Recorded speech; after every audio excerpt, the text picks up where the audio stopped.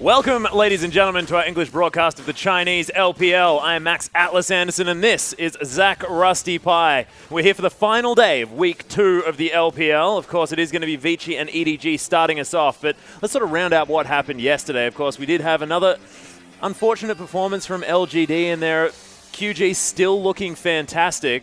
And Rusty, what do we expect from this game moving forward? Lots of positives from yesterday, of course, but moving into this game, it's a very similar prospect to what we saw yesterday. Yeah. We have to start with EDG, of course, on the blue side, I think, is what we're looking at. EDG, they came into this split, and there was 3 teams that we thought were going to be successful, and that was EDG, LGD, and Xiaogu. And only one of them has shown up at the moment and has gone undefeated. LGD look like they're in shambles, and we did see that yesterday in their match against World Elite. And EDG so far, and granted we haven't seen a lot of them, feel like they're going the same path that LGD is. Yeah, the thing that I want to bring up, sort of, I guess, on behalf of EDG is the fact that they are playing Fire Lolly there in the jungle. Clearlove hasn't stepped out onto Summoner's Rift just yet for EDG, so it feels like they are maybe playing with the weights on just a little bit, still yet to take that off and really show us exactly what they're capable of. There's Athena there in the mid lane as well instead of Pawn at the moment. Of course, Athena, a fantastic player in his own right, has definitely demonstrated that previously, but not so much with the EDG roster just yet. And we'll see whether this is all about him getting used to the lineup and then maybe flourishing towards the end of the split, or what this is, or whether it all just revolves around Fire Lolly. I know you were saying that, you know, the team just doesn't look together despite Fire Lolly, but do you think that if Clearlove made it back into the lineup, it'd look vastly different? I feel like it is entirely on Clearlove, and they're playing Fire Lolly, which says to me, again, Clearlove's idea behind this was to make himself feel threatened, look to Clearlove as the necessity to improve and become a better jungler by having Fire Lolly there. But from what we've seen from him so far, I wouldn't say that Clearlove feels threatened whatsoever. Well, as we just actually found out just then, is the fact that Clearlove will be playing today against Vici Gaming. So second game, theoretically, they did play part of a set against IG and still didn't look that great, did EDG. But right now, playing with Clearlove, the captain from the jungle, the original Chinese jungler, Lee Sin monster, this guy. We'll see whether he is going to be performing up to snuff here in this game. But I have a feeling that we're going to see a very different EDG with Clearlove now in the lineup. And that raises so many questions here in this particular matchup. Having Clearlove back is a massive deal for EDG. Koro can be a lot more comfortable in that top lane, knowing that his partner in crime essentially is how it started to unfold. Yeah. Clearlove will be there to protect him. Athena and Pawn is an interesting comparison to draw also. They have played with Pawn and lost with Pawn as well as Athena, so maybe the difference is entirely in the jungle, not in that middle lane. But from what we've seen, and I don't want to write off Athena by any means because I think he's a great mid laner, he just got rookied in his last game. Yeah. There was nothing that Athena could do. And in the game beforehand, they just got destroyed as well. It's just so tough to really say where they are at the moment until we see them play with Clearlove. Yeah, and there's also the fact that the first game that EDG played was against RNG, who have gone on to prove that they are definitely one of the top teams here in the LPL. I mean, the RNG-QG cross-group matchup will be a massive, massive game. Very much looking forward to seeing that. But as you can see, it is going to be Team WE actually towards the top of that roster in Group A. QG way out ahead. I just skipped them because it's just QG, they are going to be winning. Snake, you can see in third spot for that group. Master 3, Energy Pacemaker Royal, and LGD towards the end. Royal never give up on the 3 points as Vici, IG, and then OMG, EDG towards the bottom of the standings. But they have played one less game. We are going to have a rematch of IG versus EDG, and HYG towards the bottom of that standing there as well. So EDG still a lot of points up for grabs as we go through our games for today. It is going to be EDG taking on Vici up first. We have just been discussing that one. You can see Dandy and Easyhoon there on the roster towards the bottom. And you can see Pawn and Clearlove going to be playing today. So it is the full roster as we then have RNG taking on Hyperyouth Gaming. And I'm looking at MLXG and Xiaohu. These guys, always been a massive personal fan, but they've been playing so incredibly well. We'll see whether HYG can step up to the plate against a dominating RNG, and then Invictus Gaming taking on OMG. And this is sort of a massive legacy match here for these two Chinese teams. And IG will see whether they can continue their performance. Rookie has just been going completely off. I mean, I know you've been incredibly excited about the fact that, you know, Rookie's back in form because he's a walking highlight reel. Massively. That's all he has been doing is dominating his laning phase. He decides to pick up Quinn in one of the games and roam around the map. Rookie's doing it all right now. And Yeah. Invictus game against OMG, it is a legacy-based match from the organizations, but looking at these teams, So different. we don't even know which mid lane is going to be playing for OMG. We don't know any role for OMG. And now we are going to go through the QG highlight, the QG KDA ratings, brought to you by, of course, V there in the top lane. He's going to be taking us through the top laners as Lung's behind him. Looper there as well, playing very well for RNG. Flandre and Zatai, mainstays there as far as those guys are concerned. Swift is going to take us through the jungle. There's Kid, Condi, MLXG, and Schwen. And Kid is second, by the way. He's played a full series. Yeah. Don't be fooled. The guy's still second in KDA, so give him some credit. Yeah, not too bad. Kid, I mean, now that Graves is in the jungle. He didn't even play Elise. Yeah, well, you can see mid lane, actually, I take it all back. Rookie ahead of Doinby after his relatively interesting decision-making towards the latest series that we saw yesterday. See, Pecco's going to take us through 80 carry, though, as we go back to QG being towards the very top of these KDAs. 12.2, as it is time, actually, for IG. A lot of IG KDAs really making their way through as Moore takes us through KDA for support. No surprises there with Marta following up, and Kitty's playing very well. Yeah, I mean, one thing you have to keep in mind, looking at KDA charts doesn't indicate everything. No, it most certainly doesn't. What I will say, though, is that Invictus Gaming played a lot less than QG, and for them to still be in the top 3 is impressive. Yeah. A few less opportunities to die, of course, in that way, but by no means taking things away, as we are going to get to our matchup at hand. You can see EDG, like you said, on the blue side this time. Mako getting zoomed in on there. Wonder how far they zoom. I want one of those jackets. So good. They're so cool. Hopefully it is going to help their performance here today with their main roster. You can see, we'll take you through right now, but it looks very, very exciting. It is going to be, of course, Clearlove and Pawn back on the roster. Koro there in the top lane. Deft and Mako in the bottom lane.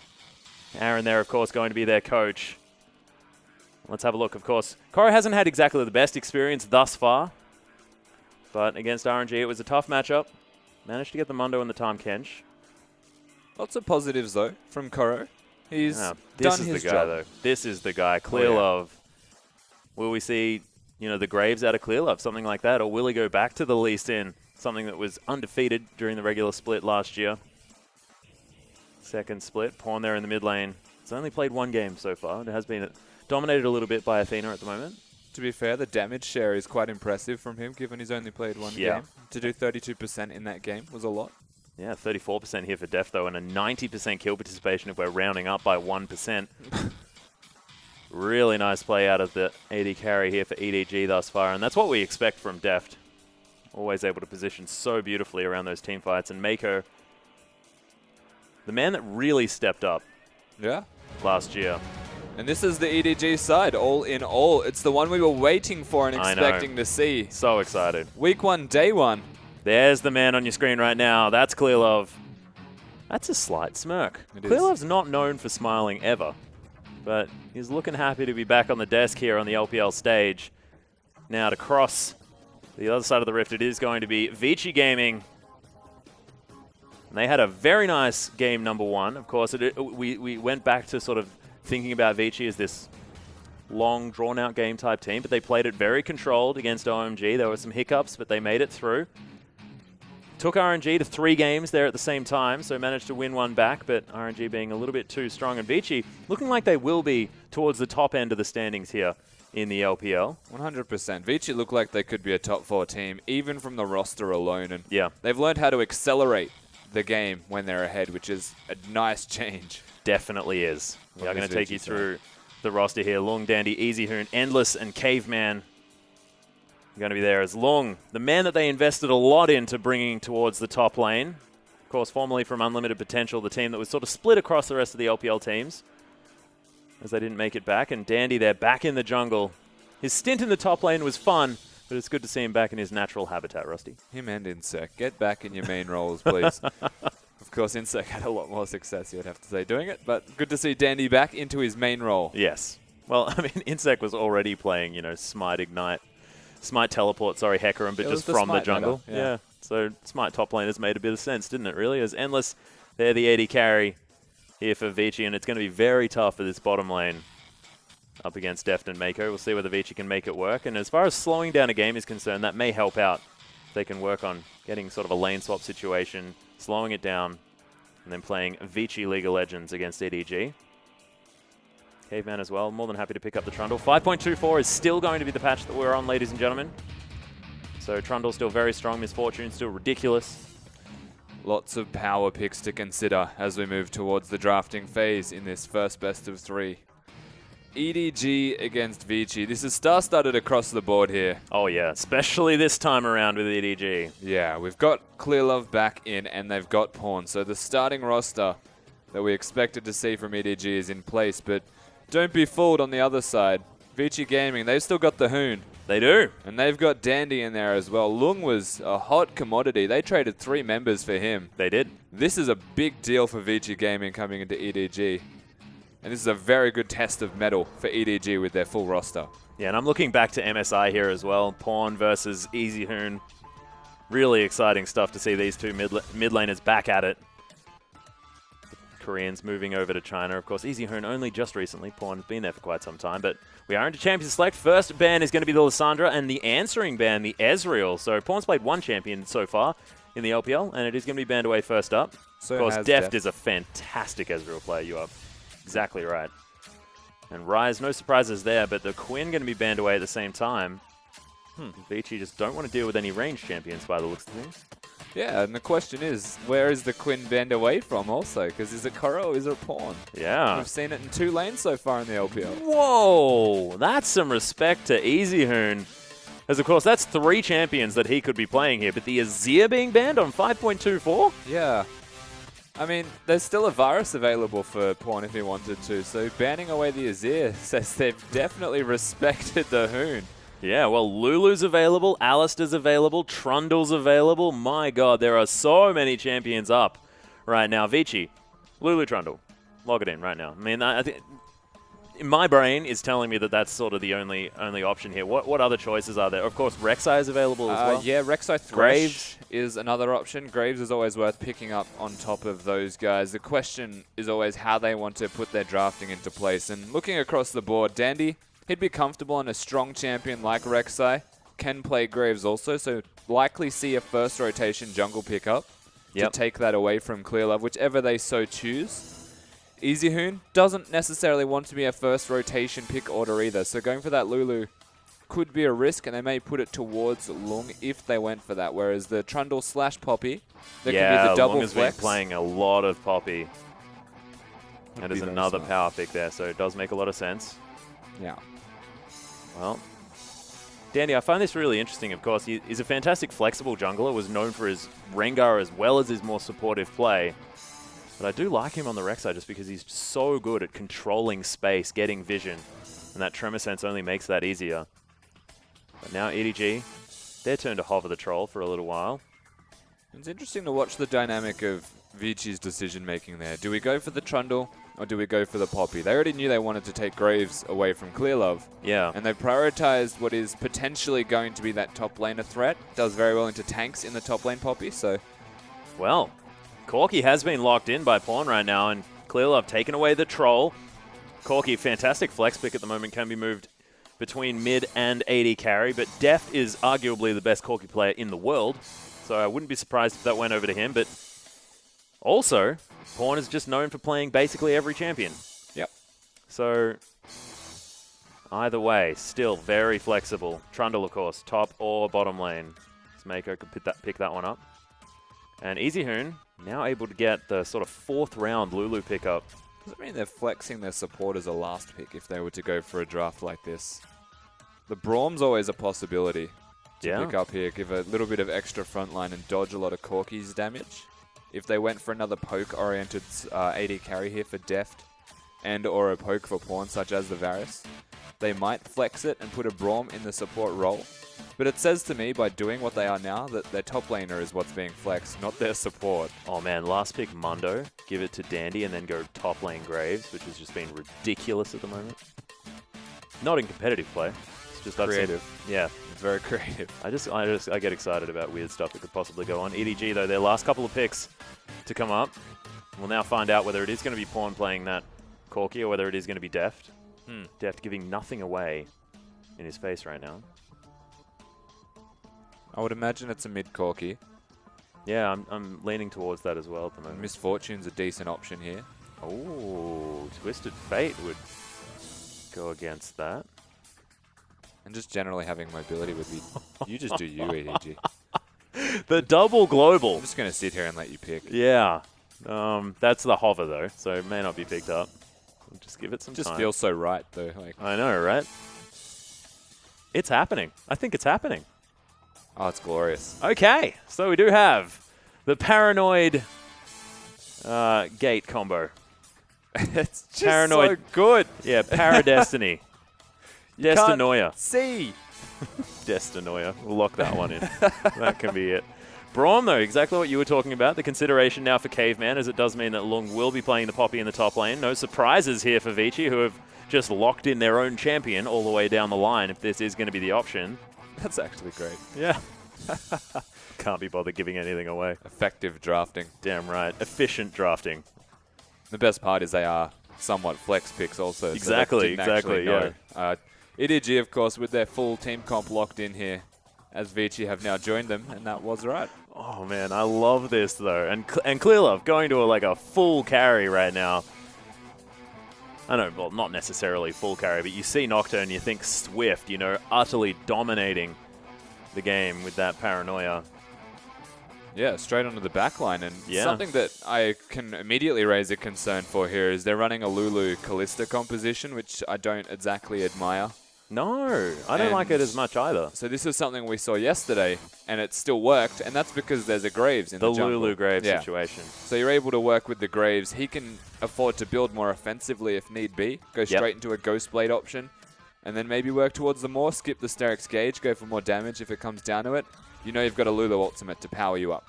Yeah, and of course, being the low range as well, the extra slow with everyone around you with that wild growth is also so powerful, something that we don't necessarily see as much when it's the long-range AD carries like the Tristanas or the Kog'Maws with this Lulu. So it's going to be even more useful here. Of course, can be used for Lung if he wants to go full linebacker there into the backline and try to destroy Deft.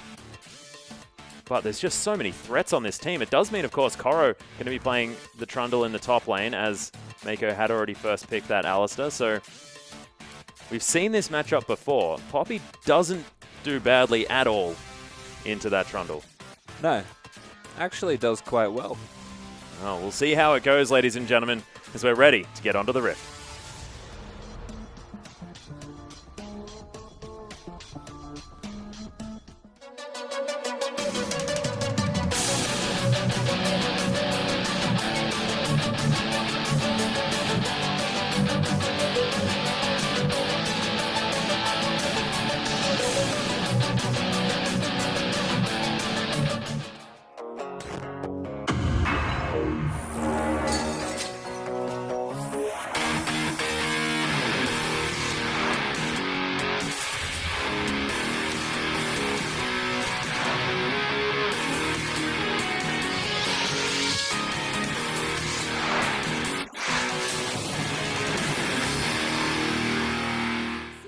And here we are, ladies and gentlemen, onto the ref for game number 1 between EDG and Vici Gaming.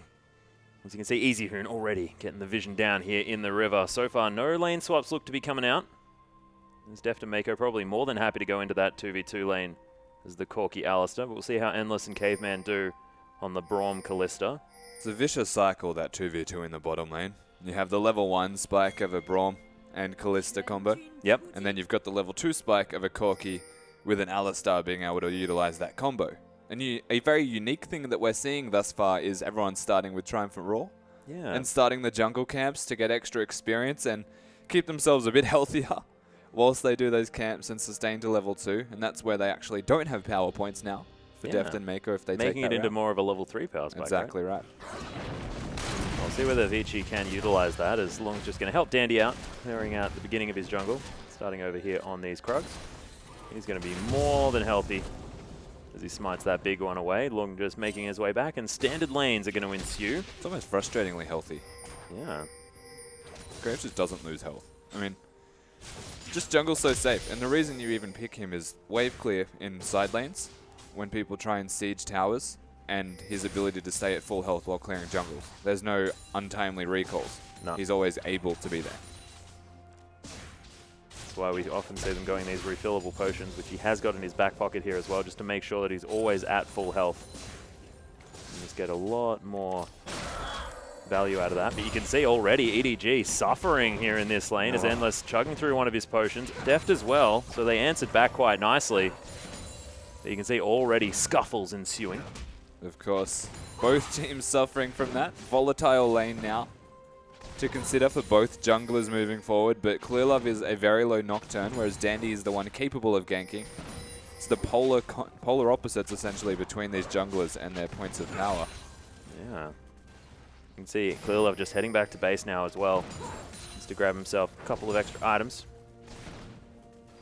I love this top lane matchup, by the way. It's so great. They just hit each other the whole time, and like no one, but they do more, like it's not a wet noodle fight. That's the best part, is they do damage the entire time. It's just that they never take damage. So they destroy each other and they destroy minions, but no one dies. And there's so much sustain. I mean, I know it's a little bit pseudo-sustain on the side of the Poppy with the shield, but it's a lane where you can afford to just beat on each other. That's what they do. They beat to the sound over their own drums. Just low cooldown biting people and slamming in the ground angrily, but hey. 5.24 as well, everyone, just as another reminder, as he's going to be able to eat turrets, which I think is thematically weird, but does make him a very, very strong top laner because of the split push capability. Can take down a turret very quickly, especially as the game moves on. Pawn takes his Little Lance. You can see relatively frustrated about that, but this is Pawn's Twisted Fate. This guy just doesn't care about, like, even if he dies 3 times in lane, he can still change the fate of the game. He's gone for boots as well, first item, so naturally should be losing in poke trades in middle lane, but looks relatively happy, so it's a very good start here. Yeah, Koro actually going aggressive. That Mastery doing work for him as well. As, oh man, this is still lost from this guy. Koro still lost the trade. He did. He got an extra auto attack in, but the Q, and that's what makes this matchup so good for Poppy. Because the Trundle has to be in range to bite you like that. That's a free Q on his face. Yeah. And for a champion that gets a lot of health, it really does work. But King's Tribute doing work here for Koro as well, making sure that he keeps up in health. Has chugged through the entirety of that Corrupting Potion though, and it looks like Jungle is spending some time up the top lane as Dandy probably will just go towards those Krogs, but he's waiting for any potential gank from Clearlove. Of course, Dandy known for just phenomenal counter gank timing as a jungler. Pawn's shoving up this mid lane. Pretty hard to counter gank a Nocturne though. True. Considering he won't gank until about level 6 unless he gets his eye in on a fantastic position. And that's very hard to counter gank as it is because it's a Nocturne who blackens out the map. Yeah. Well, Dandy's actually found Clearlove here. Quick draws forward. There's the fear. Gets the bounce back on the end of the line, and I mean, that's an aptly named skill. As Dandy's forced Clearlove to go back to base. Not going to start up the Gromp. But again, boots of swiftness for Dandy. Yeah, this is what we saw last night as well. Yeah. Checking to see that Clearlove recalled before he started the Gromp. So, caution to the wind. Knows that he's actually lacking a lot of damage without his spell rotation available, so waits for that before starting the Gromp safely. And you can imagine Clearlove probably expecting this just a little bit as well, because you're not exactly the strongest moving around the jungle early on. As Caveman finds his way in deft, already with a couple of procs. One more will get the stun, but Endless nowhere near it. That's going to time out. There it is, deft, not going to be stunned up. And Endless now may have to be careful as Phosphorus Bombs there. A lot of trade damage back.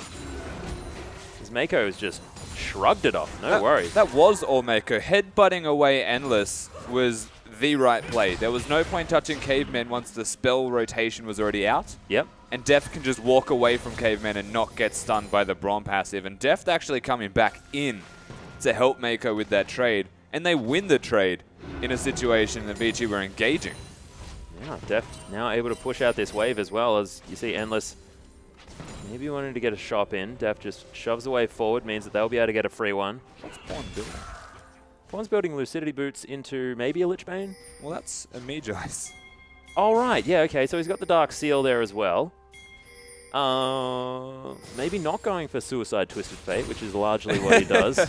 He waited in base as well for gold for that. So, I mean, He's certainly set his goals. Yep, I think he's still thinking about that RNG game, where Pawn wasn't exactly having the best time.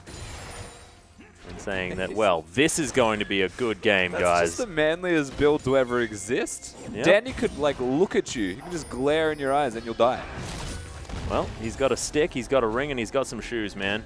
Still feeling good. As level 6 has been hit by Long, you can see a lot of trade damage. As that Grasp of the Undying goes off for Koro, but it's not enough. Destiny comes out. He's underneath the turret. He lands the gold card, though. The ultimate's there, untargetable, so that's going to be the turret switching. And Pawn just says, all right, that's a pretty easy set of stacks. Let's move on. That was consolidating, I guess, look. Did use the ultimate to knock him up. Ensure that Pawn couldn't get the kill. All things considered. That Destiny placement was stunning. That was great. Oh, man. Just a good gank all in all. Of It course, was. Clear Love being level 6 was the biggest deal there. Massive change, I guess, swing in the top lane for Trundle, because Koro has pushed himself quite far ahead in farm already, trying to keep Lung under the turret. Lung was only winning in trades. Well, now he's even further behind. Exactly right. Now, Null Magic Mantle picked up by Pawn. Looks like Abyssal Scepter going to be the first item option, making sure that he can handle this lane. The blue card hero. Exactly. Yeah. Please get me some mana. If he doesn't get blue buffs, thankfully he does now, Pawn would be in a lot of trouble. Well, stack deck working out for Pawn here as well, as he's getting even more money. Let's mention the added stacks. And I really like getting the Lucidity Boots very early. He does need to have those summoner spells up as much as possible. He can grab the Distortion as well, meaning that Ghost and Flash will be off far quicker than normal. Vici moving down. Deft has to Valkyrie out of the way of the potential two members of Vici. Yeah, and look at the synchronization on the ultimates here from Clear Love and Pawn. Up at reasonably similar timings. Yeah. They don't need to focus on that middle lane. Oh, This Long. is horrible now. Yeah, Tom. he's getting in trouble. 'Cause that's a pickaxe now, as well as the Titanic Hydra, well and truly getting built towards now by Koro. It's getting worrying. So there's a passive with the Masteries that you get 20 health back basically at level 1. Yep. When you last hit a minion. Koro gets that every time he last hits a minion anyway, because he's Trundle. Look at him. He's underneath the turret. He ulted. He doesn't care. Yeah, well, Look at the health subjugate. return. Exactly. 45. Every time, every tick. Ludicrous.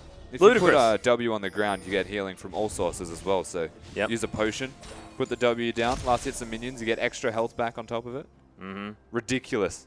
It is. Trundle. And you can see already it is working out in Koro's favor. This guy, fantastic top laner in his own right, but now he's 30 CS ahead. Now at 10 minutes into the game, Dandy Lulu's here too. being forced up here. Yeah, exactly. Koro does have his flash available. Dandy keeping up with him, and there's the end of the line. Koro will go through that, but traffic cone goes up, and Vici, they can't get anything. No. Destiny's available as well. Paranoia up at the same time, so they have to be very careful. There are two members of EDG that can be there in the nick of time. Clear Love is, of course, stalking. Expecting them to push the turret, but they don't, Vici, so smart play from them to back off. Easyhoon does have his big item now as well in this laning phase, trying to control Pawn. Yeah. If he ever goes missing, you can just pop your ghosts and see where he is, hopefully. Spooky.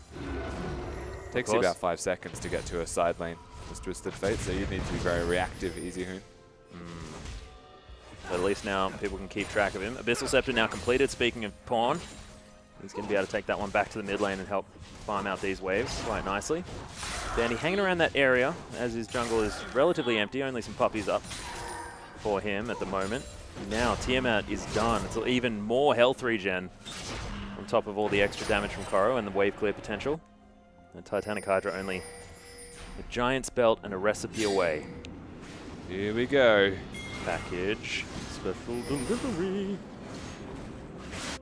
Dangerous game to play. Timing the Corki package with the Twisted Fate Nocturne would kill anyone. Oh, man. Ever. This is what's so scary about this comp, is that it's just... There's a lot of playmaking ability from EDG that just doesn't have a lot of answer. It has none. You can't see them, you can't teleport if you're long. Yeah. Nocturne just presses the ultimate. And they can't hide because Pawn's got his. I guess the answer is lots of vision, right? Vici have to be so diligent. Even then, you need to see the Nocturne before he's there, and like you're not going to see him sitting in the bush he's in now, as an example. He's waiting. Yeah, good point. You'll never know he's there. And then he presses R, and you still don't know where he is till he comes at you. Oh my goodness. How adorable is this? Even Lucidity boots built up by Clearlove to make sure he can keep up with the Destiny cooldown as much as possible. I feel like he doesn't need them. That's what I feel like. I guess they both have 10% CDR right now, don't they? But in goes Mako into the bottom lane as Clearlove makes his way through as well. Pawn comes down, Dandy's there, gold card out. And EDG are going to be able to lock down the AD carry. Caveman just being ignored right now as Koro had teleported in. Dandy just says, nope, I ain't going to be here as long. Finds himself in an awkward position, but they managed to get Clearlove. That's a big deal. Oh, big Poppy. ultimate from Long. Another knock-up as the Wild Growth comes through, and Pawn completely out of mana. Def does so much damage on the backside. Koro is eating people, and Caveman has to run away. Easy Hoon as well, sped himself up, will pick up Pawn on the back end. He's still going. Yeah, 2 for 3 actually in favor of Vici right now as Koro's got a lot of health. EDG want to be able to clean this one up. Traffic Cone will be there relatively soon, but Easy Hoon able to kite out with that Glitter Lance. Nicely played from Vici. And Easy Hoon comes out massive, 2-0 and 0 from that engaged. Lung does get in with the teleport, so he did have to wait a little bit, I'll say, to get in there because of the combo from a Twisted Fate and a Nocturne. But once he gets in and does the damage, that's where it starts to turn around, because not only did that Poppy ultimate knock up 3 people, Lulu's ultimate afterwards on the Poppy knocked them up again. And that was such a long period of time. Yeah, I thought that I was watching like a Alistair Rek'Sai combination right there. But similar vibe, different champions. And Easy Hoon finds his way back into this game, of course. Now has a decent CS lead as well. Aether Wisp picked up by Pawn, going towards what looks like the Lich Bane as his next option.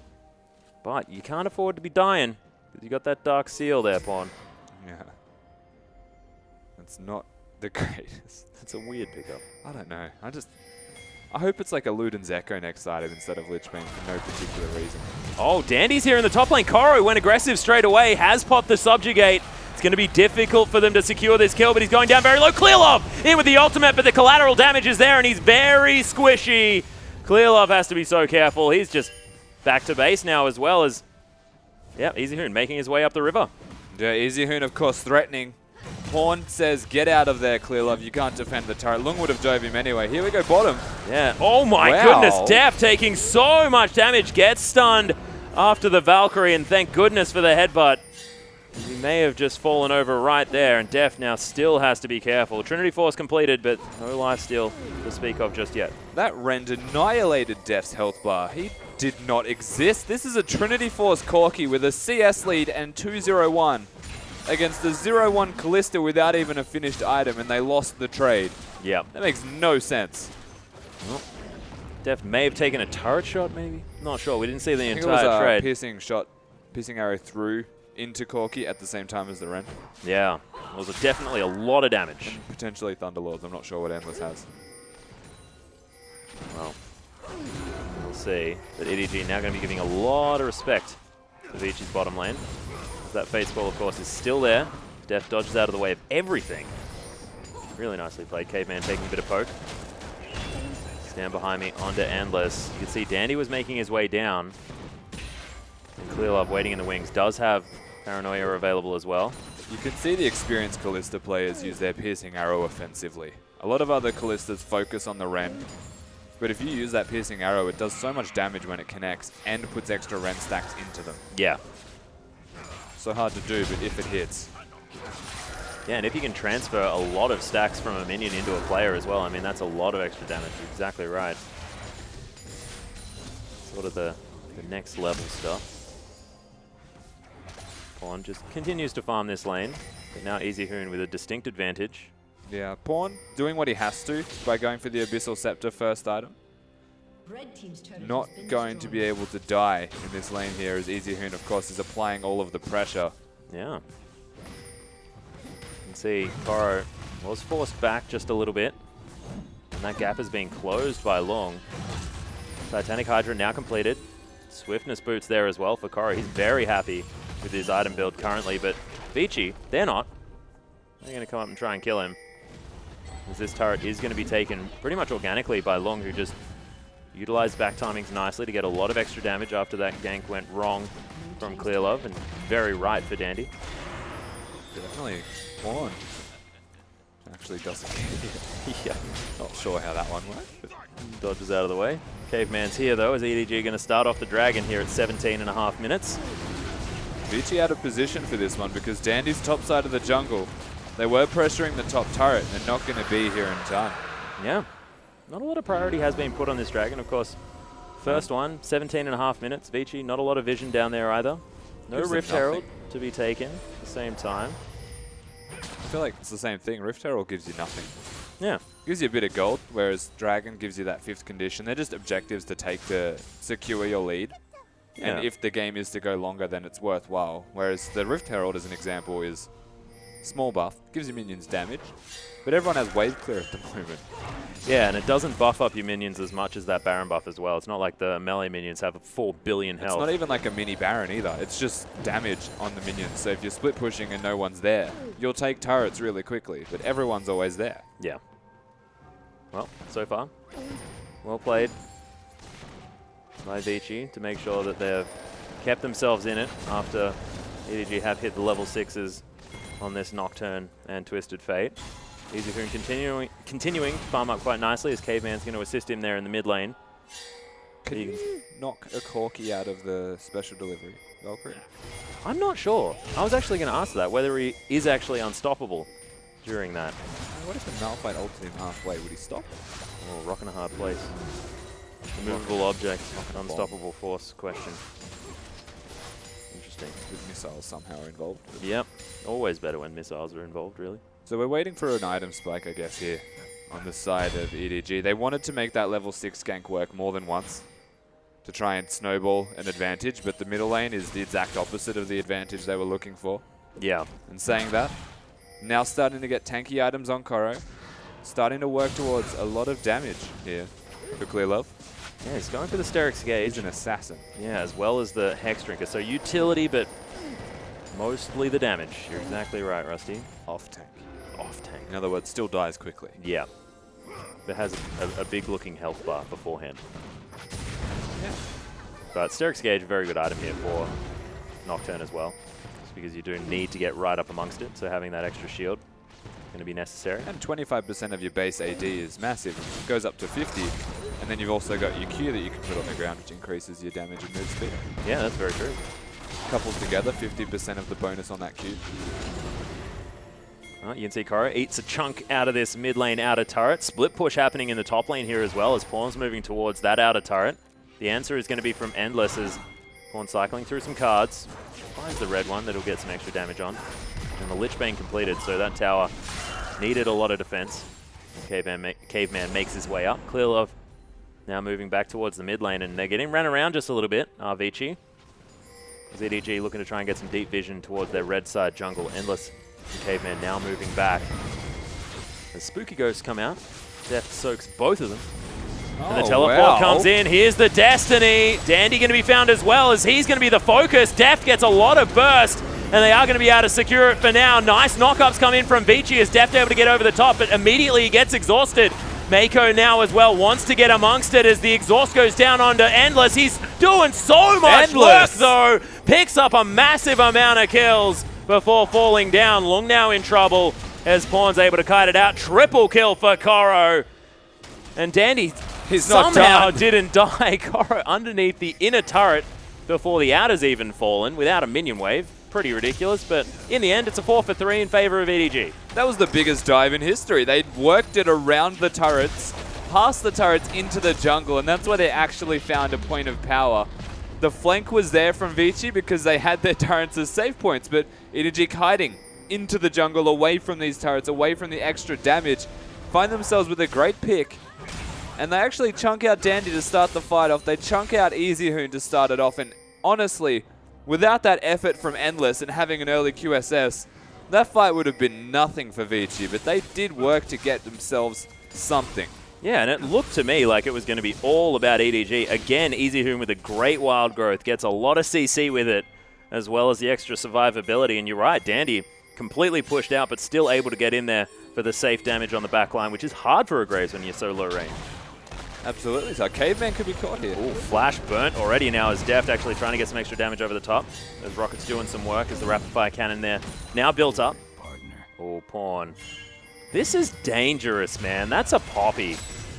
I think he wants so to careful. in. I think he just wants to poke.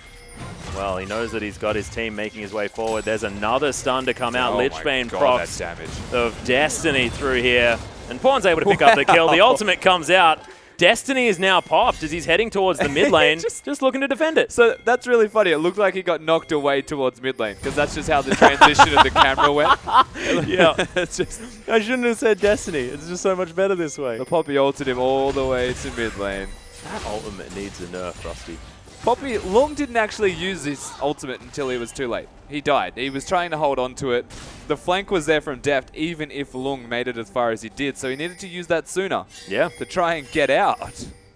What I really love as well is the Rapid Fire Cannon plus Trinity Force gives you so much extra movement speed on your AD carry. So you've got both of the Zeals now doing work. So Deft, bit of extra range on one of his auto attacks. Those rockets doing a bunch of work just really helps for his maneuverability, especially when he's lacking a bit of peel, because his whole team just wants to get right in the face of Vici. Yeah. Deft is used to this sort of playstyle though. Just generally plays self-sufficiently, positions very well. Now has even more tools in order to do that. Absolutely right. Deft. He is probably the most comfortable Corki that I've seen in quite some time. Didn't even rank. There it is. All right. I was wondering where that rank was. Koro just baited into going for it just there. Pawn now. There's a lot of wave clear. Wild cards not quite able to clear the backline just yet, but a gold card, red card, sorry, will help out. So he's probably going to pick the lane that Poppy is in every single time. Having Ghost and Flash, or soon to be Flash, available for Pawn, and having an armor stacked Poppy gives a lot of options here for 1v1ing. Well, Lung making his way over here as well, so Mako's around. They do clear out the vision. Spooky Ghosts come in. Lung can't quite find an engagement. But I'm looking at this Poppy to really help out Vici towards this mid to late game. I just don't... The team composition that EDG have got in place right now can 1-3-1 effectively by having a Trundle and an Alistar as the front line and Corki for wave clear. Yeah. The amount of wave clear they get from this And Corki. you're talking about having a, Nocturne split pushing, right? Basically, yeah. Nocturne in one lane, or Pawn in one lane and Nocturne stalking Pawn. Yeah. To keep him in a comfortable position. That, and even, God forbid, if they have clear love groups, he's got wave clear on the queue. And if you talk about safety, I mean, Death's holding the package right now. Just uses it to get towards the dragon, as I believe it was running out. Yeah, it was. So, bit of fun. Still looks great. May as well use it. If you've got it, you got to use it. One way or another. Pawn already, I mean, so far hasn't built the Magi's just yet. That Dark Seal still hanging out. He liked it. He wanted to put a ring on it. And he wanted to be a bit of a hipster, so not get the ring, the same one that everybody else gets. Doran's overrated. Yeah, exactly. Didn't even have it in his first. Cool guys get Dark Seals, man. That is so untrue. Yeah, I don't think I've ever built one. Well, Easyhoon fighting Koro here in the jungle, just getting bitten right now. Has the Whimsy for a bit of speed up, but you can see Koro just takes no damage. He's got a null magic mantle. That's his magic resist right now, and he just doesn't care about this Lulu. Absolutely right. He doesn't need to care because you press the R button and the health you get back while you're hitting him is just through the roof. Easyhoon should not be split pushing. Easyhoon is not the answer to Koro. Easyhoon can be the answer to Twisted Fate here for Pawn. Maybe. But EDG are running them around the map continuously, swapping lanes. Pawn's gone from bottom to middle to top and is now deciding where he wants to go next.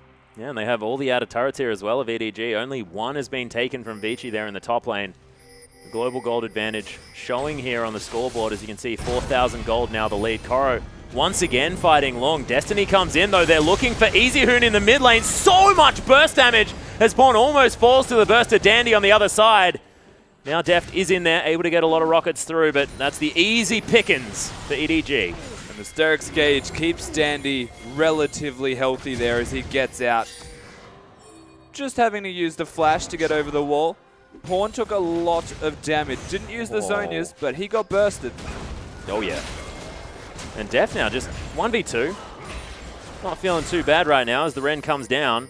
Still holding on to the Valkyrie, not worried.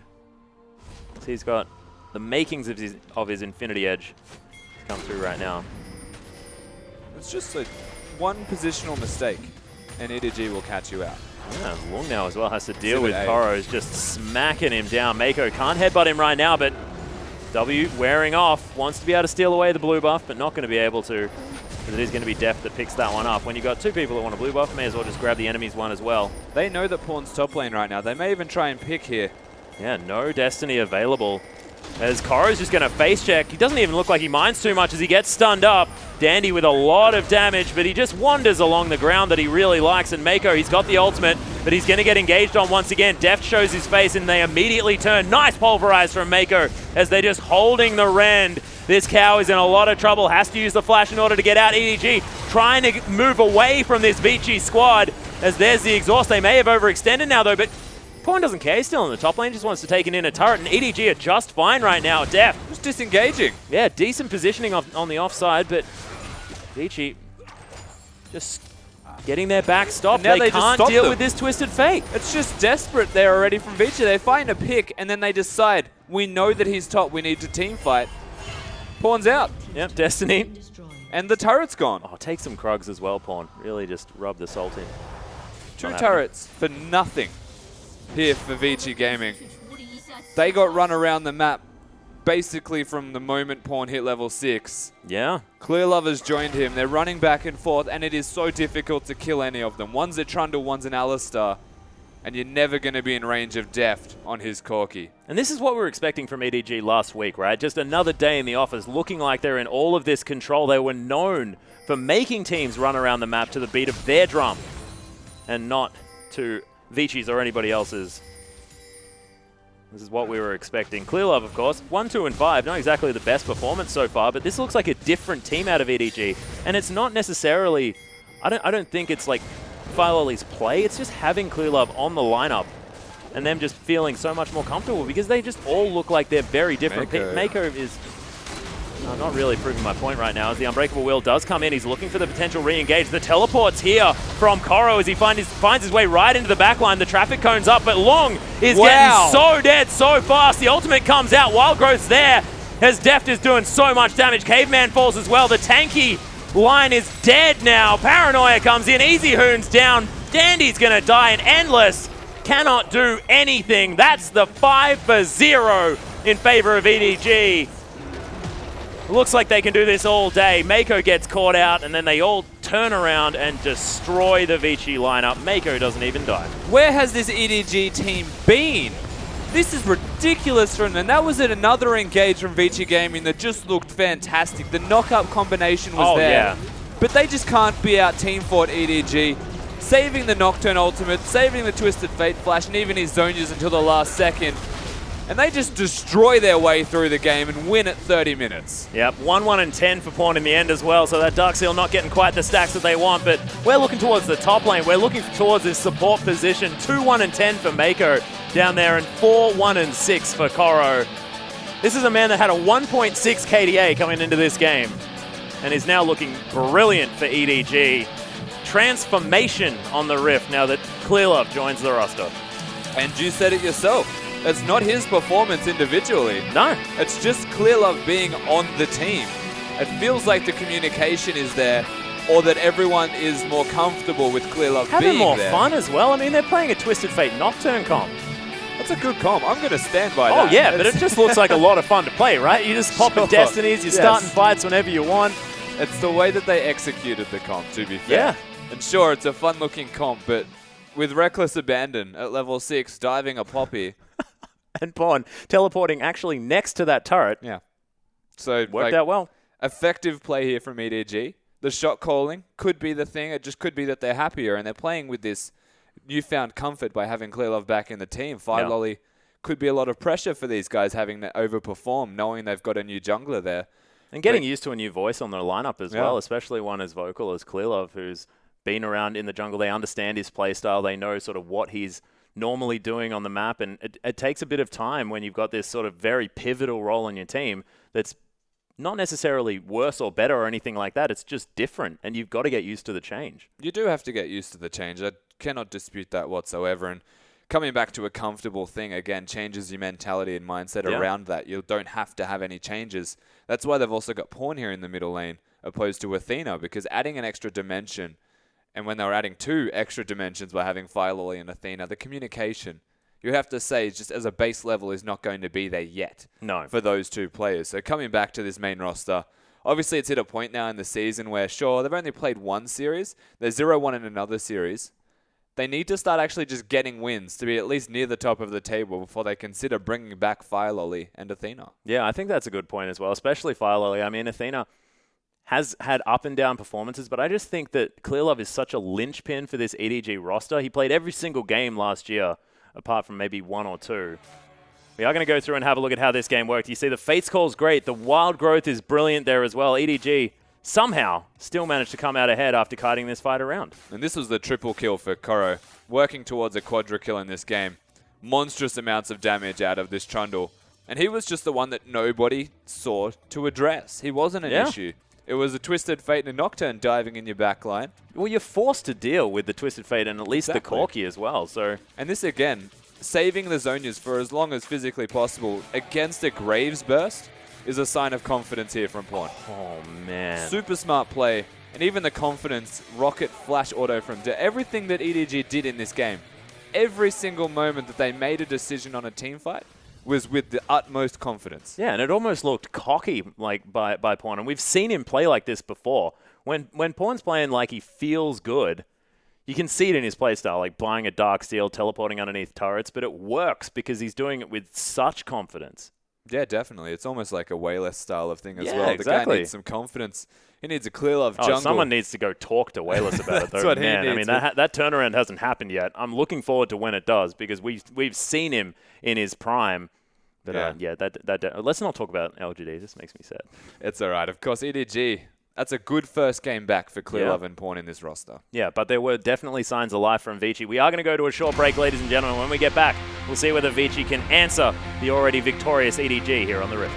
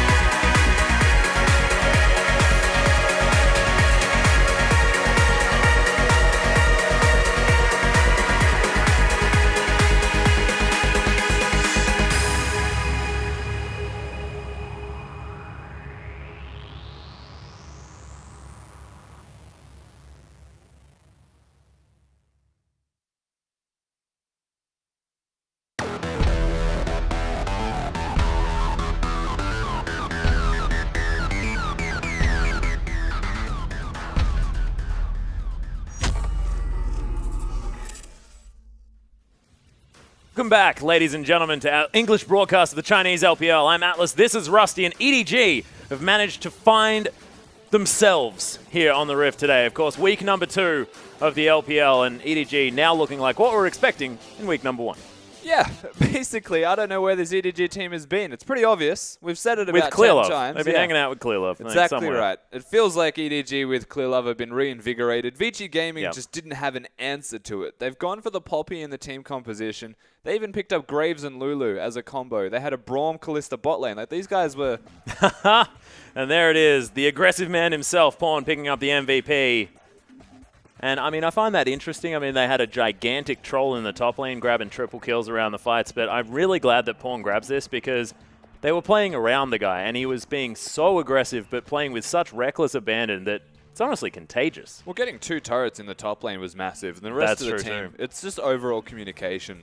Back up, I'm pushing the turrets in the top lane. This is easy for me to take, just live. Things like that. Like, the way that they worked around having a Twisted Fate is difficult to do. But EDG did it really well, and of course deserving of the MVP as much as everyone else on that roster. Yeah, but the fact that we're talking about this MVP saying that, yes, he could possibly have it, I could see how he deserves it, but a lot of other people as well, just shows the fact that EDG, on the same page, working in a coordinated fashion, and it's this sort of synergy that we're expecting from this squad. And now that the roster, the full MSI roster, the one that was, this is the heyday of EDG for 2015 and now 2016, I mean, they're looking fantastic. Well, that was the top 3 team that we expected. So yeah, this is the team that we're expecting to do better at Worlds. But look, let's not talk about that. Better late than never. Yep. Yes, true, exactly. Oh, yeah, no, look, at least they're here now. And, of course, Vici, we mentioned a lot of positives in the way that they drafted. The way that they played the game was there. It was just slower than EDG. So all they really need to do here, Vici, is pick up this pace, actually get it going for them in their favor and win these team fights, mostly skirmishes, honestly, which is what turned the whole game around. Their bottom lane still looked like they were trading well, even with item deficits, with CS deficits. They just need to find actual strength, and honestly, it feels like it comes to Dandy playing like Rek'Sai opposed to Graves. Yeah, I think so too. And Dandy just so good at controlling the map when he's on one of those champions, can use the Void Rush to get around the map where he wants to, but more importantly, can set up the game with these the Tremor Sense and being able to make sure he knows exactly where Clear Love is. Of course, maybe not when he's playing Nocturne and can just paranoia over the top of the range of that, but I feel like the Rek'Sai would probably be a little bit more, I guess, security for this Vici squad to try and make it through that early game. And it's amazing thinking about the way that with the drafting phase, how EDG actually played the game out, right? They've got Nocturne Twisted Fate. They didn't focus mid, but what they did was ban out mid by getting rid of Lissandra, Ryze, and Azir, and then straight away just kill every lane that isn't Easy Hoon. Yeah. He was doing well. He was 2-0 after one of the skirmishes. Yeah, head by 20 CS as well. Had his farm. But EDG's win condition was not to kill him, it was to kill everywhere he's not. Avoid Easy Hoon is Exactly. the thing, yeah. And credit where it's due to Easy Hoon. He played as well as he possibly could, but it wasn't well enough to beat the entire EDG, avoiding him endlessly. Yeah, well, we'll see whether EDG go for a similar ban style here. It is going to be the Ryze band away. Of course, no surprises there. Lung could play that. Easy Hoon has played that one before to great effect, saying that, yes, he's not the only SKT mid laner that could play Ryze to a very high level. Twisted Fate going to be banned away. Azir once again. Spawn just doesn't want to play against Azir. Poor mid laners. Well, Easy Hoon is, of course, one of the best Azirs in the world. He's fantastic at the champion. Yeah. But on this patch, I just don't see Azir as being that strong. Azir's fine. Azir's one of those champions, right, where you can't really tell patch by patch. This is the patch where Azir got another bug fix, where you can use the ultimate mid-dash and then Q in another direction while the ultimate stays. Like, there's more utility now to an Azir. Okay. If you're an Azir main, it's really creative now. If you can do more ridiculousness. You can do more ridiculousness. That is definitely a good point. Well, ban's not going to change at all, as Gangplank's going to be the last one to leave the Rift. Of course, Twisted Fate is the only adaptation. Adaptation? What the heck is that word even? It's actually somewhat accurate, adaptation. Yeah, it feels okay. Adaptation feels better. So they're both applicable. It just depends on the context. Oh, excellent use of applicable there as well. As Alistair is going to be locked away here as Edward Gaming now with a couple of other options. We'll see what they decide to go for. As Trundle's, of course, there. Lulu's available as well, as Clearlove's hovering that one already. I think one of them's written. Adaptation is written. Adaptation can be spoken. That's the difference. Interesting. Both right when spoken. But I like it. I had to Google it once. I got told off for saying it. Okay, so the Quinn has gone through the draft here on the side of Vici as they have switched that one out for the Twisted Fate. They can pick that one up if they want to. It is going to be the Poppy locked in, though, as Lulu taken away by Clear Love as well. So Pawn most likely going to be playing that one, but Koro can play it as well. And Poppy flexing across the rift. Not going to lie. Quinn being available is basically the AD Twisted Fate. Yeah. So that could very easily work here for EDG as we're watching reverse team comps almost. Yeah, once again, Dandy going to be picking up the Graves, though, and you're right, Corky going to be locked in for Easy Hoon. Endless can play that. More of a denial here for Deft, it feels like, because he played that one very, very nicely, despite some hiccups maybe towards the middle of the laning phase. Deft can just go back to Illusion, though. Tried and true there in the bottom lane if he feels like it. Even Tristana. Oh, man, yeah, Tristana. Or the Jinx even, just because they do have the Lulu for the insurance. Oh. He's just going through it. He's just, yeah, cycling through the marksman list at the moment. He heard me. Yeah, ooh. Pawn still taking his time here as well. See what he decides to get. And, of course, Rek'Sai's there. Rengar is, of course, available. No worries. I feel like Clear Love's champion pool is just, I'm going to say diversified. Yeah. I don't think changed. I think you could very easily go back to champions like Rek'Sai and It looks like now, though, he's like in the mood to be doing damage. Yeah. He has, of course, picked up the Nocturne. Now going to lock away the Rengar. Misfortune's there as well. There are damage threats across the board. There's not a champion that can't do damage on the side of Edward Gaming at the moment. Of course, maybe Poppy more towards the tank, but we saw, even in the hands of Lung last game, he played a brilliant Poppy despite the result. What a team comp. Yeah. Like, if that's a Lulu mid and they whimsy what I'm assuming is the Oh, man. mid. Do you know what I want? Oh, I want Poppy support. I want Lulu to be in the top lane, and I want Pawn to play Orianna, and then have ultimate kitty launcher situation where they just speed the kitty. Yeah, speed the kitty to Shield ultimate speeds, and then just like get him in the middle of a team and shockwave. He would die. I know, but it'd be so much fun to watch. He would die in very emphatic fashion, of course. Unlikely. What we're thinking about here is a lot of AD carries are being picked up in the jungle and the middle lane. Yep. Of course, and the AD carry role. So you're seeing three relatively Rengarable. Rengarable, yeah. yep. So one-hittable. Mm-hmm. People No, I got it, on yep. the map. Just in case you didn't know at home, Rengarable, yeah. I made that up. He can one-hit you because everyone builds squishy. So lots of options here for Clear Love and for Rengar in general, just based off the current meta. Yeah, and EDG now can flex that Poppy where they want to. Koro considering what he wants to play by the looks of things towards the top lane. And you're right, triple AD carry comp coming out from Vici as the Trundle top is the one that's locked in for long. Says that, well, Koro, if you want to be playing the Poppy, I'll just bring you into the same matchup, and you can have exactly the same time that I did. Mako still taking his time working this one out. Looks like Gnar could be the option, but we haven't seen Gnar be effective at all so far. Still seeing a fair bit of popularity, though. Yeah, a fair bit of popularity, just not as much success. I feel like the execution's a lot harder now. You're against champions with more mobility, generally, or interrupts of your own kit, so yeah, you need to be careful with execution. But, I mean, it's only really Caveman at the moment that can stop Koro from making his way into the backline of these team fights. And if he lands a Gnar on those three carries, then they're dead. Flat out, because there's a bullet time to go over the top of it. Clear Love can jump on any of them. And I wonder whether we are going to see the deletion Rengar, or whether it's going to be sort of build a warrior and then maybe build towards tankiness after that with the Spirit Visages, with the Deadman's Plate, things like that. Even go the happy medium, which is like the Sterix Gauge, Hex Drinker, more of Malmortius type of Rengar as well. Yeah, so just build it like you would maybe a Grave, something like that, Nocturne. Especially how Dandy decides to do it. Yeah, or the Nocturne. I like it. It is an option here. Clear Love wouldn't have to change his build path, which is exciting. We are going to see the Lulu into the Corki matchup now as well, and I'm excited to see Easy Hoon on the Corki, because we've seen that champion be so powerful in the mid lane. Of course, a couple of the victories picked up by M3 have been with the Trundle top Corki mid. That's how that one was delivered to them when they were against Snake. We saw some Corki mid working out yesterday as well. So the champion, very, very strong. This is a really good comp from Vici Gaming, though. They've got high poke and siege amounts, having a Corki with Illusion. They can siege turrets very quickly, and they've got an Alistar Trundle frontline. And Trundle can really set you up for success if he's grouping for the sieges because of the pillar. So easy to hit spells. Yeah, most certainly is. I'm excited to get onto the riff for this game, so let's do it.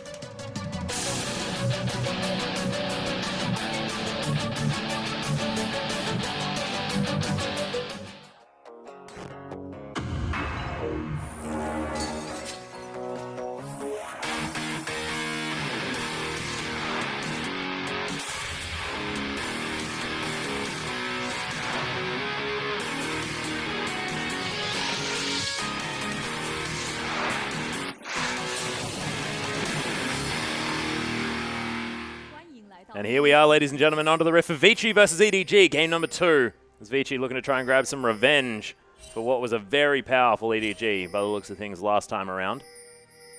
See whether now with completely different team comps. Of course, Rusty, you saying that Vici looking like they've done a little bit better in the draft this time around. I just think it's a different purpose altogether. They've gone much more towards the, as we're testing our zooming out capabilities. Yeah. Thought he was going to keep going with a different identity, essentially, from Vici this time. They've gone much more towards that poke and siege style. The split push, it's available there for Trundle, and I don't know if Lung will actually put that into effect, though he is against the Poppy. Yeah. And dangerous to actually do that against the Poppy. You can't take him down. Poppy's got wave clear. And the later the game goes, the more inclined you would have to say Lung will be to group up with the rest of the team. Yeah. And look towards these sieges. Graves has great wave clear if they're defensively working away from sieges and then having a Corki and a Lucian. It's honestly one Trundle pillar catches someone out of position, that person gets bursted out. Destroyed. But on the other hand, they are relatively tanky. Of course, there's a Rengar on the comp on the side of EDG, and if he can get the start he's looking for, Clearlove, things could go horribly wrong. Or we could see what happened to Condi. Of course, Condi got the dream start and then was just unable to translate that into a victory on the Rengar because we just haven't seen the guy do enough work yet. But, I mean, Misfortune's there as well. And Deft, as far as positioning is concerned, he's fantastic. And you're so position-reliant on the Misfortune. I see that that sort of falls into his wheelhouse as far as that particular pick. The major difference between the Condi game and this one is that it's EDG actually working behind Condi. Yeah. He also built tanky. So Condi on this Rengar went 4-0, got all of the team's kills, which is a big deal. That's the Condi way, right? Tried to consolidate that into being a tank Rengar and engaging. And Condi dies first, the rest of the team naturally will follow. And of course they were team fighting Xiaogu. Yeah. So, I mean... that is a point that we should probably mention, is the fact that this is them attempting to do their best at taking down a Xiaogu lineup that looks like they're almost unbeatable at the moment. The thing with this, though, is that Rengar can well and truly blow up everyone. Yeah. The only saving grace is potentially the Trundle or the Alistar to keep them alive, displace the Rengar in some way, keep them away from the backline. But with a Lulu there, with a Poppy in the backline also, there is a lot of threat on these Vici gaming carries from EDG to actually blow them the heck up. Yeah, that's the thing. And not to mention the Gnar at the same time. They've got a massive front line on the side of EDG. Yeah, we are going to get back into this one as Caveman takes about half his health bar from Deft and Mako. Hanging around here. Oh, able to kill the ward there as well as Endless was able to get some damage onto the Poppy. Oh, Make It Rain comes down. Thunder Lords everywhere. Yep, Caveman not going to be back in right now. Victory already for EDG. Looked like it was Pawn that had a slight issue, by the way, guys, and has sorted it out. Everything going to be A-okay. One thing you will see is a lot of help generally given to junglers when they are a Rengar. In this case, we're not going to see a lot of that. No. Because we're doing standard lanes once again. Yeah, Koro is going to be up there helping him out, but Clearlove otherwise. It's so bad to take jungle camps with Triumphant Roar, especially when you've literally just used it to get your health back. Yeah. Oh man, Clearlove's taken so much damage. This is not the Graves you're used to seeing. Of course, Clearlove gets himself closer to that level 2 mark. Will probably go into the W and heal himself. Yep. Doesn't have his smite available for red though, so can't do it. And has to go to the next camp beforehand. Wait for this one. Actually goes the long way around there as well, as he's able to get a lot of his health back using that W. EDG already controlling this bottom lane quite nicely. Well, it's a Triumphant Roar. Alistar, once again, to reiterate that fact, he does absolutely nothing until level 2, and even then, doesn't compare. So level 3 is what Vici's waiting for, and that's a long time to wait against a Misfortune Poppy. Oh, yeah. And Deft also already using that love tap as Endless will be taking a bit of damage back. Look at that chunk. He can't fight. On the Alistar. He has heal. Stop it. Yeah, he gets a lot of health back from that Triumphant Roar, though. Yeah. Doing work. Only so much work it can do before you run out of mana, though. Good point. Clearlove, though, clearing out his jungle at the moment. Level 3. Actually hasn't touched the jungle main camp. No. Neither blue nor red have been touched. Going for the Rift Scuttler now as well. Yeah, it looks to me like he's going to recall with enough money to buy his items, then go straight to red buff, and then gank to prolong the duration of it. Yeah. Looks like Gromp is going to be taken before that as well. So Clearlove with an interesting jungle path. utilizes the extra Q for more damage. Koro getting shoved in by Long at the moment. You can see Dandy making his way up top. And he might even find a red buff. There was a ping there on it. No, that's just the ping to indicate where Clearlove could be. They didn't know what side he started. True.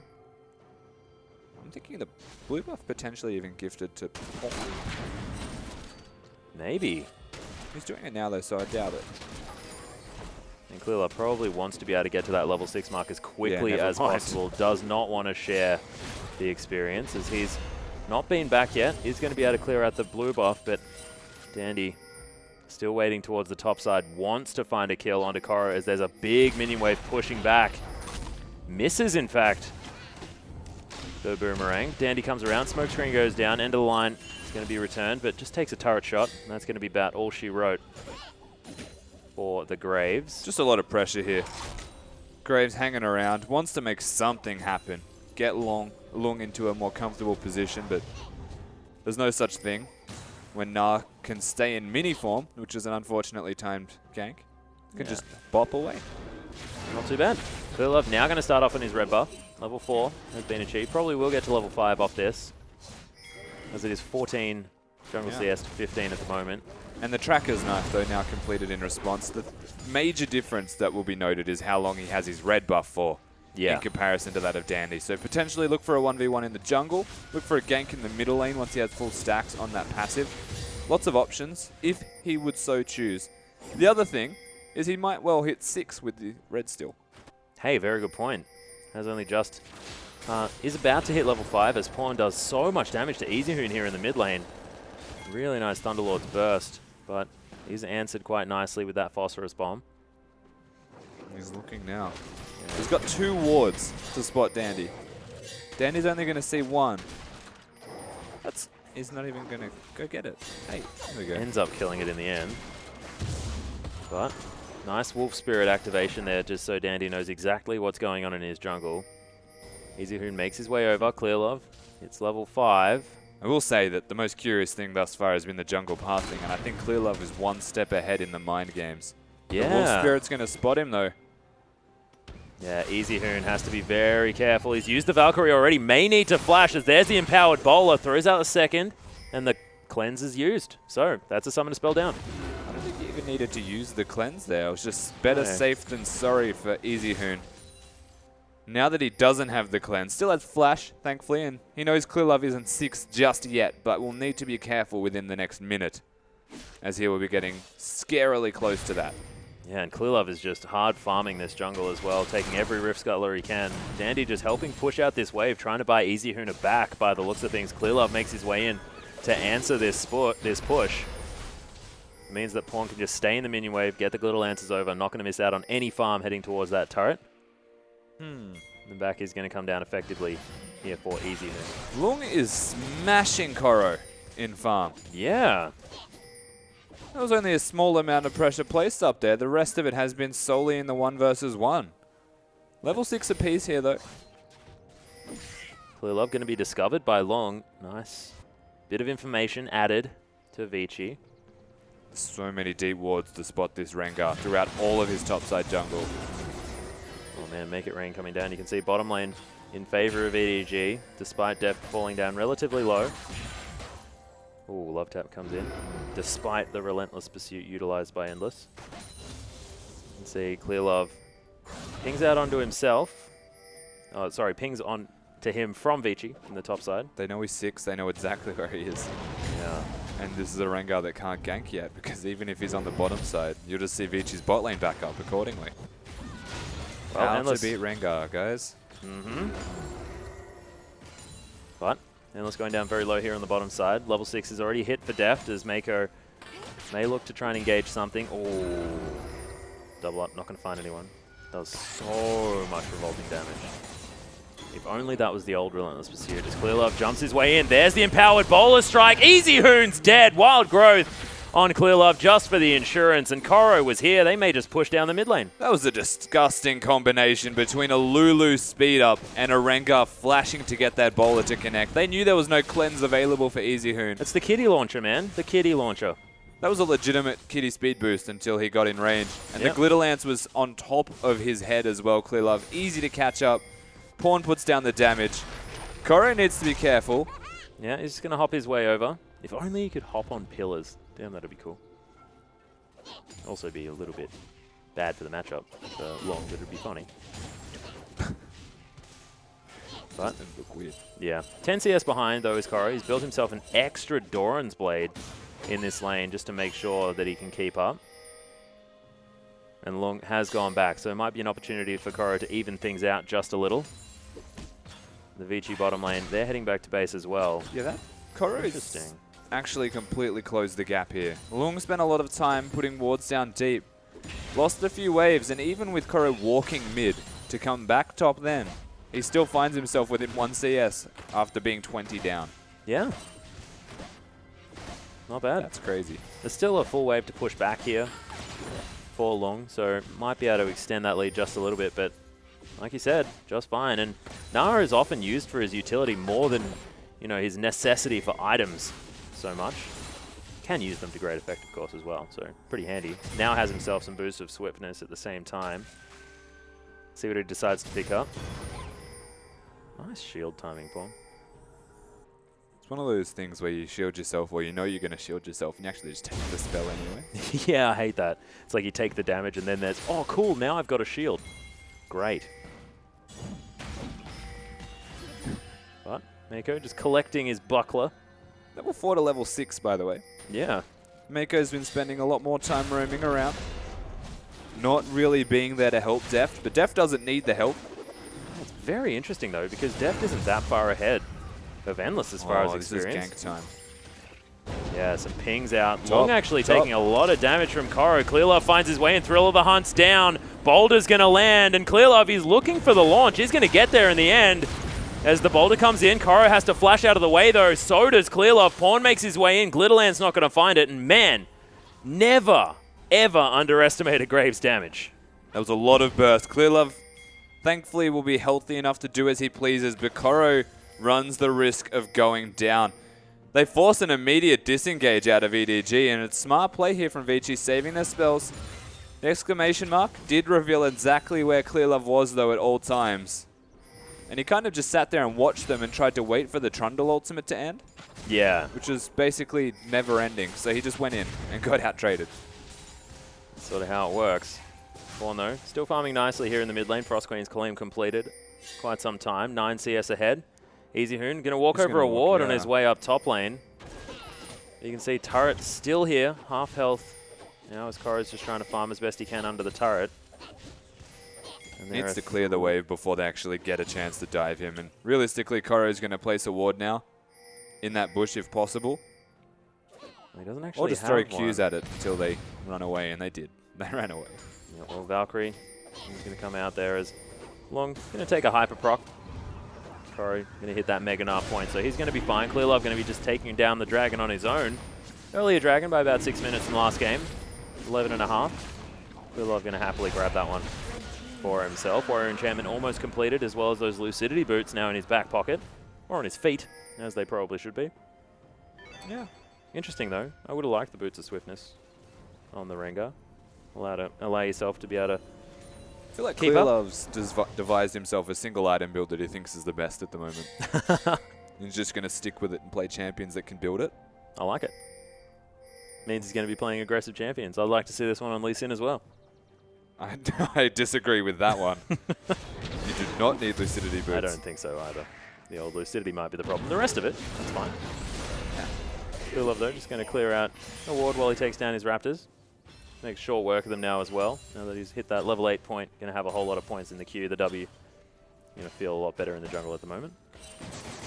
Danny waiting towards the bottom side. Struggling, Dandy, to get successful ganks off. Just can't get himself in there. Caveman would have to overextend and use a flash pulverize to get the engage. Pretty impossible to kill a Gnar as well. Oh, Pillar to stop Pawn now as well. Glitterlance is going to be available as Deft makes his way over the top. Slow not going to land. Good dodge. Yeah, Mako over here. Easy Hoon. Could be in trouble. Mako could actually get over there with a heroic charge, but he's not going to. Koro going to be heading back to base. Large minion wave for Long to pick up on the top lane. That's going to mean that he is going to leave the mid lane. That's my big quarrel with Poppy. Oh, yeah? The E range is too long. Yeah. Shorten it. And the champion's designed to be close range. It's too good, man. She is very, very strong. At the moment, you can see just dancing around. Able to secure that kill as well. Grabs that shield straight away. And Clearlove looking to get his way in on the bottom side. Endless looking like a juicy target for this fresh warrior enchantment on the Rengar. The best bet's always going to be the middle lane, having the Lulu to buff up the Rengar ganks. Of course, being 1-0, having a bit of extra farm. Clearlove in a comfortable spot. Really wants to make something happen, and not even a top laner there to gank, so he's not actually able to do anything. Unless he plays the patience game and sits in a bush. By the way, I really, really love the festive theme that EDG have at the moment. Lollipoppy. They've got the Snow Day Lulu as well as the Snow Day Na. Fantastic. The themes, man. That's what it's about. Just a random synergy. arcade misfortune. Yeah. Yeah, she looks like she's having fun, though. You can call it a Halloween or something. Yeah. Well, Rengar is definitely that. Oh, Thriller Hunt's Space been Kitty. popped. Clearlove looking to try and find his way in. The Gnar into the wall as Lung is going to get stunned and destroyed. Clearlove able to lock down that kill, and EDG making it look easy. Even with the pink ward there, Lung's playing too up front to be even spotting anything with the pink ward, essentially. Gets stunned into the pink ward, gets stunned against it twice in a row from Koro. And Clearlove just comes in to consolidate and puts down a whole host of damage. EDG, they're finding the ganks that they're really wanting to. And this Rengar is snowballing, just like what we saw with Condi. The question is always about that mid game. Yep, can he bridge this early game into the mid game that's going to be coming up very soon? EasyHoon trying to make it for Vici as the Phosphorus Bomb comes in for so much damage. EasyHoon takes a spooky ghost, but he's going to be okay. Big one that probably would have almost killed Pawn if it had landed. Wouldn't have killed him. Hasn't got the Trinity Force completed yet. Only the makings of it, so not enough raw damage. Oh my god. Ugh, frustrating. Help pick's going to be used though. Pawn going to lock down the blue buff. Head back towards this lane. You're right. Trinity Force, only another 300 gold. Now going to be completed here for EasyHoon. Sheen now done for Pawn as well. So not looking for the Rod of Age's second item, which we've been seeing a little bit out of Lulu's. No, looking to trade with EasyHoon. We saw this yesterday as well. Yeah. Watching one of the teams play, they accelerate their build by going for a Sheen. That was actually really cool. Picks Yeah. up a cheeky Sheen when they're trying to push the base. That was, of course, Rod Elite. Yeah. Who we were singing the praises of yesterday as well against LGD. Endless has found Mako, though. Takes about half of his health in damage. Just pops that W, goes for a run, and he'll be fine. No worries at all. Vici just can't quite keep up. That was a teleport by Pawn that just cancelled. Not sure where he was going with that one. Maybe bottom lane? Decided not to, though, and is now back mid. Okay. Corki was pressuring top lane, to be fair. I think that's where he was going closer to. Actually, I think it was the ward near red buff. Right. Well, He was very close to that ward, so I'm not sure what he was doing. this is Pawn today, who's just playing very strangely in general. I like it. It's working. Yeah. Sporadic. Strange. Sporadic is like effective. strange but working almost. Yeah. Yeah. I don't know what the adjective is that we're looking for here, but there's one. It's probably Quirky. better than that. Quirky. Oh, perfect. Abstract. I like it a lot. Endless, though, facing off with Death here in the bottom lane. Relentless Pursuit gets him out of a lot of that damage, plus the Thunderlord's proc of the Make It Rain. Oh, in goes the culling as Mako looking to try and tank some of it up. Not a whole lot of damage onto Deft there, as that's a cooldown now done. That was sending a message. Oh, yeah. It was really, really aggressive play from Deft. He was getting too cute with Endless, and Lucian had to put him back in his place. That was genuinely what just happened.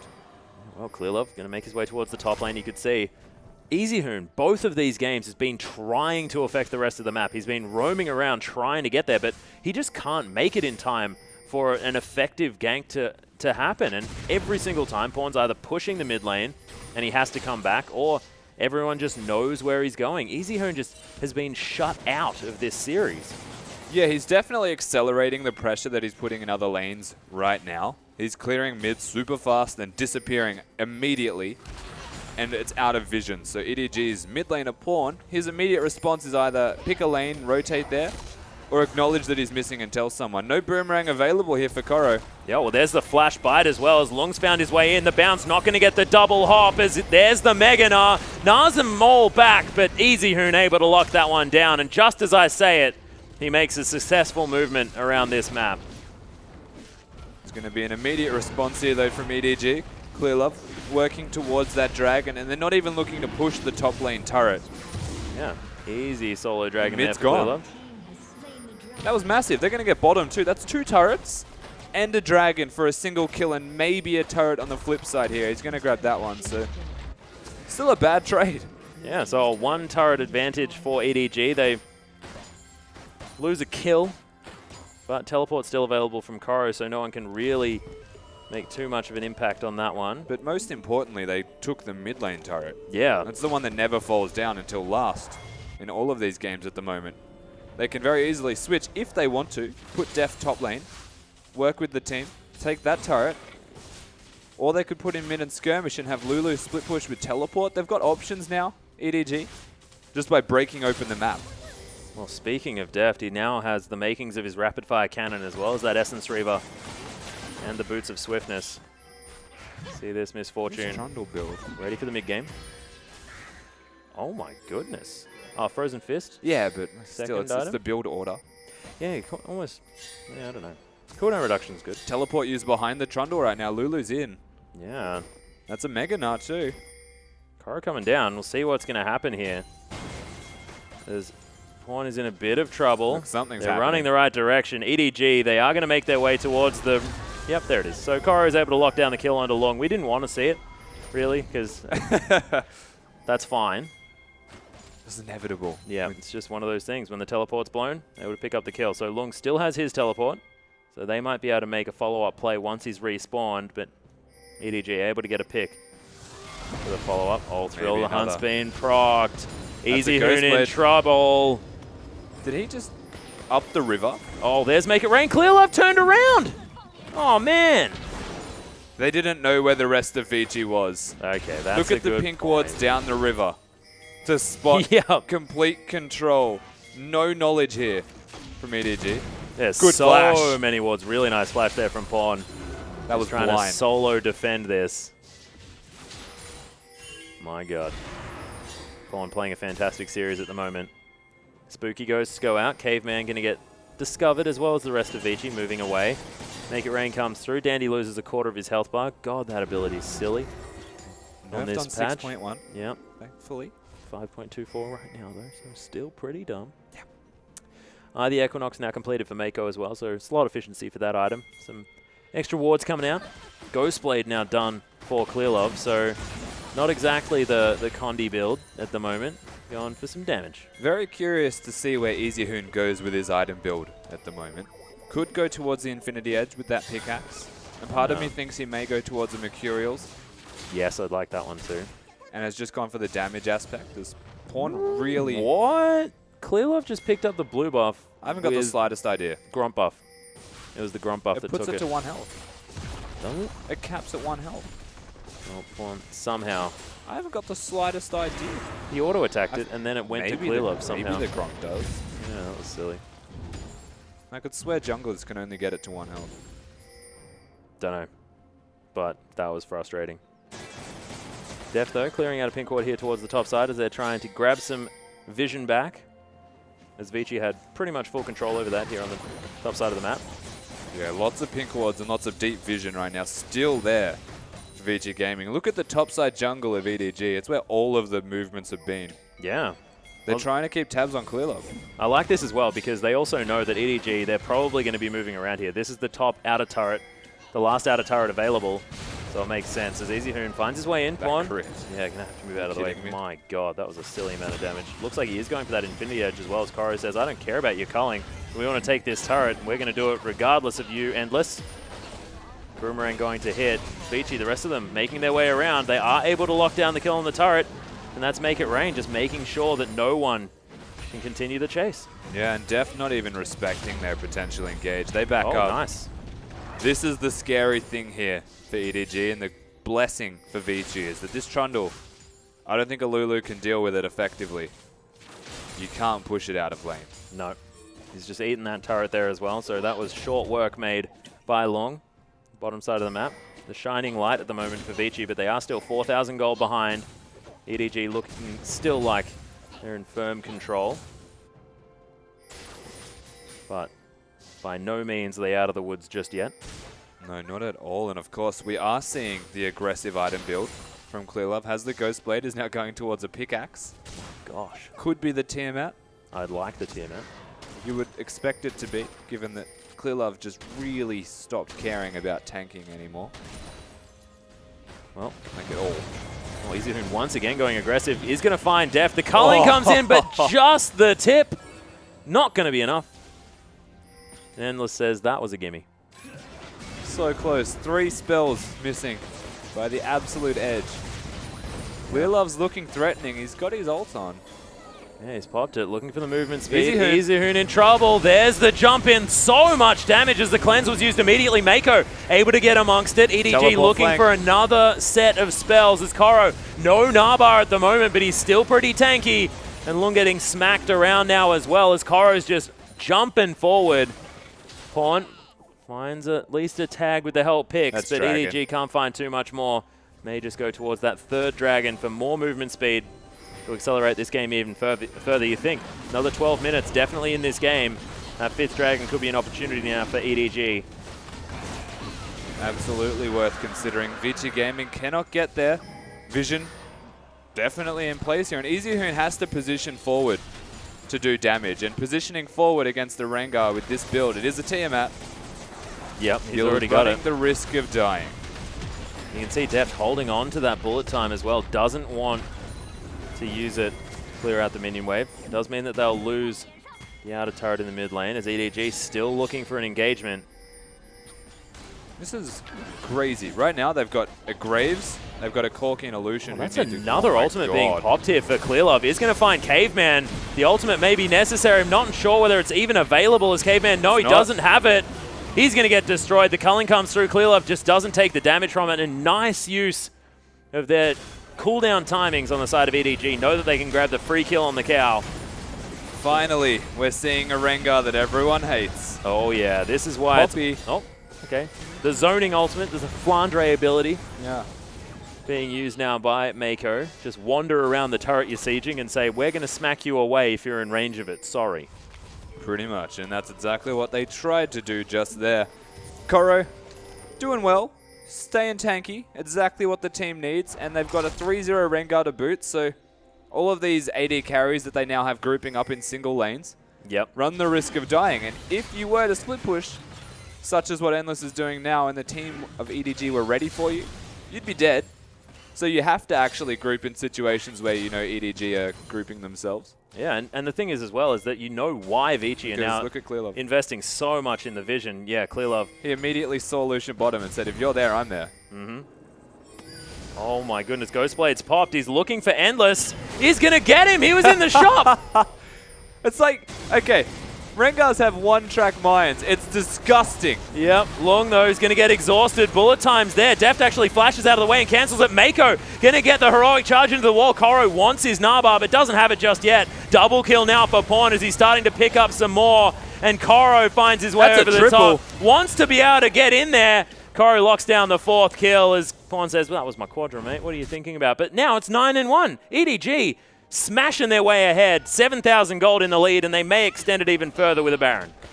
EDG are just gross at the moment. This is a polar opposite team to what we have been seeing of them so far. Oh, yeah. They've come into this series against Vici, and they've just turned on the afterburners. They've accelerated the game as well as the entire series.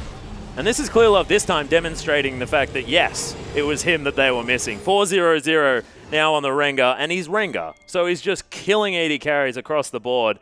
Not a lot that Vici can do. Endless may have wanted to not be in the shop while he was possibly going to get engaged He was on. recalling and he had wards. He thought he was perfectly fine, but Well, Clearlove walked through. invisible. Oh, he'd already managed to proc that. Yeah. Okay. This is like, Rengar is so linear in the way that he plays, but there's no counterplay to it.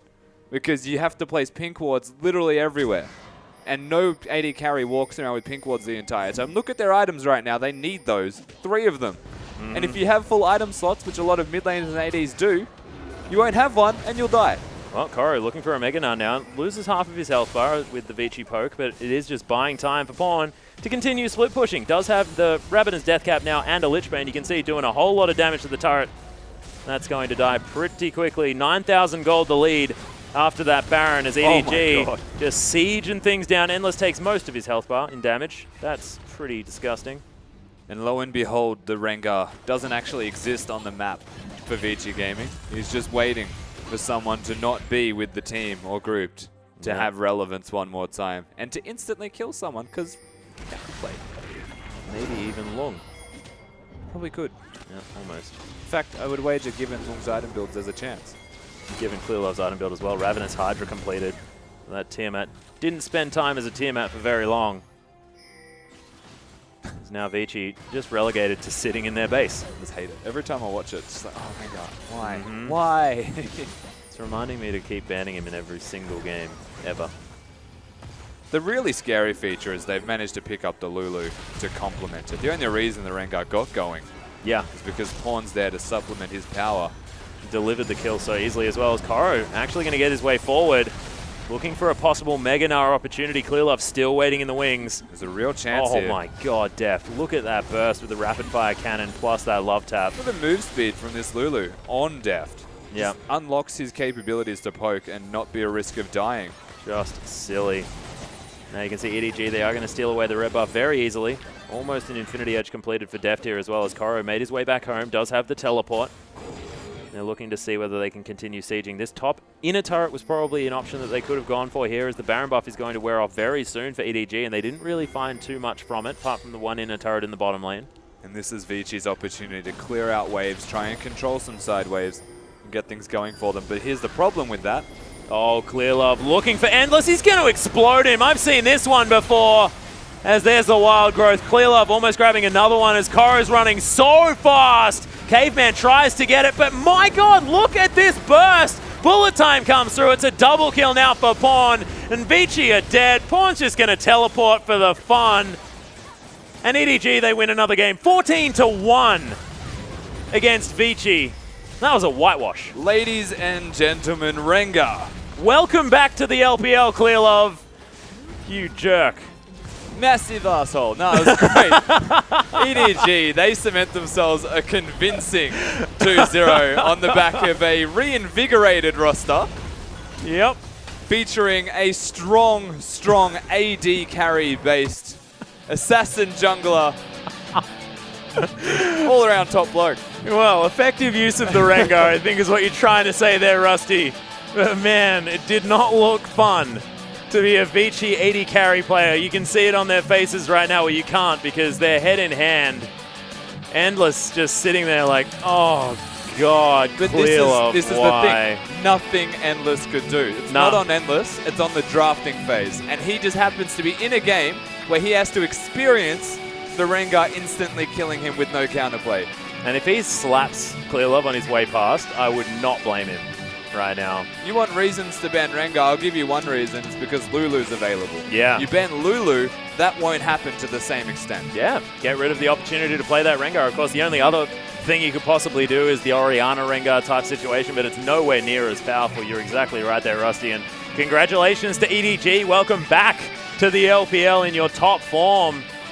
I mean, of course, this is only one best-of-3 series, but if you can do that to Endless, you must have done something right. And we'll see whether this Vici Gaming squad can bounce back after this one. They still looked okay towards the beginning of the last game, but this one is a very different story. It's just nasty. It is. It's just nasty. The fact that, look, drafting phase is what I'm going to always bring it back to here for Vici Gaming. They banned away Ezreal Twisted Fate Gangplank. Yep. And I can name 2 of those champions that would be better suited towards being a Lulu. That's the Twisted Fate and the Ezreal. Game 1 is what caused the Twisted Fate ban, but the Ezreal ban is to take it away from Deft and to potentially take that away from Pawn because they can flex that champion. Yeah. Still a Lulu on the board. They're always going to pick the Lulu when you ban away the champions that they want to play anyway. And Lulu's just what they play, but stronger. Like, there's so many issues with this drafting phase. You've gifted them a one-hit Rengar. Yeah.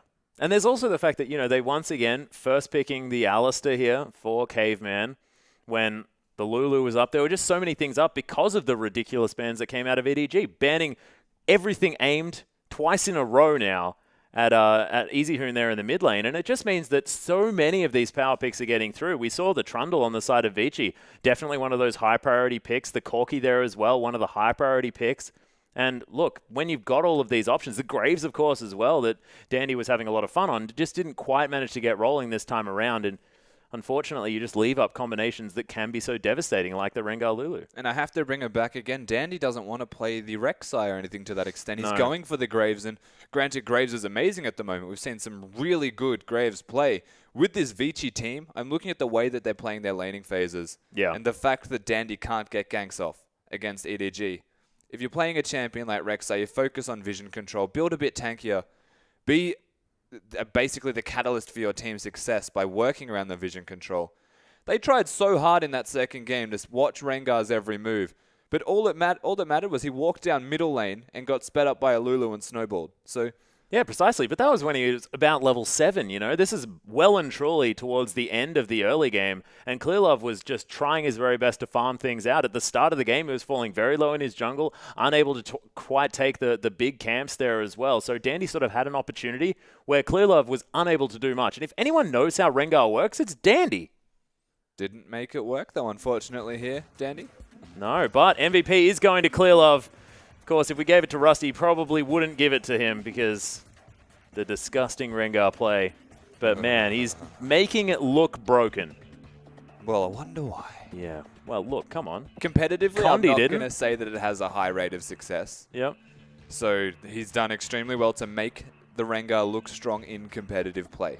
They've drafted around at EDG. They've given him basically a silver platter to play this Rengar in an effective way.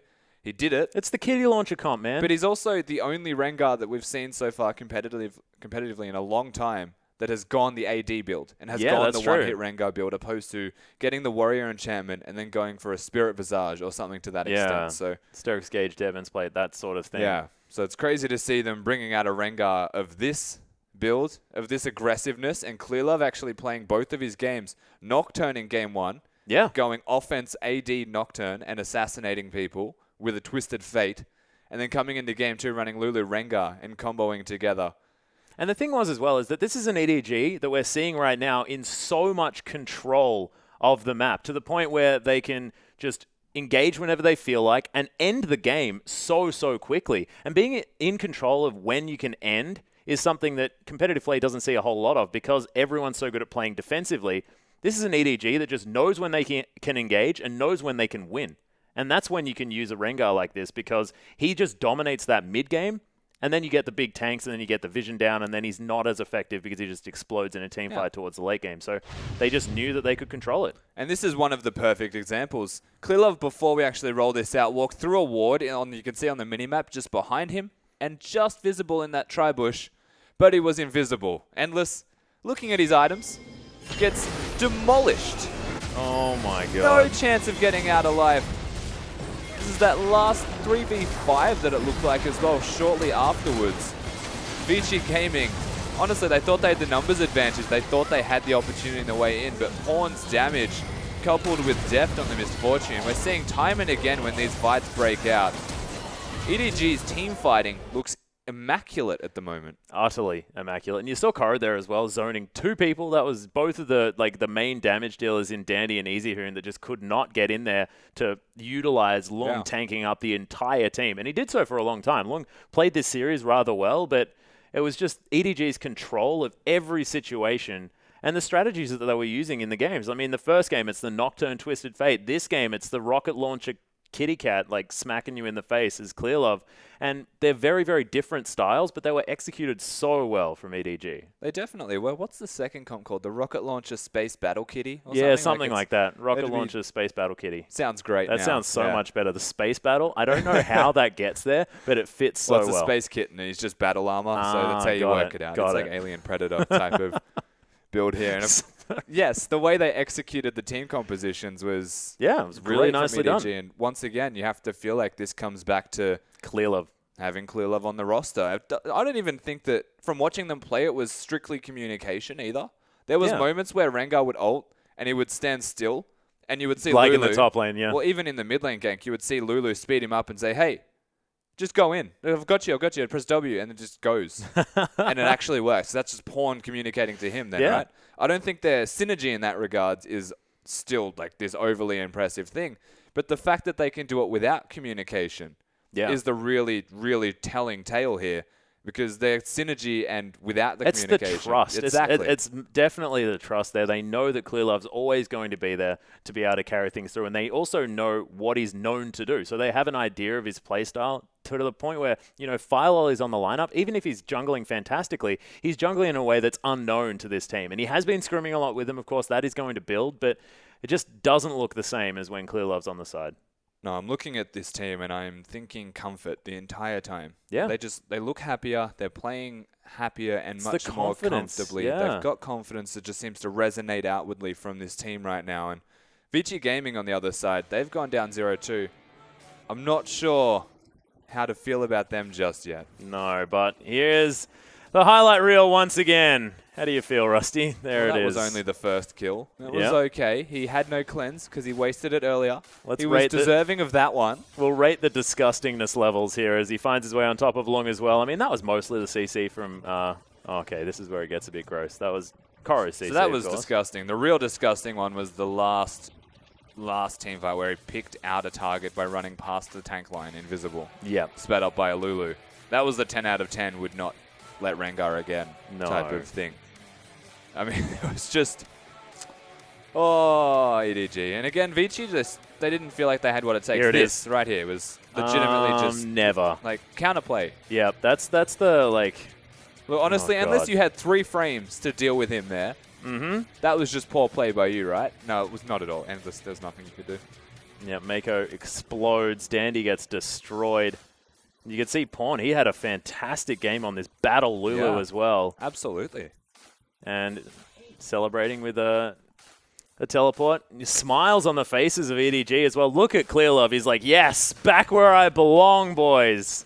That's it. Thank you very much. And, man, I really hope that it was sort of the first week giving him inspiration, understanding that he is such a vital part of this team because we know that he wanted to get extra motivation. We know that he wanted to feel challenged. And at the moment, it's like, well, Clearlove, look at how necessary you are in this team. It's night and day whether you are on the roster. That's actually a really cool thing to consider. Originally, Clearlove wanted Firelolly to play to threaten his role. Yeah. To be good. But realistically, what it's done is threaten his whole team and organization to the point where he needs to improve himself. And it's working. Yeah. And everything, like, it's understandable now that he's so good to begin with. But congratulations to EDG, the 2-0 victory over Vici Gaming. We, of course, have another 2 matchups to come. Hyper Youth Gaming are going to be taking on RNG right after this short break.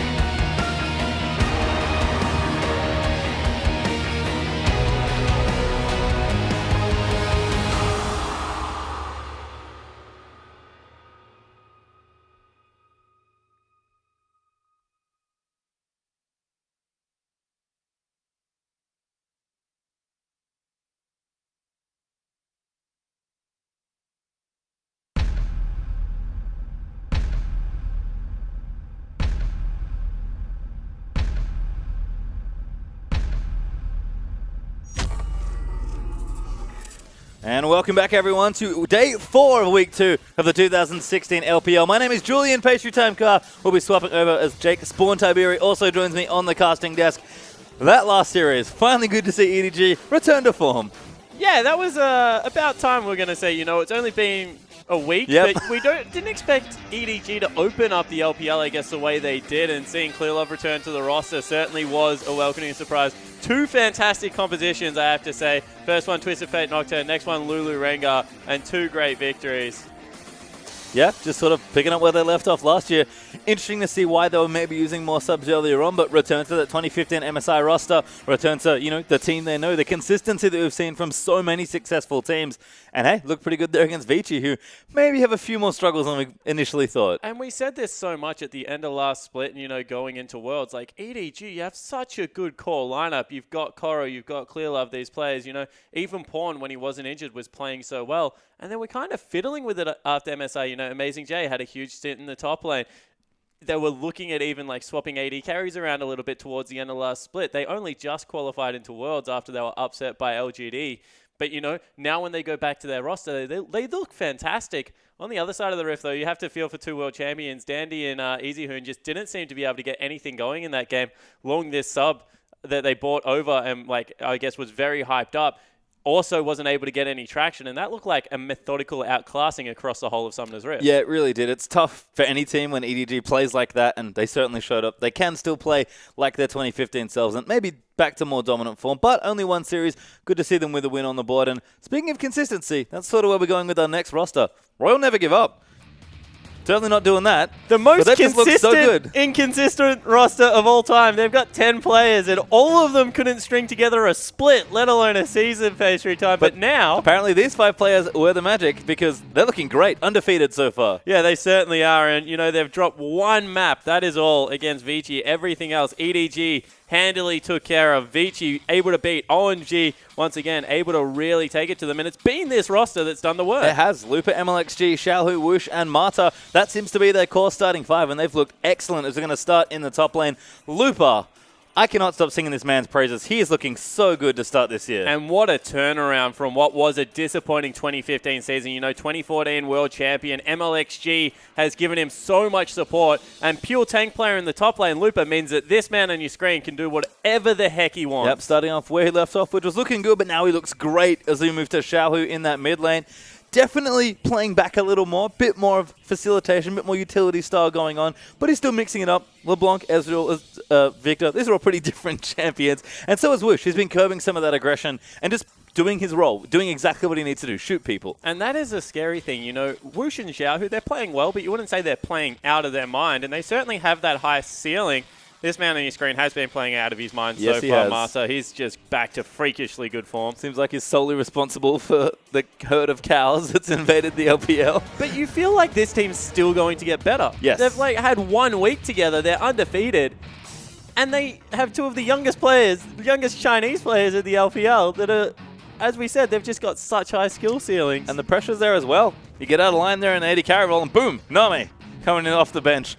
Insects hanging out somewhere for the jungle. There's just so much going on in this team. We talked about RNG being a big 10-man roster, but they've only used 5 of those 10 so far, and they've got some pretty high-powered players on the bench, but once again, it feels like a team that's using their subs correctly, which apparently to start the season off is not at all. Yeah, exactly right. Just having that second roster there to put pressure on your initial roster, but letting your starters know who the starters are, and I like that. You should always know that your spot is secure unless you start slumping, and none of them are slumping right now. On the other side of the rift, I wish I could say the same about Hyper Youth Gaming. Very, hyped up team coming out of the LSPL, but haven't been able to get it together. Not just yet. We'll check through the roster though. A 17, March goes to XQ and Shu. So sitting with the same 5 players, but again, that second place LSPL team. We'll start on the top side. S17 is such an interesting player. He's almost like a utility top laner. Yeah, it's like, are you a carry? Are you utility? Do you want to play tank? Because he kind of just picks up everything, but plays it in the exact same fashion, which is very backline, very peel-orientated. Lots of roaming, lots of weird teleports, but March, the jungler, has been playing a bit more of the standard. Lots of Graves and Rek'Sai, trying to apply that early pressure, as Gosu has been, I think, simultaneously the most impressive and unimpressive player on the team. Yeah, it depends what he plays, right? Yeah. If you're on Lux, does it look fantastic? If he's on some other things. The Viger game was rough. I'm going to say it was against a Quinn mid lane where Rookie was single-handedly able to dominate a map, and their bottom lane, once again, I just use confusing to describe a lot of this team. Inconsistency seems to be the word of the day. Yeah, and again, it's tough for a new team. These were the second-place team to come up through the LSPL as the second-place seed, so they did auto-qualify, but always tough to come in from effectively the lower league there into LPL, which has so much talent and so much competition. And I think they are expectedly having some troubles early on, but unfortunately for them, not going to make it any easier. This is a very tough team to try and play early in your season. Yeah, it certainly is. And, you know, when you look through how consistent the RNG have been playing and their shot calling especially seems to be on point versus, I guess, when you look at S17's weird teleports and ability to play team fights, you think there might be some stylistic differences coming into this game. Well, we can see, actually look through at the RNG history here. Things have certainly changed from their last year. Again, very inconsistent last team, but things are going much better for them to start this season. Yeah, it certainly has. You know, it's very quick in compared to game time. You know, they've shaved 2 minutes off, which across a couple of games is pretty impressive. You see, the only thing that really has stagnated is the dragons killed per game, and that doesn't really matter because on the current meta, you never really get towards the 5th one, and you see that just year on year, improvement across the board. Yeah, and again, you mentioned this. RNG have just had trouble as an organization fielding consistent players. They've had plenty of good players back and forth through their team, but finally feels like, again, they've settled on the strong 5. I did not think Royal were going to be one of the undefeated teams moving towards the end of week 2, but they are poised to get another victory here against HYG and continue an undefeated run. Yeah, and you know, if you extend Royal's history to the, Royal Never Give Up to Star Hall and Royal Club, this team has always been inconsistent. I mean, they came second at Worlds twice, and people internationally will be looking like, what the heck is he talking about? Both times they got there off meta shifts, pretty much. Like, ice skating Lucian, Uzi was able to carry them through the promotion tournament. And Insect, the first time around, had, just as he was playing horribly and then just came into form at, the perfect time. So, you know, when you look at exactly what Royal has done, it's never really been this team that's, you know, second or first on the LPL ladder. They've always been, 4th to 7th and just made these late bursts. Yeah. So having some consistency is really good news for this team. Certainly is. We'll see if they can keep it up, though, at least as we start off Champ Select for game number 1. Royal on the left, they'll be our blue team for game 1. HYG over on the red, as Corky starting to pick up in the band is the first one there by RNG, as Lyssandra's going to join in with Nidalee on the other side up against MLXG. Yeah, you know, I'm not surprised that we're seeing a couple of jungle bans thrown here. I expect the Graves to also be taken off the board because MLXG is an absolute monster. If you want to see a good jungle performance, go watch Game 2, RNG versus EDG. I believe it was Fire Lolly that... He had a bad time. Yeah, he didn't have fun that game, I'm going to say. Did not there as he wanted to play League of Legends, and MLXG did not let him. Well, Gangplank going to be banned there by Hyper Youth Gaming, so continuing to take the power picks off the board. We've seen Gangplank a couple times, but very rarely. He's been banned or picked every single game. As you can see, bans against these two teams here. Pretty common stuff for the most part, as Rye's also going to get another ban, but blue side this time, actually. Yeah, so just not wanting to first pick it looks like, which means you don't want it to go first rotation over to Hyper Youth Gaming. So in the current meta, Rye's such a strong flex pick. Good lockdown CC and consistent damage. Understand why Royal want to take it off the board. And there's a Quinn ban, which probably means Alistar is coming on the way through for Royal. But maybe not. They are going to have a Poppy at least for now. But Royal's drafts have been super solid as well. And there is Poppy, actually, giving probably Looper that first pick, but can, of course, go over to Mata as well. Yeah, when we look down the line now, Lysandra, Lulu, Graves, all left available. Kindred is still up as well, so we'll see what they want to play. Alistair, as you mentioned, such a strong pick. Trundle seems to be the answer to that. We'll see exactly what Royal Hyper Youth Gaming want to go with, because this is kind of where you have to pick your poison, because you know you're giving 2 back across to the other side. Yep, there's Alistar, Lulu, pretty much as expected here for HYG. Curious to see if the Poppy priority pays off here for Royal. But they do have a couple more picks to make now. Well, I like the Poppy priority because the pressure on Looper is kind of like play an anti-carry. So play a Quinn, play Poppy, someone that can take a carry out of the lineup. And then because MLXG is such a good carry jungler, we're always going to be 1 carry up in these team fights. So Looper has to play a very specific champion pool to be able to get that job done. And right now, it does seem like it is going to be Poppy and Quinn that fill that kind of role for Looper. Yeah, and Looper's played actually quite a surprisingly high amount of different champions, already in this season. But it is nice to see him really go back to some stuff where he's just playing positionally, using those teleports, flanking well, and then just destroying poor, helpless, squishy carries, as Trundle does get picked up here by Royal, which probably means it is going to be Looper's Poppy, and MLXG is going to get his Graves. So Graves, Trundle, Shudder to think the fact that they got round to second round on the blue side. I mean, HYG did not get bad picks. They didn't get bad picks, but, you know, we talk about how a really nicely played Trundle can stop a lot of Alistair's aggressive, because if Alistair goes in, the pillar cuts off the rest of the team, strips away a lot of Alistair's resistances. And we'll see whether, you know, the 2 picks that are here, because Lysandra is still available in the mid lane as well. It's banned. Ignore that one. Didn't leave it open this time. We've seen, again, that be quite an effective champion. As HYG, what do they want to take here? They probably need a jungler. Rex has been popular. Elise has seen quite a bit of play as well, so that is the hover here. And really, I'm curious about what Gosu plays here. I think he's had a couple of struggles as far as mid lane identity goes. Seems to like a lot of the long-range poke-style mages, but haven't maybe worked out for him. That is Lucian locked in, so XQ picked that one up. Take it away from Lush, actually. There's a few plays on it this season already. But Misfortune's still available, and that's... you know, Lucian has a pretty good lane matchup, but the E harass is still there. We'll see whether he's able to make it work. Yeah, we'll see if Elise can do anything as well, as that was the pick. Going to go over to March there in that jungle, but MLXG never afraid of fighting anyone, especially on a champion like Graves, so I guess we'll have to just see, as Royal are going to round out their draft now. Where do they want to go? Xiaohu can do just about anything. Whoosh, doesn't really matter what he gets, he'll be just fine. And this will be relatively solid here to round this out. RNG just want to pick safe solo lanes, I think, or safe AD carry and a safe mid laner. Yeah, Tristana and Kalista are the 2 carries that Woosh has seemed to favor at this stage.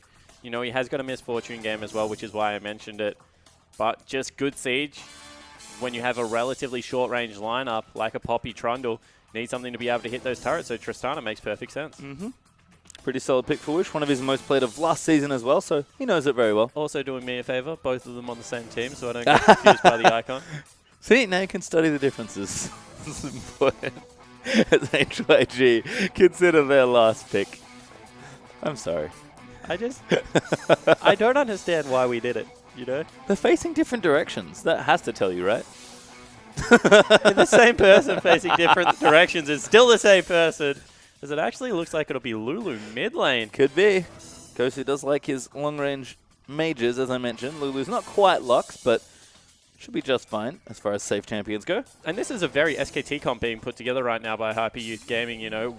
Used to seeing then Marin in the top lane on something like a Fiora. Very similar feel as well. And then you have the Lulu Lucian for late game.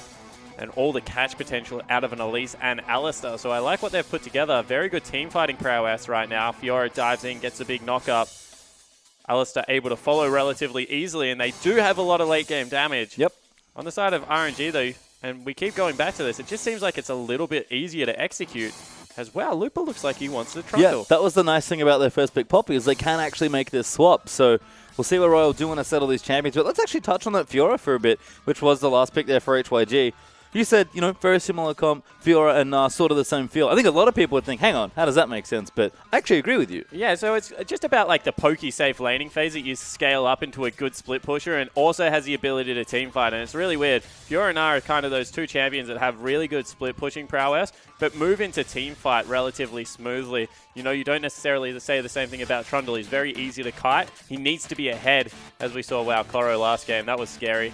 To get into the team fights and do the right things. As we do have a swap back, I believe, so Lupa going to be on that Poppy. Seems like Lupa will take it, which makes sense. I mean, Poppy support's just fine, but I think pairs a little bit better with Kalista, and I think Marta's just probably going to take the, I can't believe I'm saying this, but slightly better support in Trundle as opposed to Poppy. Yeah, well, as I was saying, like, it depends how the Fiora wants to play, and I think what they've said is the Fiora is probably going to go towards the team fight, so we need Poppy with items, so we have an equally good team fighting top laner, as opposed to an equally good split pusher, because they kind of had to pick their poison, and right now it's on S17 to see whether he can hold the Poppy down in lane. Well, it makes an even better looking draft then for Royal, who starting off on the right foot here for their last game of the week. You can see those team comps there. Again, RNG does look good, but HYG certainly no slouch. We are going to get ourselves onto the Rift and start game number 1.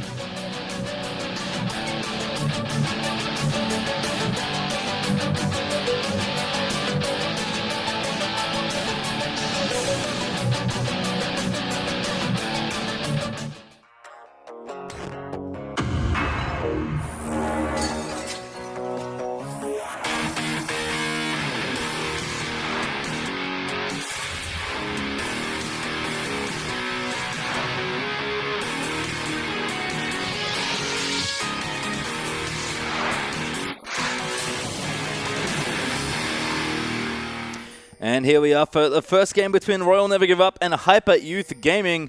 So we do have actually a pretty spread start here at level 1. XQ going to hit the ward twice. Not going to quite finish it for that first CS though. So no 10 gold this time around, but actually no real invades here. No deep vision by the looks of things. Just very neutral start from both sides. Although Gosu might be caught here. He's going to run away there and looks like we'll ward up that blue. Yeah, and they see straight away that Elise is the top side of the jungle. So that's all what they wanted to know. Exactly where March was starting. And Shu trying to do the same.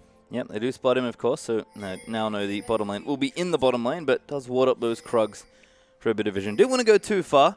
Could have been a bit risky, but seems like we might just have a lane swap. Yeah, it certainly does. Woosh going back towards that top side of the map. You see straight away that the rotation has come out of RNG as well to get MLXG down on that red buff. And both junglers, Elise and Graves. That's why I like the Elise in this matchup. They do different things, but they both jungle incredibly quickly at the start of the game and can help out these, I guess, 4v0 lane swaps we've kind of gone back to. Yep, we've seen a couple of different responses to the lane swap, but most commonly, I think we've seen a lot of fast pushes with the 3v0 or 4v0. Looks like Gromp was started, though, by the dual lane of Royal and double jungling on both sides. Nope, I'm missing one. Fiora's actually top lane. So he's now going to meet the AD carry. He was a little late due to taking that Grump, but now already level 2. So going to start shoving Fiora back. Yeah, exactly right. You see that Fiora had actually lost a little bit of health there. Has to pop one of the flasks. Probably took one of the small sentinels at the red buff, you would have to think, to try and get that advantage. Wow, Xiaohu going aggressive. Yeah, good damage. Gosu's still level 1. They are going to pop some flasks there and trade some corrupting touches back, but actually it just seems like Xiaohu's trying to cover his jungler. Who's gone in to invade on the safe side. Gosu now level 2. Should be a bit safer. And you can see Lupa doing some jungling. He's S17. Doesn't like any of this. He's just going to go ahead and leave. Yeah, Xiaohu was actually trying to bait Gosu into going a little bit more aggressive because Lupa and MLXG were at that side of the jungle. Instead, you know, Lulu able to trade relatively well, and this will be a 3-buff start. Yeah, they went from red to red, actually. So good counter jungling here, actually, from RNG. You can see at least we'll get the Raptors and maybe the Krugs, but only small camps there for March as we start things off. And now we're going to transition into a fast push. So pretty creative adaptation there for Royal. Yeah, it certainly is. So they're able to swing across the map, grab as much as they want. Elise is actually counter jungling, so leaving camps up for the Graves. One of the few junglers that I still like to leave a little camp up just because of how quickly he does jungle. And it looks like they're going to leave MLXG to try and power farm and only 3-man push this. Yeah, I like it. Cover the take the Rift Scuttler, cover that entrance as well, and then make sure MLXG can secure the 3-buff and continue to farm ahead. We've seen a lot of this from Graves. He is most effective at level 6 and onwards, so might as well get him there a bit faster. This will give HYG a slightly faster push, though. S17 should be the first one to clean this turret. Yeah, he's going to clean it very early into the game, and you see that both fall relatively quickly. Dragon, however, will be secured. You lose a little bit of tempo for going with this, but March should be able to maintain pretty healthy on this Elise as he gets some more Spiderlings out.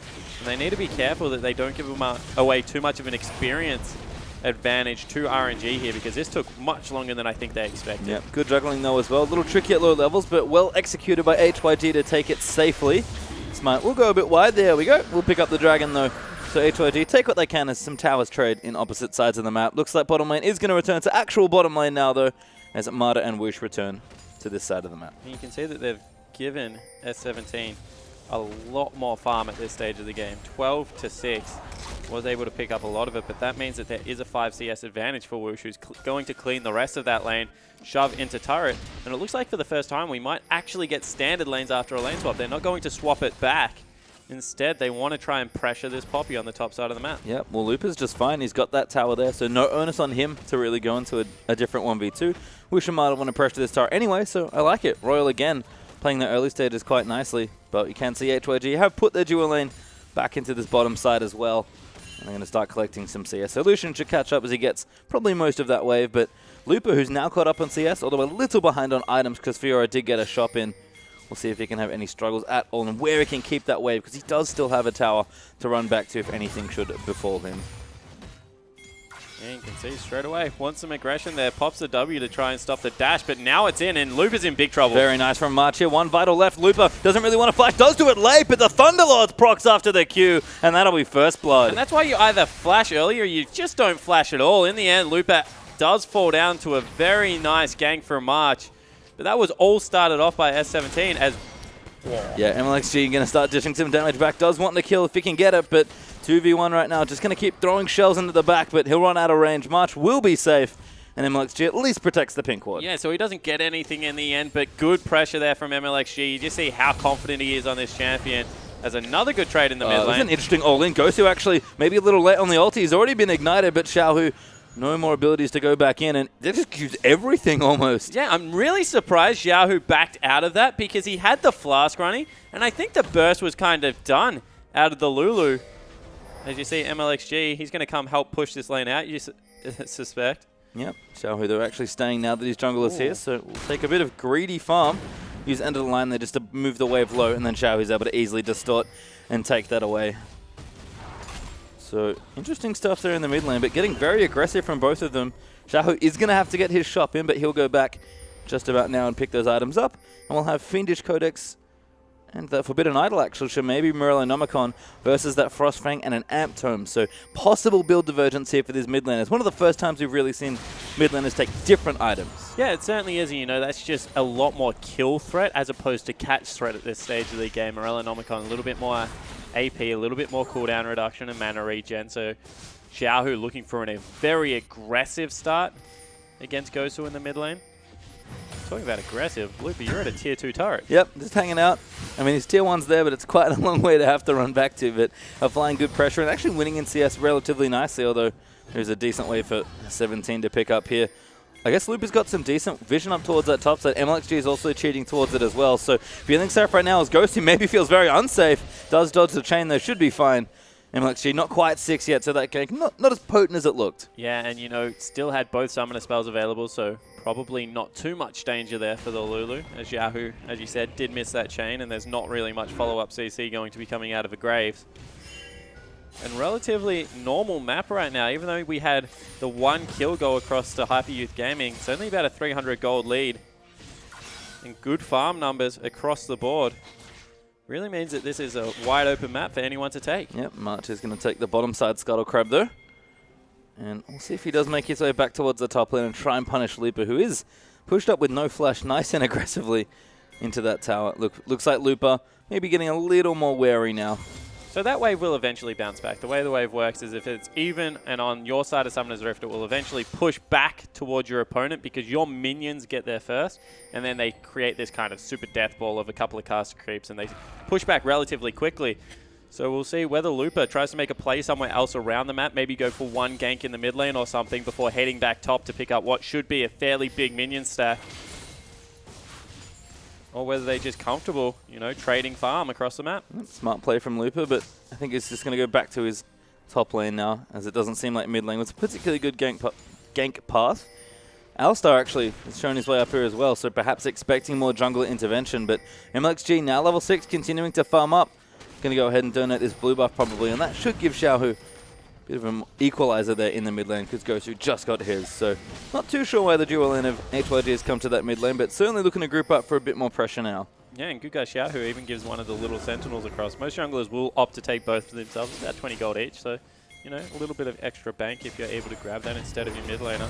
As Xiaohu, wow, going aggressive. Yep, good damage, just burns everything, has the blue buff. Knows those cooldowns are nice and low. As now top lane, MLXG is going to join in, but it's the wrong 1v2. HYG's top lane are going to try and get out of this one. Does pop the grand challenge onto Looper. Might need it for the vital proc and a bit more speed. Mata coming in as well as with a great pillar and a roam, and they combo it in. Looper gets the charge in there. Ulti up from MLXG, and a 17 needs to get out. Looper can't check the bush in time. Oh, barely misses the kill. S17 able to get out into a pink ward that he'd placed earlier. And that was a lot expended there. You know, even Looper's flash in the end. And it's not going to result in a kill. That was so close. And that pillar poppy tackle combo is really fun. What finesse from RNG, though, to set that all up. S17 played well to get out of it, but an excellent combo there from Mata and a nice roam. So looking if we'll see more of that synergy between the ex-teammates. Now, I guess current teammates again.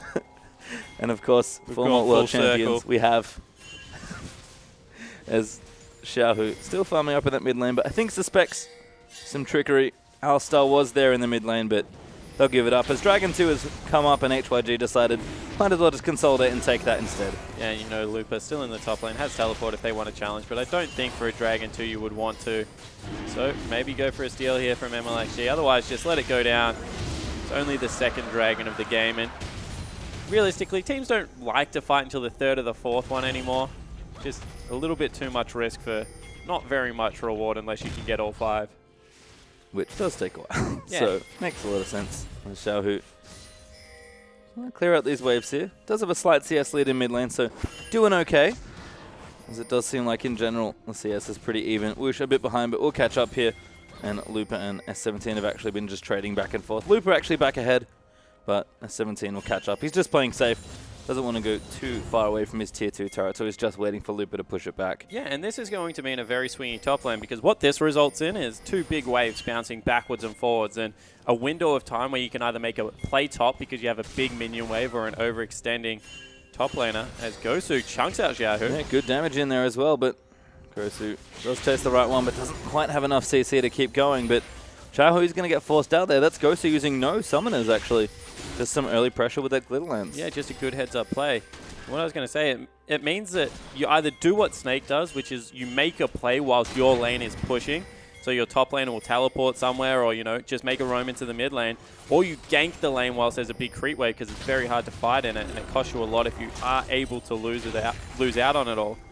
Instead, it looks like they're just happy to trade farms, which means that both teams feel like they're relatively equally matched. Yeah, and Hyper Gaming actually focusing mid quite a number of times. That's at least the 3rd time that I've seen Shu walk up to this area, and they almost look for a dive there, but Marta was in position to deflect it. Now MLXG in the area. Good dodge of the cocoon there, but did blind March first, who threw it in the right direction. And Looper actually going bottom side, it feels like. This could be problems for XQ. Where he run, he's going to run towards his teammates, which is probably the right direction, but Marta looking to block him off there at the pass. Oh, the pillar, not quite there. MLXG in position, but the rest of HYG are ready to fight. Lupa, though, does want it, knocks up the Lulu. Now going to keep moving in there as the damage is out from the Graves. Whoosh, can't get in position as March is now caught completely out of it. And Marta going to keep chasing in. Seems like he's popped the ulti, getting the slows down there with the Trump. Lupa coming back in as they're going to pop the Lulu Wild Growth. Now MLXG going to move in, needs to pop the ulti. Xiaohu goes straight in, goes for the dive, but misses the damage on the repels. A nice dodge comes out. Oh. There's the ulti up from Graves, but Shu with the face block, and that'll be just safe for now. And Marta held that turret aggro until the Elise was going to come down, and this is what we said. You try and make a play whilst the top laner has to farm the wave, or they give it up to the turret. In the end, it means that an objective will probably be secured here for RNG, so not all for naught, but that was a lot burnt for only the mid lane. Yeah, good objective to get, but did use a lot there. Unfortunately, XQ, I think he's just culling a little bit early, so couldn't stop enough of the cannon wave coming in, and that will give RNG that crucial turret, in the mid, and actually give them the lead in structures as well. So pretty slim gold lead here, about 700 up for Royal Never Give Up, but a nice play there. Didn't convert on the kills, but just generally good movement from Royal. Yeah, it certainly was, and the idea was right, which is even more impressive because, you know, this is not Royal just waiting for a teleport play anymore. This is them making proactive movements around the map and starting to try and build their own advantages. And Lupa, you know, we talk about this wave bouncing back and forth means that it should be in S17's favor right now, but Lupa's going to pick up another massive minion wave and push it back and actually have about a 20 CS advantage when it's all said and done. Yep, so starting to farm up nicely, and typically of Lupa, keeping good control of the top lane wave, even when it's been a little bit trickier to navigate here in the early lane swap. Oh, he's going to let it push back slowly. I don't know if I agree with that. Well, he's going to go back now, so... Oh, never mind. He doesn't agree with it either. He's going to go back and push that out here. You can see S17, Swifty Boots, and Caulfield's Hammer plus that Phage. So Black Cleaver looks to be that first item. Should be online quite quickly. It's down on the bottom side. Essence Reaver for XQ. Got that BF Sword Hammer combo instead. And Rapid Fire Cannon first. This is becoming more and more common among the LPL Tristaners and possibly globally as well. Everyone loves RFC. Yeah, it's a really good item, and you know, when you look at what Infinity Edge gives you, mathematically it makes more sense to pick up your Zeal item first. Also helps with things like sieges, so as long as you have a BF Sword, I prefer BF Sword Pickaxe into Rapid Fire Cannon, but some AD into attack speed seems to be what a lot of AD carries are now favoring. Yeah, you can see Whoosh on the Triss especially going to be transitioning nicely towards those first 2 items, which are nice and important, and then of course everyone's favorite 3-item spike on the Tristana. A little bit behind in CS, but should be just fine here. Has been safely farming that long wave down in the bottom. So there's a lot of movement, lots of pretty intricate stuff happening as far as the lane swap goes, but Royal made the first proactive play.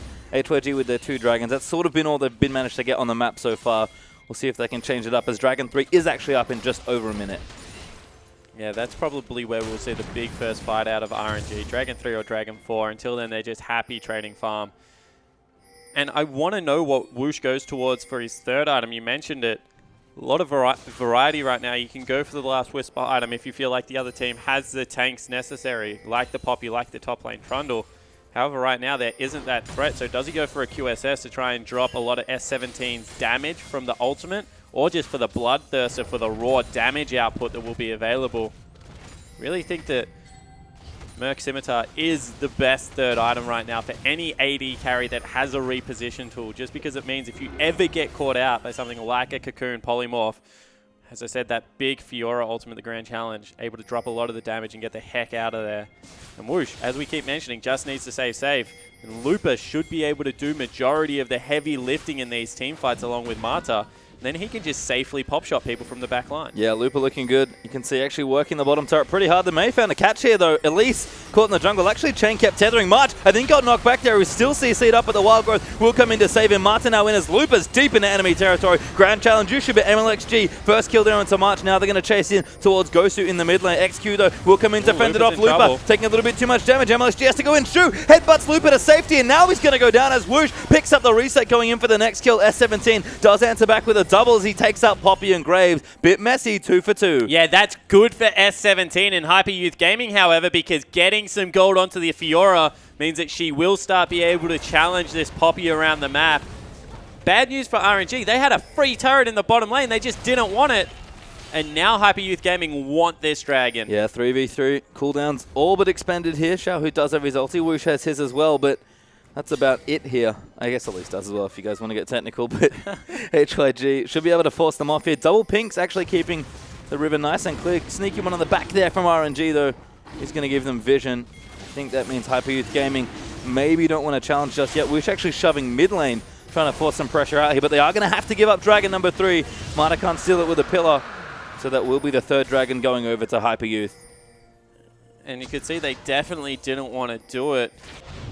As we take a replay of the last fight, you can see bottom lane is on the turret. They should have been able to take that. Instead, March falls down. No CC available. And this looks like a fantastic fight right now for RNG. You know, back out, take the bottom lane turret. Instead, they keep chasing. Looper gets incredibly greedy, gets chunked out. And then S17 able to just put in work. You know, he takes MLXG out, takes Looper out, dashes back to safety. Very nicely played by the top laner of Hyper Youth Gaming. Save that team fight. Yeah, little split up there from Royal towards the end. And the greed did certainly cost them. They are still up 2,000 gold as the Rift Herald is going to go late over to Royal, which might give them a bit more ability to start these pushes. I have a feeling, oh, it's actually going to MLXG. So a lot of teams like to do this, you know, at about the 19-minute mark. No one really is concerned about Herald, but it's a 300 gold on the map for someone to take from your team. So why not pop down there, pick it up for yourself, get an empowered recall, a little bit stronger minions. They don't really give you much, but if it doesn't break tempo of the game, there's really no downside in taking him off the map. Yep, especially because Baron being up soon means that you're not going to take that guy right as he spawns usually. So makes sense as Whoosh now guarding the top side of the map. And wow, S17 thinks he has a chance here. Has some. Looper 1 level up is going to give him a slight edge, but S17 on Fiora. It does have Tiamat now up as well, so hasn't quite completed an item. Although Shao is going to dive in onto Gosu, will force the flash, just pop his way back with the W. And Marta continuing to apply that pressure, just walks in 1 pillar. And that's about that easy as HYG 3 strong in the top lane. Teleport coming in the top lane. This could be bad news here. It looks like HYG are going to pull it in, try and stop this, but RNG are trying to close the gap. Parry does come in there as Looper will get knocked around and issued the Grand Challenge. Whoosh now getting aggressed on as that's going to force a flush out of Shu. Whoosh goes in, gets the huge buster shot to pick up the kill on Xiaohu. He's going to chase down the other carries. His Ludens will proc and collect it as now March is going to be aggressed on. Pop up there from Looper with the ulti on the Poppy, and they want to chase Gosu as well. Target selection looking great here for RNG as they might clean the whole rift off of HYG. Shu going to get tower dive. Does not have his ulti. No, they'll pull out from him, but 4 clean kills. And this is what we used to say about Samsung White. RNG not as refined, but when you have initiators like Marta, like Looper running around the rift, your carries can just kind of sit at the back and do whatever you want. You know, Pastry Time, you said 20 minutes. You're probably not going to look towards Baron. RNG obviously missed that memo because they're going to pick it up pretty much 30 seconds after he spawns. Make me look like a liar here, but the damage is good. Whoosh does want to be careful. He needs the buff more than anything else, so he'll actually back away. Not needed yet for the DPS, but decisive team fight in the top lane for Royal. Will net them the Baron at the end of it. HYG not around to even have a look except with their Scrying Orb, and big swing now. It certainly is, and the thing that makes it even bigger is with a Tristana, 2 items, and all this siege potential currently on RNG, there's 5 turrets still up in the outer ring that you think will all fall before the onslaught, and that just makes gold from 5,000 out to about a 10,000 gold mark. Honestly, Hyper Youth Gaming can't let it happen and need to try and steal a teamfight win somehow here, because this Death Ball is just going to group up and Whoosh is going to start chipping out turrets. Well, could be tricky here, as Whoosh now going to start his Crusade in the bottom lane. 17 will back off, as we'll see where Royal do want to go. Seems like this outer turret's a good spot to start, like you mentioned, so I'll see if they can use that Demolition as Tristana and knock down as many of HYG's structures while they still have the Baron buff. This is potential to really swing that gold lead up to the 8 to 10k mark. And Royal, what's their average game time again? They're just making it look so easy. Yeah, it certainly is around 34 minutes, and we'll see whether this comes in on time. Looks like it might even be quicker at this stage. Get that average back down a little bit further. They've pushed the long lane to try and get as many minions towards the turret as possible. Whoosh, MLXG, if they're able to have some free time, should make short work of this. Instead, they're leaving Looper in the top lane to create some split pushing pressure and just being nice and patient. It's actually 3-lane pressure right now. Shahu's in mid lane, basically stopping any transition. So Looper's got a whole host of help as MLXG's even working on this turret as well. It's curious for RNG, but if it works, they'll knock these structures down even faster and quite possibly break an inhibitor as well, which is sort of what they want out of the deal. Yeah, it certainly is. You can see the way they're doing it. They're also trying to pull Hyper Youth Gaming through the jungle to look for a pick, because one kill will completely open up this map. Instead, Hyper Youth Gaming being very disciplined, taking the long way around, but that means they will lose all 3 turrets simultaneously, and out of nowhere from 5,000, that is the 10,000 gold lead that we're looking at. Yeah, pretty much there, and should be as soon as Whoosh takes it on the tower. Gosu under pressure though, as Xiaohu starting to really blow people up with just those 2 items. This will be 10k up now for Royal, and I don't know if HYG can defend his base turrets here. Inhibitor turrets looking awful fragile as they're going to approach with still plenty of Baron buff left. And wow, they've completely destroyed that turret as well. Hyper Youth Gaming cannot defend here. Looper's still in the mid lane, chipping away at that. And they've broken the base at only 23 minutes in. Just such clever play here from Royal. Again, very disciplined, and this could be a team fight brewing as well. Pillar will pop up March as Whoosh doesn't have too much regard for his own life. Does force Lucian back to the fountain, I believe. And they're going to move in with a little bit of Baron left to try and take this inhib. Yeah, and they move Looper over into the front line one more time. We've already mentioned how tanky this Poppy is without really any items. Trying to keep Whoosh on structures so he can chunk them out. You see how much work he does. And he's actually maybe going to take it by himself. It's going to be close. He will almost break it, but Shu's going to force a fight. Double Pulverize finds the front line there for RNG as Looper going to pop up that W. Now going to chase in. The turret will fall. RNG have broken the base in 2 spots now. These inhibs are very exposed. They certainly are, and that'll be all she wrote. With a Baron buff, RNG able to take 7 turrets off the map. Just think about that for a second. It was a relatively even game. It's now an 11,000 gold lead at only 24 minutes. They're going to swing down, take a dragon for themselves, or maybe even a team fight.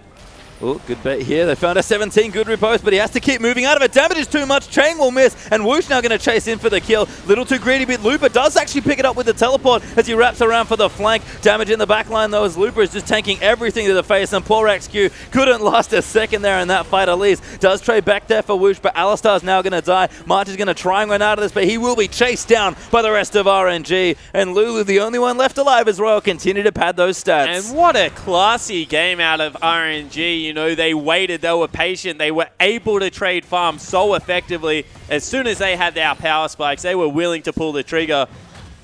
And it only happened 4 minutes ago. From 20 minutes to 24 minutes, they have completely slammed this door shut. Dragon, double inhibs. There is absolutely nothing HYG can do at this point in time. And wow, that was just a blink of an eye. Yeah, we don't have the stat, but I'm going to take 6 or 7k Baron power play as a number out of her. I think, based on the gold league we saw when the buff ran out, that is pretty ridiculous as far as advantage is built. And Royal now, just complete control. It's pretty much academic at this point to close this one out. Even Looper, just at the end there, with a cute teleport play. Yeah, it was really nice. Goes for the flank, makes sure that Whoosh gets the reset, so he's able to get back out of the fight as well. And all in all, look at the gold they've accrued across their carries. Every single member, 2,000 or 3,000 up. And it's because it was those turrets falling that really got them the advantage. So everyone got it equally, and everyone kind of came into power at the same time. There was no, one huge member, although Whoosh is now starting to get there, that just took over the game. It was just good team play. Yeah, and the thing is, almost 26 minutes into this one, S17 and friends just a little too far behind. Marta's going to get aggressive. Whoosh will jump straight in on top. Repost is there. I think it might have blocked the charge, but a flash forward there for Whoosh. Does get Cocoon, but Marta still there to protect him. Now the rest of the squad in for HYG as S17 still low in the back, running towards that fountain. He will be safe. Marta able to protect that AD carries. The rest of Royal starting to move up. Yeah, so they're able to get in there at the end, and wow. Pre-flush. Yeah, just so scared of Xiaohu at this stage of the game. And that's a scary thing. That was probably the best they could have hoped for. Very big overextension. Oh, Looper. Damage there onto Shu. Gets low, is forced to pop that ultimate. Marta can appeal them up and separate them as S17s. Maybe caught out in the front line. Wild Growth is in. Looper, 3-man knock up there with the ulti. XQ off to the sides, getting absolutely ripped to shreds. Gosu going to get bursted down as they'll claim another. Tristana does die, but I don't know if it's going to matter. It'll be a somewhat unclean ace, but they'll chase them down as Xiaohu gets the double. Yeah, and the flash pillar out of Marta there at the end to make sure they secure the ace. It will be a 27-minute victory, which is about 7 minutes quicker than their average, and they did it very easily. Yeah, very efficient and ruthless. That's the Royal we've come to know in these first few weeks, and they continue on the right foot here as they look to end still undefeated here in week number 2. 1-0 now against Hyper Youth Gaming. Yeah, and you can't even really say there was much Hyper Youth Gaming did wrong in that game. It was more what RNG did correctly. Able to keep the tempo of the game steady until they made their teleport play into the top side of the map. And Hyper Youth Gaming, you can't really take much away from them. They tried to control Dragon. They obviously had a clear idea that they wanted to get towards that 5th mark. They forced them off number 3 even. It was just that one ace in the top lane. That's kind of EDG-esque, keep the game even. Ace top lane, take Baron, win the game. And I guess maybe that's what we have to look to. The macro play, the way they ended that game was beautiful from Royal. Once they got the lead, they understood that, longest lane, top lane already has a wave built up. AD carry's going to go there to clean it because that's what all LPL teams do. With no culling, we can just make sure that we push through 2 turrets very quickly. And then leaving every single lane being pressured meant they all fell simultaneously, and they couldn't really get that big headbutt pulverize combo out of Shu, which is what they needed to win the team fight. So I completely agree with you. From a strategic level, RNG looking very impressive. Yeah, and the other thing was the way they got there was by good team fighting.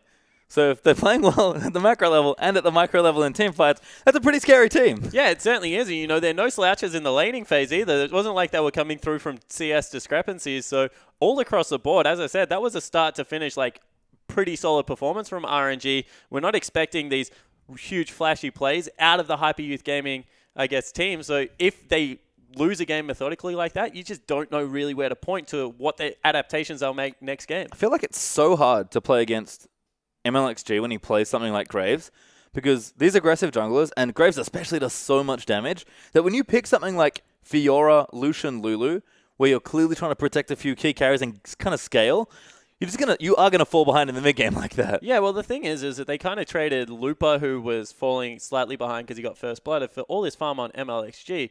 He stayed in the jungle, didn't even join the 4 for nothing split push in the top lane, just kept taking camps, kept taking buffs, 3 buffed on the other side March. So I completely agree with you. Unless you're going to bring heavy CC to try and blow up MLXG right now, just get him off the likes of the Kindred, the likes of the Graves. Put him back on a utility jungler because he plays them well, but he's just not as devastating in the mid game. Yeah, and it's funny, again, on sort of that note, is to look at Xiaohu playing LeBlanc, which, okay, you'd think more of a carry champion, more of an assassin. He did the same thing. He just facilitated. Instead of this time with CC, it's damage. Yeah, he wasn't even trying to kill people. He was just poking them out of lane so they could siege up, and the build was really nice. He understood that he was only going to get 2 or 3 items because of the scaling potential. So he didn't go for Spooky Ghost. He went for the Morello Nomicon. He went for, the Luden's Echo and the added burst potential. And what that meant is when they wanted to hit their stride, Xiaohu was as powerful as he could be with the gold he had. And that just meant that they were able to take over the mid game. Yeah, and again, it's crazy to think how effectively they're playing together as a team. Poppy Ultimates continue to impress me. It feels like if Alistar is going to be such an important champion, Poppy has to be important, because that Ultimate's ridiculous. This is something I do want to talk about. It's the lack of respect towards Poppy. Because if you ever run a mid-range AD carry, Poppy is always in the danger zone when they're able to hit Lucian, and it's just not going to ever work out for you. I like when people pick like the likes of Tristana against Poppy because she can outrange him and, you know, with the drawer bead, knock him back and stuff like that. Lucian versus Poppy just always goes in Poppy's favor right now, and LPL teams keep picking into it. Well, we'll see if things change. Poppy has seen an awful lot of popularity, but don't go too far away. RNG, can they close out 2-0 and keep their week up? Or H-Wedge going to force in game 3? After this break, we'll find out.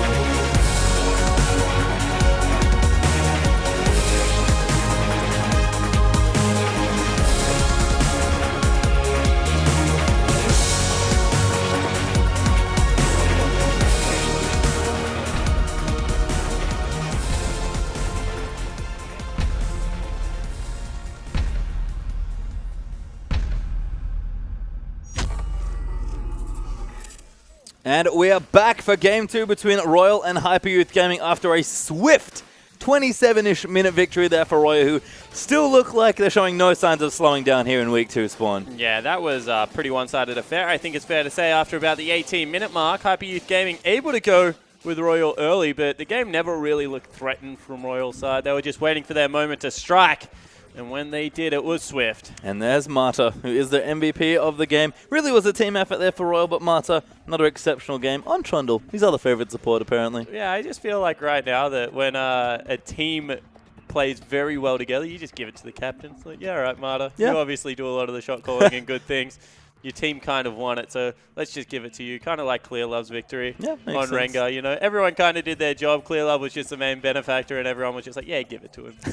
He deserves it. Well, you can see Marta there on your screen having a very energized chat there with his teammates, making sure they prepare for this game. Don't forget, it is a best of 3, so have to make sure they win at least one of the next 2 games and keep that streak alive. Still undefeated in matches. I believe they've finally started dropping games. At least one. And, you know, we talk about the Looper versus Marta, like Looper's disappointing 2015, and now he's starting to perform well. What people forget is that Looper's 2015 wasn't fantastic either.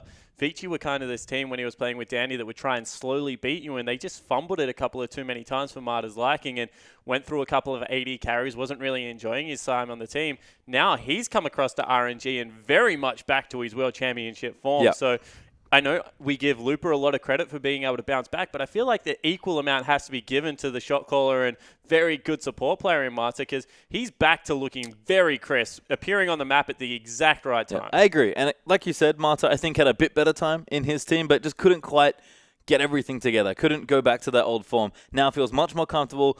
I don't know what specifically has changed for the team, but Marta seems much more in control, both of himself and his mechanics, which he's always been on top of, and now of the team and how they're playing together. And yeah, it's just crazy to watch these two play. It's almost, I don't know why they didn't end up together earlier, to be honest. Well, you can say the same thing about Danny and Marta. Everyone used to talk about the support jungle synergy that Samsung White had held. So when you're Vici and they both become available, your eyes kind of light up and you're like, take them both. But they kind of forgot about everything else that has to happen around the map for those two supports to go off. And what would happen is Dandy and Marta would kind of build you this lead and be like, all right, go my children. And then Vici would run onto Summoner's Rift and kind of just trip over their own feet and lose games. So I don't know. Maybe now with some better carries, they look more impressive. Maybe. And it's interesting as well, I think, with top lane being, like top and mid being much more of a focus, and jungle also having more weight, I guess, from its role. Because we've already talked about Whoosh. He's doing fine, but he's not going crazy in hard carrying games like we know he can. But Looper's doing all the carrying. Like, Zhao's even sitting there being like, woo! I love it. And the kind of the utility AD carries are starting to make a big name for themselves. Yep. Like TNT Pekko, he's having a blinder of a season. He's the exact same. He's not really throwing guns around everywhere. He's just kind of chipping away doing his job. When he gets ahead, he looks a little bit flashier, but so did Whoosh in that game, jumping in on people. Really is about these junglers and mid laners getting work done. Well, see which junglers and mid laners we get. Of course, we are going to get another draft underway. We've swapped sides. HYG now on blue. Royal going to inhabit the red for this one. And Poppy banned away. I do like this. And Nidalee banned as well. I still don't know why people ban Poppy in Game 2. She has a very high Game 2 ban rate. But everyone's like, it'll be fine. We'll let her through. And it's never fine. Well, what happens is everyone's like, Tom Kench kind of beats her. Fiora can take it to her in laning phase. She doesn't have enough damage. And then Poppy has one team fight and destroys your backline. And you're like, I remember why I don't like playing against it. It's not because the lane matchup is good for Poppy. She just kind of absorbs farm and is a brick wall. How Maokai used to be. It's the exact reason why people used to ban Maokai, because if he ever gets on your back line, they can't move. Yep, well, not a whole lot of moving from the back line that game. Smashed into walls by Looper and his Poppy, so it will be banned along with that Lulu and Nidalee, which was the last bans there for HYG. And we're done. Rise Corki Gangplank going to get banned out, which does leave Lissandra open this time, as Hyper Youth Gaming going to go instantly to that one for the hover. And I wouldn't be surprised if this is what goes through. Although with Graves still available, I would shudder to think what is going to happen if MLXG gets his hands on that particular jungler again. It's just so strange. It doesn't feel like there's that many Graves jungle players in the LPL.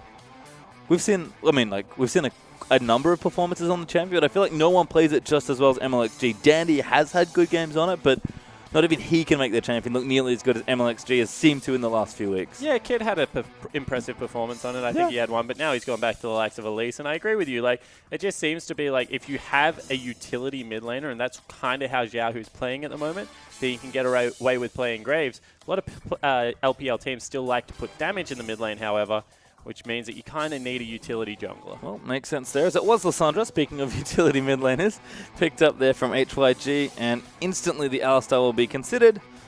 I'm just going to let Royal do this themselves. I'm pretty sure this is what they're going to pick. Yeah, I'm actually really surprised they just didn't lock in. Because this is what they always take on this side of the map if they're left available. Midas like, stop thinking about it, please. Give me the Alistar. It is locked in. I'm looking against EDG. They did the exact same thing. Against Vici, they did the same thing. OMG, the Graves was banned and they took Kindred instead. Oh, rough times. You know, it's a hard life sometimes. For MLXG. He's still thinking about it. He's like, do I really... He's like, Coach, I really want to play Rengar. Clearly I've got to play it. Get me in there. Give Xiaohu Oriana. I've seen it work out. He's like, Coach is like, no, pick Graves. Lock the damn Graves in. And there it is. Graves locked in for Royal. Is Nunu going to be the instant hover there from March? Not too sure about that one. We'll see what Hyper Youth Gaming want to pick for picks 2 and 3. Although I wouldn't be surprised next patch because Nunu snowballs on a 2.4 second cooldown. Thank you. I do hope it ends up with a 2.4 second cooldown once the patch hits. That'll be a bad time. I would be you know, people complain about Rengar, but he just kills you. Nunu like follows you around, making your life miserable whilst giggling at you about it. And then you die. Yeah, then you die. Well, I'll have to see, but probably not in this patch at least, as IP Youth Gaming do have just over 10 seconds to lock in these last few picks. I do like that swap there from March. Seems like Gosu does want to champion his comp field. I've seen him play probably best on 80 carry mid lane as Ezreal and Corki, but Corki being banned here doesn't give them that option. They'll at least have potential here as Ezreal and Trundle are their picks 2 and 3. Yeah, that kind of puts Trundle into the support position right now. Although, you know, they can go very swingy and put XQ onto the Ezreal if they really feel like it. He's had one game on the champion. And Royal now going to see if they can round things out. There was a Quinn ban in the last game, so I'm not too surprised to see Royal consider it here as potentially Lupa's champion. And Woosh probably going to play one of Tristana or Kalista, I'd have to think. Again, a lot of these more utility-style AD carries seeing a lot of play. And Lucian is up as well. That's probably the other notable thing. But I don't think that's going to be the pickup here. We'll have to see. Yeah, you know, they're hovering, once again, this triple AD comp. And you now look at Hyper Youth Gaming and you think you have to fit Tahm Kench in there somewhere. Because that is a triple AD carry comp. And if RNG are able to get...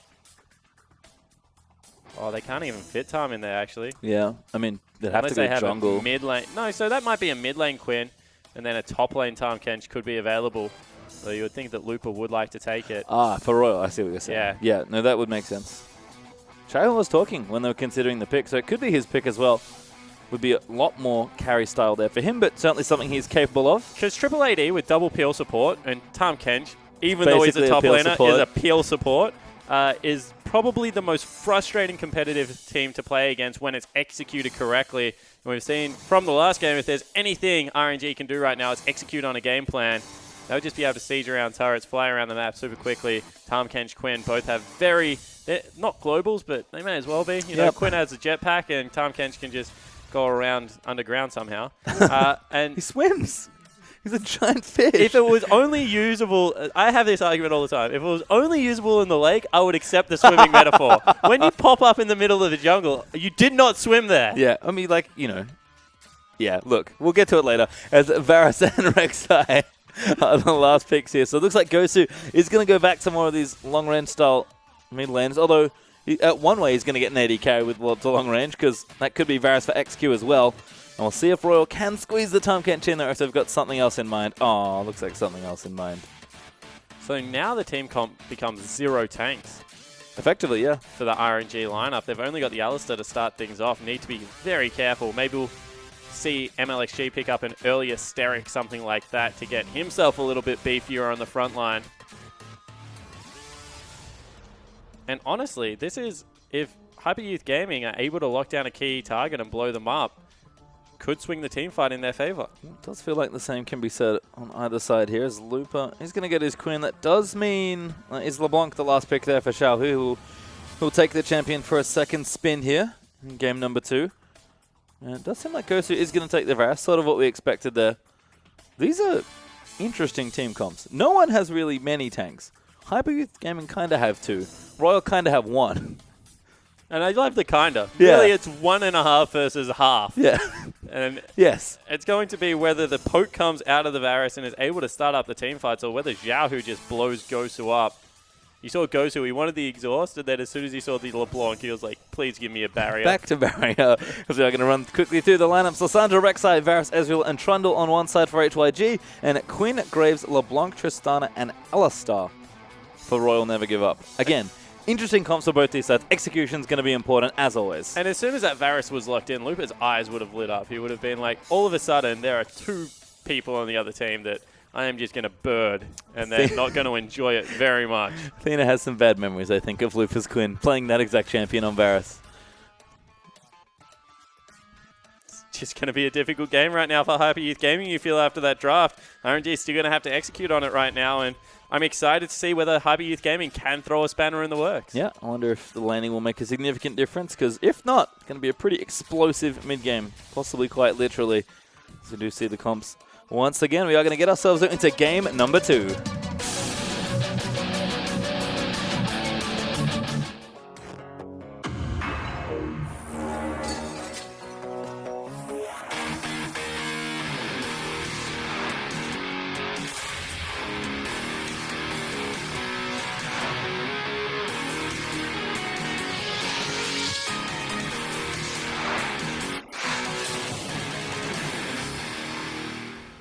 And here we are onto the riff for our second game between HYG and Royal. Royal find themselves up 1-0 once again in a best of 3. Looking to continue a still undefeated streak in matches if they can close out this best of 3. HYG, of course, could force it to a third, but this game should be fun with some pretty different drafts here for both teams. Yeah, and you know, when you look down HYG's lineup, they kind of have that PL feeling for what will be a pokey Varus and then a blue Ezreal. So you get what they're going for as we have a level 1 tussle. A scuffle here. As Trundle level 1, very powerful. Marta going in, 3-man pulverized. Whoosh comes in with the rocket jump as well. Exhausted down, and there's first blood. Maybe make it 2 as Gosu has to run himself away. One more auto flash in, but a good heal there from Gosu keeps him alive. Now Whoosh is in trouble as Lissandra's come down. Damages there as Trundle going to collect that next kill. MLXG trying to do what he can, but the damage still there. Another pulverize up as March is going to go down as Lupa swoops in to collect that one. And a bloodthirsty level 1. 2 kills for Royal, 1 kill for HYG. Yeah, 2 for 1, and Whoosh actually misplayed that as soon as the Varus flash. He should have flashed as well because he would have been able to get the slowdown off the rocket jump. Of course, it happens on impact. You can flash the mark on it. So a little bit of a back and forward there, but it is a support picking up a kill for HYG versus an AD carry and a top laner. So that very in favor of RNG. Loopy can see going to pick this up, but let's watch this again. Yeah, so Marta checks a brush, and they're like, we can turn this around. But everyone kind of, you know, with the heal start on Alistar, I understand how you confuse it, but that's a lot of CC, especially when you have the Triss jumping on you, and that's what I'm talking about. If Whoosh had flashed as soon as Gosu flashed, he would have been able to actually get the slow, and he probably wouldn't have died on the back end here. Lupa was later than S17, but able to, with some very good target prioritization, pick up a kill here on March, and then turn around and harass Alessandra out of the team fight. Really no follow-up damage. That means we will have a lane swap, but both teams will do it. In and amongst all the replay, after the very chaotic level 1, we have actually swapped things up, but we'll get standard lanes here, which I'm sure both teams are relatively fine with. Xiao, we're getting aggressive. MLXG's here at level 2. Gosu with no summoners, remember. Going to get snared up. The Ignite's down and end of the line. Takes him out. Yeah, and as soon as you see no summoner spells on a Varus in the mid lane, your eyes light up. The distortion and chain taken out of Xiao, who probably wasn't expecting the attention till level 3. That means that RNG picked themselves up another kill and a 900 gold lead. Really good gank there for MLX2, starting to put some of that trademark aggression to use once again, as Royal are already up 1,000 gold and 3 kills to 1.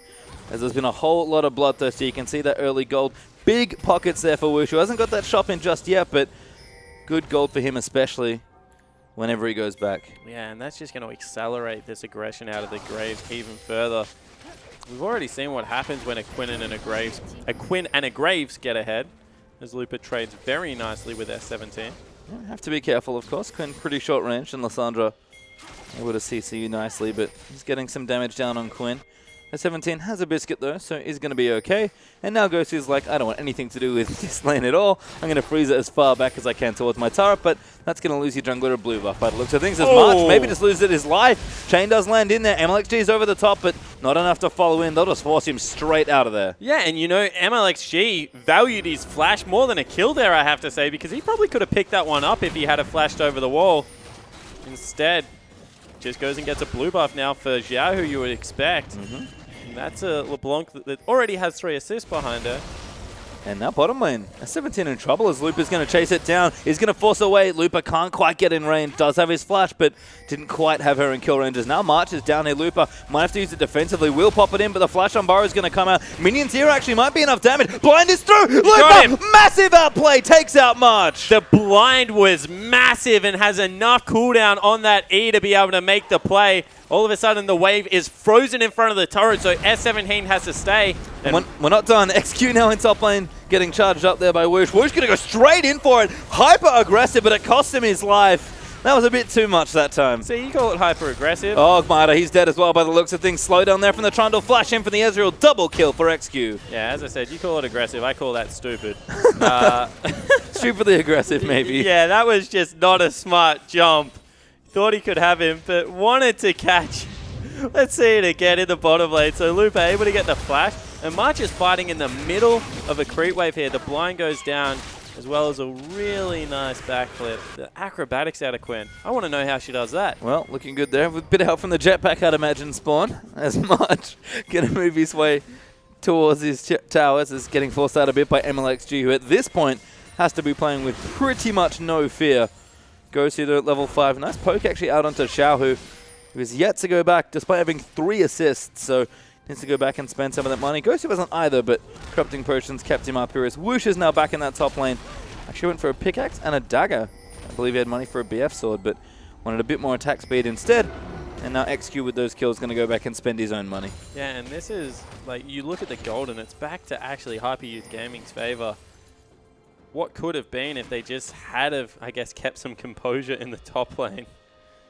They gave away a lot in that exchange. Sheen tier picked up for the blue Ezreal, and if you can go back on a tier unharassed at about this time, you're very happy. Having the double kill means that the Sheen is also there, and that should be an outright winning lane now. Yeah, I mean, at blue Ezreal very safe, but should be able to get some good poke down now as well. In fact, they've even moved them around. Looks like everyone's going to return back to the bottom lane. So we have both duos returning there. That is going to give S17 a bit more time in top lane because he got there first, but Lupa is level 6. He's just going to zoom his way up to the lane and be just fine there. Actually got Serrated Dirk as his first item. So looks like Ghost played first. Been pretty standard on the Quins we've been seeing, both mid and top lane. Yeah, it certainly has been. You know, only 1 magic damage threat, so I'd be surprised if he did go towards a Maw. Of course, the armor penetration on Maw makes it nice against 80 carries as well at the moment. It's just kind of a good all-around pickup, to be honest. So we'll see whether the 2 kills on Lupa has more of an impact on what the 2 kills on XQ will have, just because we expect the Quinn to get going that little bit earlier. See, Tristana at least trying to keep the minions pushed in. Ezreal maybe doesn't want to get too far forward here. Just going to last hit under the turret instead, which is going to give RNG some room in this lane. That's kind of the thing about Ezreal. You do have to land those Qs in order to win the lane, so it can be tricky if you're just getting shoved in constantly. As MLXG actually in towards the top lane, but so is Rek'Sai. Yeah, so everyone going to converge up here. They're also pinging out the LeBlanc, so they will disengage, it looks like, right now. MLXG actually going to spot a ward here. Ramp Sense will help out there. Collapses that. Oh, double tunnel. That was value. Gets a bit of money for it, and is going to back away from it. So good run there from Xiao Woosh. Now low in that bottom lane. Just like you predicted, Spawn. XQ starting to win this lane pretty handily with this item buff. Yeah, and that was actually the heal burn as the True Shot Barrage just cleans out the minion wave. So that's going to be pushing in very hard to the RNG turret now. And you can see Xiaohu now applying that pressure once again into Ghost, who is trying to stay safe back towards his turret and last hit where he can. Does have his summoners back up and has that tier charging with 2 longswords, so pretty good at last hitting at this point. Decent trade damage, but probably nothing on the LeBlanc that just can zoom in there almost unopposed. It's going to have to be a pretty good ulti from Gosu to stop that from happening, and that only works once, so a little bit of charge time here for HYG's comp. They've got double tier between Ezreal and Varus. Yeah, and there's also the arm time on the Varus ultimate, so Xiaohu should be able to get to some relative safety. That's never going to get old. Third form. Just watching someone zone as a bird in lane. Yeah, I mean, the active parts are pretty powerful, the old Sky Strike. Not to mention the fact that it gives you so much movement speed, so your zoning is actually from a much bigger radius than you would expect. Well, not doing too badly on farm right now is S17, just making sure it doesn't die. So they're pretty bloodthirsty Looper. March now on the bottom side, actually.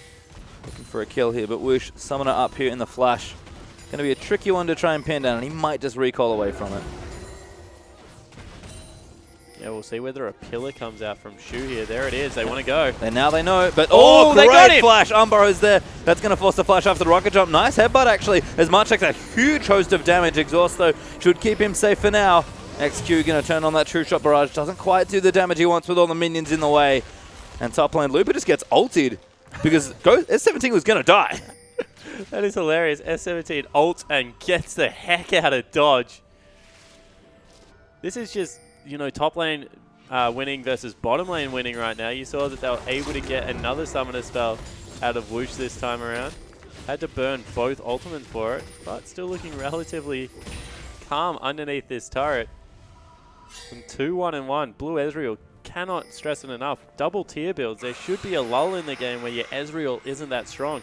Giving him 2 kills just completely bypasses that. Yep, big acceleration there for the bottom lane of Hyper Youth Gaming as MLXG still counter jungling, has Quinn on the top side for any support and going to donate yet another blue to Xiaohu. This means March so is going to focus that bottom lane instead and force Whoosh and Mata off that turret. Seems like Royal are going to lose one here. Not their lives, but is going to be this structure. So the first turret of this game will once again go over to HYG. Yeah, it looks like it might, although on the top side of the map you see that Lysandra can't get anywhere near her turret either. And the Quinn going to be able to put some bullets into this one. Actually decides to back away. Just denying it off here, but S17 will go in and collect that wave. S17 had to pink the brush in his lane because of how aggressive Looper was playing. Of course, wouldn't have had that teleport timer because it was used earlier in the game to get back to lane. And that is just, that's fear. The man is afraid. Yeah, and it's rough here. I mean, S17's keeping up in CS for now, but with the way he's playing, you have to think Looper might be able to force him out of that lane. As HYG, consolidating their strength in the bottom, are going to take away this dragon. March smites it away. So they do have a lead now opening up. It's pretty slim on gold. But that 1 tower and 1 dragon is a good step in the right direction as far as early game objectives goes. And Ezreal's powered up now. Iceborne Gauntlet already done at 11 minutes in. Yeah, he's at 100 CS as well at this stage of the game. And you can really see where the teams are strong because bottom half of the map warded up like all heck for Hyper Youth Gaming. Top half of the map, the exact same thing right now for RNG. And they are trying to play towards those strengths. Just seems that this Blue Ezreal coming online might be a little bit more of a window than what Quinn currently is. Well, we do know Triss needs to farm up a bit more, so Whoosh isn't going to be happy to be playing a bit from behind here in this game. Gosu also staying very safe back, but managed to keep that CS even. He just doesn't want to die. He's keeping that long range there. Xiaohu's popping forward, trying to get aggressive, but Gosu knows all he has to do is stay safe. Even has the Hex Drinker as well. Great landing choice there against that LeBlanc. Certainly there's not really many kills going to go down in this mid lane with the range of the Varus. Xiaohu might even be better pushing up and trying to get into that top lane as we see Mata caught off. Yep, actually a little bit out of position, surrounded by 4 members of HYG. Does pop his ulti, goes in for Gosu, gets the pulverized lance, a headbutt, Looper all the way down there, just going to miss the blinding assault as they are going to descend back onto the Asa. Ulti does tag Looper on the end, S17 is going to get the first lockdown there, and they need to try and find a kill. Shu now roaming in, does get the flash chomp there for the slow, but damage going to force him back from everyone else here. RNG, plenty of damage as MLXG steps out from the jungle, and they certainly do. Going to move their way back in, but HYG will disengage. Yeah, and HYG are actually ahead in this game at this stage of the...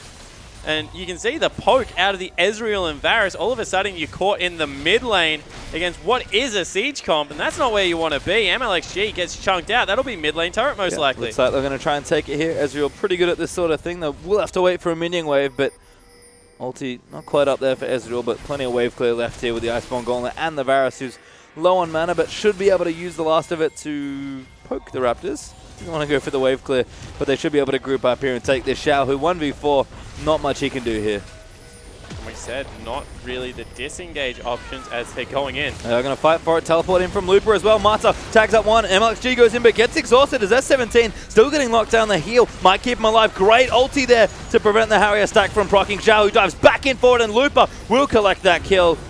And now March may be low. True Shot barrage up, but Xiao, who pops out of the way. MLXG low as Looper going to get himself knocked up. Gets a double actually on Tavares, but will get taken down.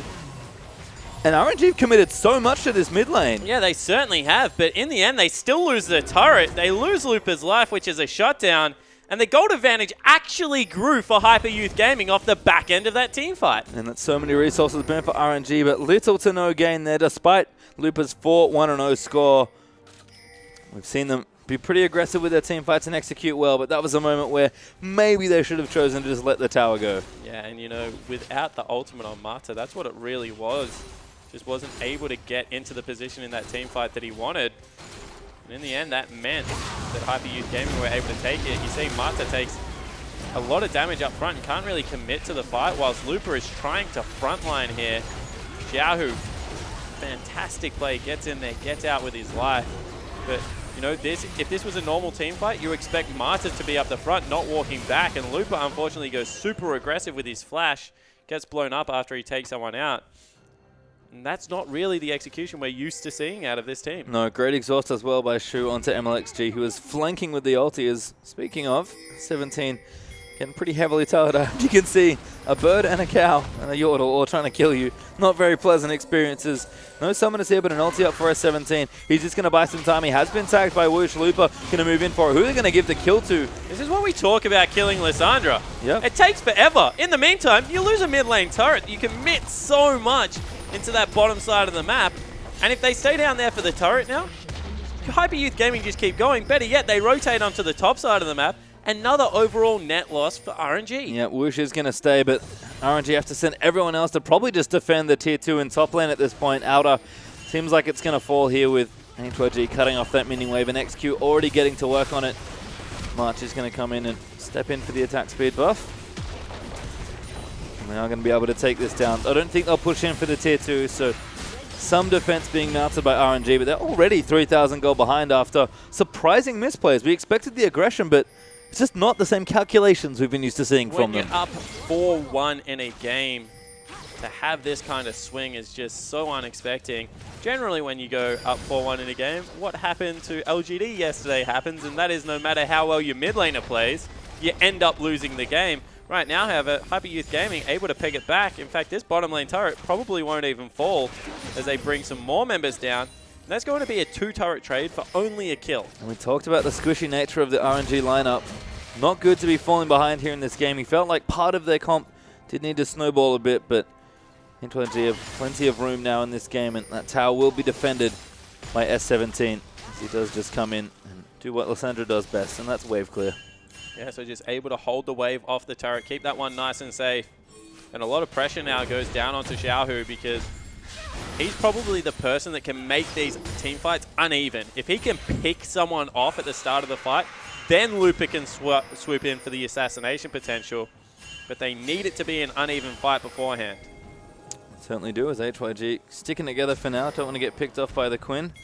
RNG are going to work on this top turret. They will actually get it, so that's going to answer back some gold for them and actually claim their first turret of the game. Looper forced to pop the Ghostblade Pillar. I think just tagged him with the slow. Now March going to look in for the Unburrow. Great vault away there from Looper, but the flash is going to secure it. XQ, third kill of the game. Yeah, and Looper tried his hardest to get out of that, but when there is a flash available, you just can't outplay the immediate knock-up.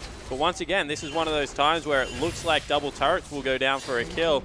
So Hyper Youth Gaming kind of getting the same bloodthirsty disease that RNG caught earlier, and they give up a pretty big advantage. It is contagious, in fact, as HYG will at least move back in to get this dragon. That'll be their second of this game. But towers falling does give RNG actually an almost equalized back in that gold lead, and even get the Rift Herald out of it as well. As once again, a late Herald pickup here for RNG. This time it's Xiaohu that's going to collect it.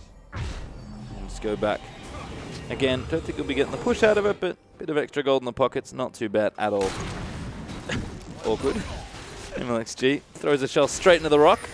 They're going to finish her up to camp off just fine.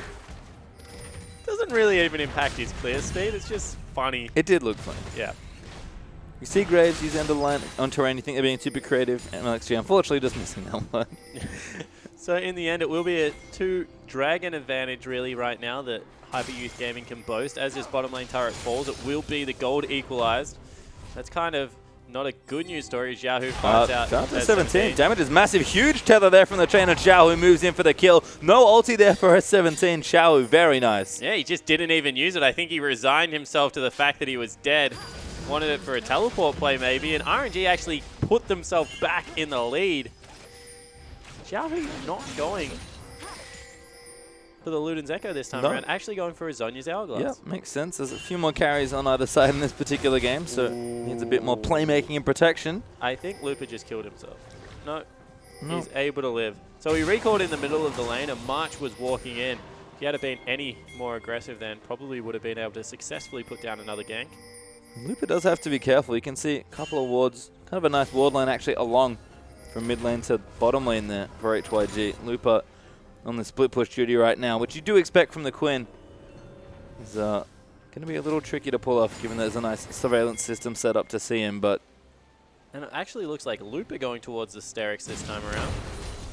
Although, you know, Pickaxe isn't in that build path, Lupa, and it better not be a Titanic Hydra because you can't use it. Certainly can't use the other one either, so Hydra no good in this situation. We'll see what Lupa wants to do. Could just be a Last Whisper component. Could just be he needed some AD. Could be he's crazy, but we'll see in a few minutes, I suppose. As he is still on the warpath there in bottom lane. HYD, though, trying to stick at least together in clusters. Didn't help S17 1v1 versus the Xiao Hu, though. But you can see at least 4-1 being set up now. Now Lissandra going to go back and answer the Lupa problem. Probably the best target to do so. Yeah, it certainly is. You know, with the stasis, can't really be turret dove. Lupa still very squishy on the Quinn.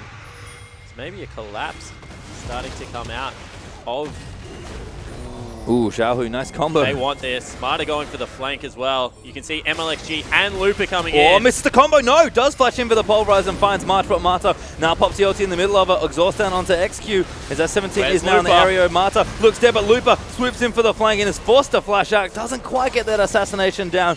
And now Xiao Hu may be caught out of position. Pillar does go down to cut off the path, but Xiao Hu does not distort over the wall. Little sloppy once again. Marta the only casualty, but Royal, these plays just aren't working out for them. Yeah, just wasn't able to get the combo that you felt they needed, and that's with a chunk out of XQ before that team fight goes down. See, Xiao Hu still wants to look for an assassination on this backline. In fact, everyone does. No one looking to defend the turret. They all just want to fight again. Yeah, again, all defensive summon is now down, so it's not a bad time to go for it. MLXG gonna rush in for it, but he might be pinned down here. Marta again with a big pulverize, and there's the first kill out onto Lissandra. Tower will fall, but the damage is massive here as Whoosh is gonna go leaping through the team. Xiao Hu gets low, he will fall for it, but that's gonna be an ace. And second time at Charm Pastry time, they're able to execute this time around because a headbutt pulve hit 3 people, set Xiao Hu up for a massive human cannonball. 21 minutes in, eyes turn to Baron one more time. Yep, very quick Barons all around here. RNG taking decisive fights and now going to move it into the Baron. 4 carries effectively, going to make this pretty much mincemeat. And RNG, we talked about execution being important in this comp. They did lose quite a bit in the mid lane for it, but they'll get a lot back here with this Baron take. And one more time, the Baron is very important because it puts them up in gold, but also look at the standing structural gold still available as that Ezreal ultimate doesn't really get much done. And this is all about Marta, you know. This time he hits a 3-man. Xiao Hu flies in there. The rest of the team's able to follow up. Whoosh is very excited with these jumps at the moment. He's just jumping all over people. And honestly, this whole team comp just relies on can Marta get 2 or more carries in his headbutt pulve combo. And if I was going to trust anyone, it would probably be Marta and his Alistar, but that is an awful lot of pressure on the former world champion's shoulders as RNG do take a tower there in the mid lane as they'll knock down an outer and grow that gold lead ever so slightly. We'll see if they can do what they did in the last game. We complimented them a lot. S17, you're in trouble. On their Baron play as S17 is going to get vaulted up. Might be okay. Xiao, we're going to keep chasing. Chain will land. Stasis is there. Tether will not hit. But this should be a pretty easy pickup. And it is Lupa that gets it. Yeah, so in the end, able to chunk him out. bring him down. It will... Ooh, just misses there on the True Shot barrage. I was going to say it will be with the casualty maybe of Xiaohu on the exit, but they're able to successfully disengage. Sending back to base with that empowered recall, should be able to join them back on the field in no time. Yeah, MLXG getting tagged by Ezreal, who does have actually some good items built up. He's almost there to Blade of the Ruined King, with Muramana now transformed as well. But again, we talked about RNG's 3-lane play to take a lot of tier 2s and the inhibitors last time. Gonna have to stay a bit more group for this time, and HYG able to defend these towers pretty nicely. In fact, it's still only the one that they've gotten on this Baron. Yeah, it certainly is, and there's not really much looking else looking to go down. Nice tunnel. How did March get through that tunnel? Tunnel, I believe, continues. Once you go it, you're going in.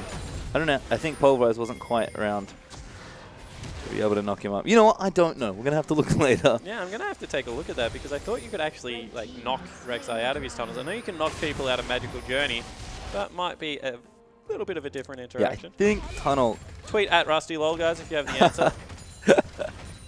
Well, we'll answer the trivia later as Whoosh is, with the help of Baron up minions, going to be kicking down this bottom lane. Does have about quarter of the buff left, so RNG have still some time to make moves here on the map, but Whoosh by himself. Looper, as always, by himself there. There's a Ranger in the top lane. He's going to get that pushing. Again, it just feels like RNG this time. It was more of an equalizing Baron than a snowball Baron, but still getting some damage done. Even the red buff steal is always nice. So we'll go over to Whoosh. Yeah, so Whoosh able to swoop in, grab that one for himself. It looks like they're very content to just try and keep Looper in one of the side lanes and split pushing by himself. That's the advantage they feel they have on the map right now. Xiaohu's assassination if they group up, and Looper's split pushing if it does go to the split push game. And otherwise just funnel farm onto the important carries. Yeah. Because this is one of those team comps that the later it goes, they don't really drop off.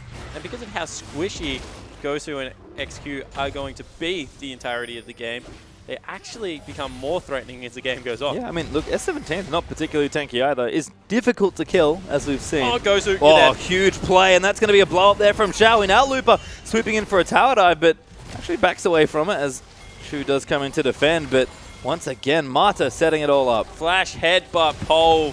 Not really much counterplay to that if you don't have your flash available, which he didn't. They will grab a second turret off that. Now Whoosh working on the bottom one. So, you know, we said it was a little bit slower, but it's the exact same result page through time. RNG starting to bust open this map. Yep, 6,500 gold ahead after it being quite an even one. Xiaohu dodges in. Wave clear is here for Lysandra. So HYG are able to protect that tier 2. Looper already back in the top lane. Surprise, surprise. 6, 2, and 5. Looking good here on the Quinn once more. As Hyper Youth Gaming. Baron buff has one off, but haven't quite weathered the storm just yet. That may have been the first hit here in RNG. Built themselves a big gold lead in the mid game. There you go. It was a Merc Scimitar picked up for Looper. He's very conscious as Marta can't move. Yep, he's hanging out in the pillar. Pulverize headbutt. Trying to get to safety, but doesn't have his ulti. Oh, he does, but that's too late. He's going to go down there. The joys of Trundle Pillar, as Looper's busy taking the base. Yeah, Trundle Pillar and Nivea Wall. Anything that creates terrain can kind of do that to you. They need to be careful here. Good ulti. MLXG though, caught out of position. Does need to exhaust as the Pillar is going to move him back. Xiaohu looking for an assassination, but gets unburrowed there. Good Zonya's going to buy Looper a little bit more time, but he has to actually flash out of the way as Whoosh straight in over the top for it. Once XQ. Good flash, but it's not enough as Gosu can't quite lock down the Triss. Now MLXG happy to turn on the offensive as Looper has swooped his way from top lane. There's 17 can drone with the teleport. Nice counterplay there from Royal. So Royal able to very much punish what was a continued chase there. Marta fell down. You could see that straight away Hyper Youth Gaming were like mid lane, we need to get something off this. Instead committed to the team fight with that Zonya's. Xiaohu able to bait multiple members and Whoosh flies in there one more time like a madman. Classic Whoosh. Getting a bit more aggressive on that Tristana as I'm having a look down at MLXG's item build. It's actually gone for quite an early amount of damage. I believe that is a relatively early Lord Dominic's regards. Yeah, it certainly is there. With kind of only one tank on the team. Yeah, it's a weird item pickup. Look, I'm not going to say I agree with it, but the tank does have the makings of what will be a Thornmail Ninja Tabbies as well as Oranguin's Omen. So if he wants to be able to burst March out, he does need to have some armor penetration. Certainly does. Nice and efficient though as well, so not too bad here for the jungler. Xiaohu Going to clear himself out the blue. Actually, excuse me. Oh, never mind. Oh. Looper's coming in. S17, trouble again. Damage is there. Oh, he follows from the dash. Very well played in the heal. Will it be enough there? The auto's there. Looper flashes in. Good Zhonya's, but I don't know if the rest of his team's there. He's going to get the blinding assault kill.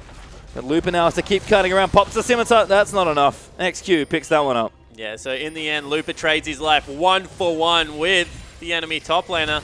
With how far ahead he is, you have to say that's probably in favor of Hyper Youth Gaming. And RNG can't really break this base. Maybe you'll need to look towards another Baron play, as that's coming up in 28 seconds. Yep, I can see Xiaohu actually continuing the split push here, but looks to maybe back away. Seems like a lot of side lane pressure. Seems to be the name of Royal's game today here. So they are looking around that Baron area as well. If it's not Looper, it's going to be someone else. It's Xiaohu. He's now going to get blocked by Shu. The Rek'Sai does roll into the bottom lane. Yeah, Shu, not allowed to farm, mate. You're a support. Rek'Sai comes in with the ultimate for one creep. Reminds Shu of his place in the lineup.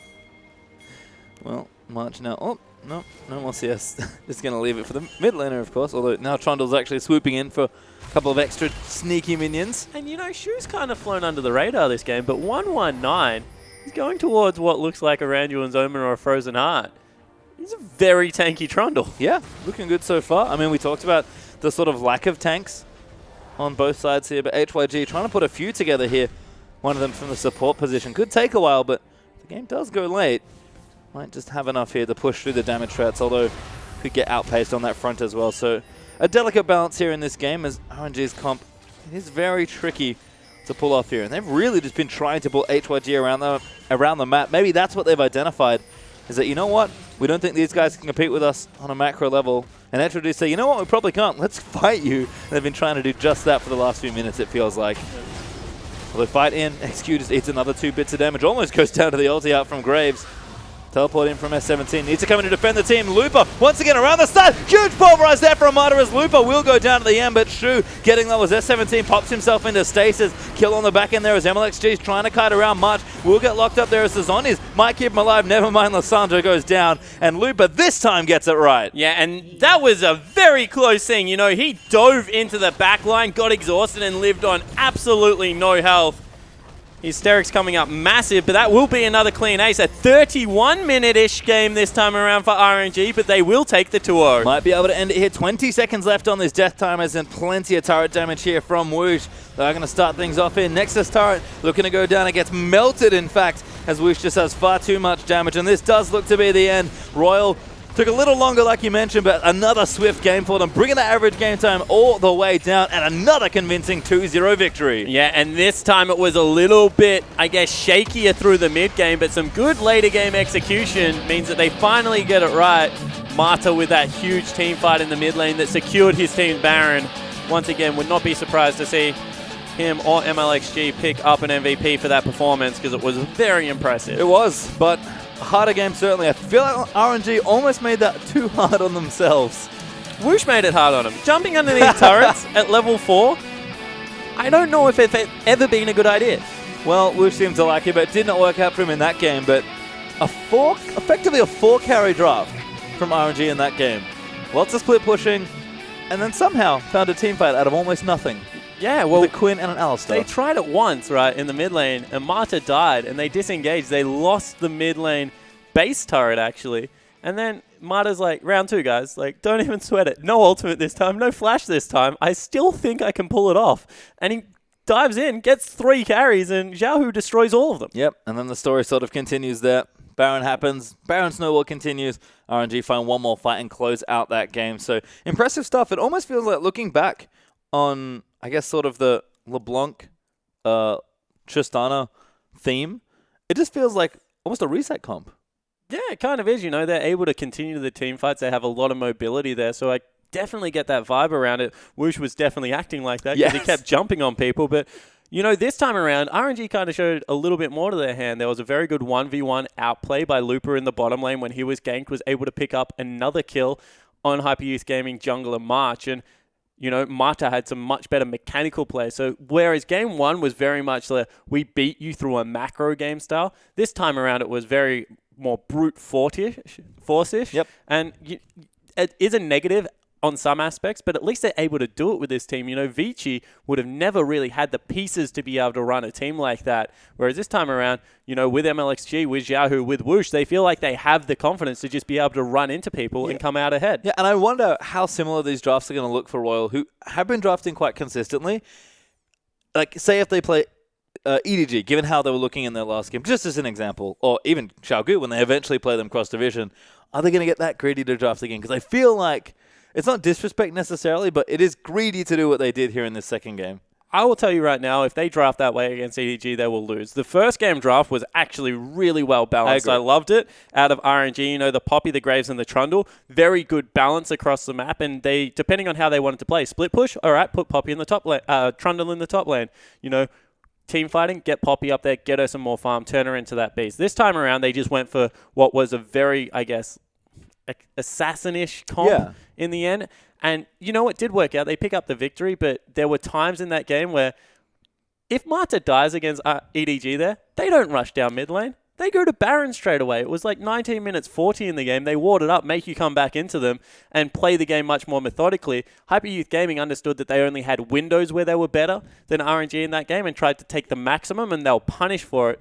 But more experienced teams won't make those same mistakes. No, you have to think not. But on the Hyper Youth Gaming side there, I look again down at Ghost's champion pool, and I'm still left wanting. I really like a lot of the AD carries that he plays. I like the style that he's clearly carved for himself here as sort of a long-range mid-lane player. But he's just suffering, especially when Quinn's on the map. Yeah, I completely agree. And, you know, the other thing I want to point out is some of his decision-making. Level 1, he nearly died anyway after burning both summoner spells as Xiao, who picks up the MVP for his performance on LeBlanc. But what that guaranteed is you're a Varus now with no summoner spells in the mid lane against a Graves LeBlanc. Like, just die level 1 if that is going to be the case, because you should have anyway, and then just actually have a laning phase.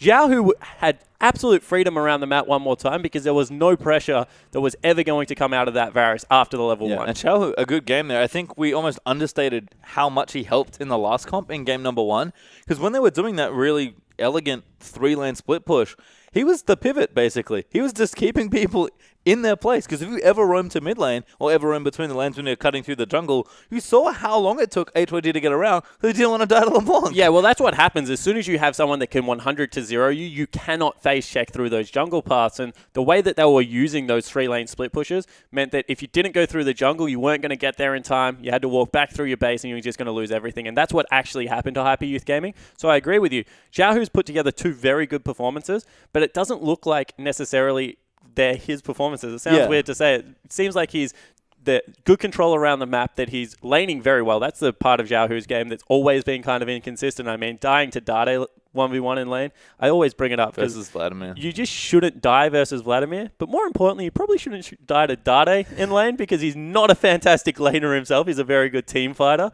So when you look at Xiaohu, I think that's his growth as a player. If he can continue to have consistently good laning phases, the team fights will look after themselves, because he's always been able to team fight. And I guess once again, MLXG, 2 games, 2 Graves, 2G. He's really good. Like, I want to know what happens when you triple ban this guy. I was about to say, I know he say, has more champions. Can someone please throw 3 bans at him one game? When you have won, like, 6 games for your team, pretty much, because of his early jungle performances, just throw Kindred, Nidalee, and Graves at him, force him onto Lee Sin, and actually pressure the guy, because right now he's walking around every single game with a stronger jungler. Maybe don't force him to Lee Sin. His Lee Sin's also... I mean, look, it's his tricky. Lee Sin's good, but it is nowhere near his Graves. There is no way someone like Xiaohu, like, he had 1 against EDG, I'm looking down the line, 2 against Vici, and now he's had another 2 now. He shouldn't have had Graves 5 times. Yeah, maybe at least ban the Graves. That's a good start, perhaps, to MLX's jungle pool. But again, Royal, is it one game they've dropped? It's not very many. Yeah, they've one dropped game one to against Vici. Vici. So barely nothing as far as winning record goes. Still continue undefeated. 2 weeks of play, one of the undefeated teams. I think actually the 2 still, QG and Royal, who maybe QG we expected, but certainly not Royal, never give up. But revitalized with some new roster changes. I still can't believe how well Loop is playing. Every time I see him play Poppy, I'm like, why? Why does he get Poppy again? Yeah, well, this is becoming the theme, right? Xiao, who had a second game on LeBlanc, played very, very well. Marta gets Alistar. You're like, how does he get Alistar? Then you're like, how does he get Poppy? How does he get Quinn? Why is MLXG playing Graves? There are just so many priority picks right now for this team. So you can kind of understand the frustration against them. And I'm looking at the rematch versus EDG and thinking, if they play Clear Love, MLXG versus Clearlove could actually be the matchup that decides who's the best Chinese jungler right now in the LPL. True. Because those two guys are playing out of their mind from what we saw today. It's so funny to me that Clearlove, like, who didn't play at all in week 1, his team is, like, doing horribly and everything's going wrong, and then comes back in. Like, we expect Clearlove to come back into a team like EDG and just, in one way or another, carry the pants off. I didn't even literally carry him. Well, he's gone back to, like, you know, as we take a look at the replays in this game, that was very nice out of S17 to be able to get away. That was sick. Yeah, Clearlove, people, like, point towards Coral as the captain of the team, but if anyone's ever been around EDG, watch how they act around Clearlove. He definitely is a very respected member of the team. So, as we pop back through a few more highlights, S17 cleaning up nicely here on the back end, but wasn't quite enough here in game number 1. And then this fight happened. Yeah, this was kind of the turning point of the series, you felt, because after this, they never really regained control. And it's just the chase and the target selection. You can see that Elise is still alive, and Xiaohu just doesn't seem to care, continually chasing out the supports. And once again, we talk about these assassin comps, the Tristana, the LeBlanc, the high mobility, able to chase across the map and just continually clean up kills. Yep, you can see again, Whoosh. 2 Tristana games as well, keeping it consistent. Lupa chasing everybody down. Oh, such a good slam. That was beautiful. And then double ulti as well. Good cleanup from MLXG on towards the end. And the team fighting really strong here. And the Ghosty, this was brutal. Yeah, it certainly was, but you knew it was coming. This was actually the brutal one because Lupa has no summoner spells here and still outplays the jungler. Yep, you can see it. Last order. I think it might have got cancelled with the turnaround from the vault. And Lupa keeps alive there with Dangerous Game. And then this again. A little too deep this time for RNG. This second game especially does illustrate that their ideas are always good, but they didn't execute 100% every time. Yeah, well, you know, you say their ideas are good, but I've never understood flashing in as an assassin, so that was a strange decision. But most of their ideas are good. Was really nice out of Marta. This is what brought this game back. If he hadn't have made that play, it would have been completely different, you feel, on the side of RNG. As you see, Whoosh using that W to great effect, get around these team fights, make sure he can clean up. And it was kind of a highlight reel series here. As you can see, again, this wombo combo, which is weird to say between Quinn and Alistar, but that's effectively what we got there in that last one. I'm just waiting for Xiaohu's Oriana to show up and then we get really creative with the Quinn. Yeah, it certainly was. And, you know, they were all flying in, and that was kind of a pile-in comp in the end. And with the Tristana, that sounds weird to say, but very well executed towards the end of the game. As I said, a couple of hiccups in that game too, but RNG still look like they're rolling on all cylinders. They do, and it's crazy to think, after watching them for 2 weeks, they've definitely adapted to the patch. Their drafting's really strong. They seem very comfortable on the patch. MLXG's on aggressive junglers. They're just picking. They know which champions they want. They're picking them every time.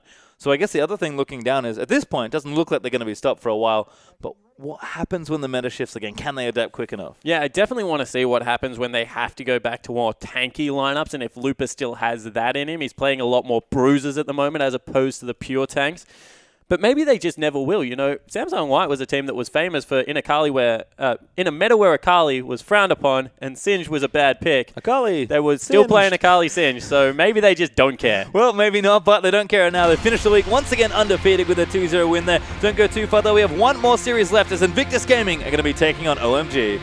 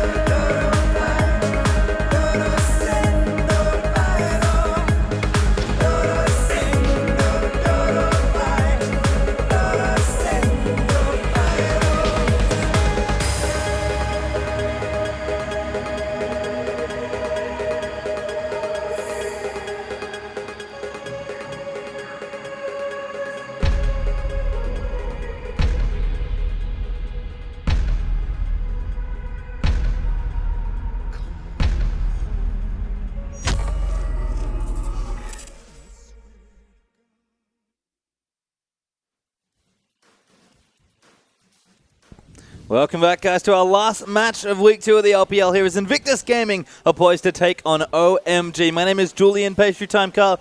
Joining me still is Jake Spawn Tiberi. After a fun day of matches, very quick today, with both EDG and RNG taking their wins. Yeah, it certainly has been high-paced League of Legends, to say the least. EDG looked very good with a couple of fun team comps this time around. We'll see Invictus Gaming taking on OMG, and really still don't know what to think of both these teams. Well, you can see plenty of fans still out here on the final day of the broadcast. But yeah, last matchup here, IG vs OMG. I think you already said it. Unexpected, because IG, I just don't know. Rookie's really good. That's about as much as I can tell you, but they've certainly been winning games. Well, I know that they can beat EDG with Fire Lolly, and I know they can beat Hyper Youth Gaming. And that still tells me absolutely nothing about how good the team is, because both those teams didn't look fantastic. I mean, we just saw Hyper Youth Gaming play. They look like they have okay laning phases and kind of fall apart after the mid game. You know, we saw EDG play with Fire Lolly, and RNG made very short work of them. So Invictus Gaming kind of haven't really been tested yet, and that's what I'm waiting for, a big test. Can a jungler get in Kid's face and really make him uncertain? Can their bottom lane once again be really tested? Because those two things haven't happened. But the thing is, I don't know if OMG That's exactly is the team to do what it. I was about to ask you, because I don't know if OMG are really the right test, shall we say.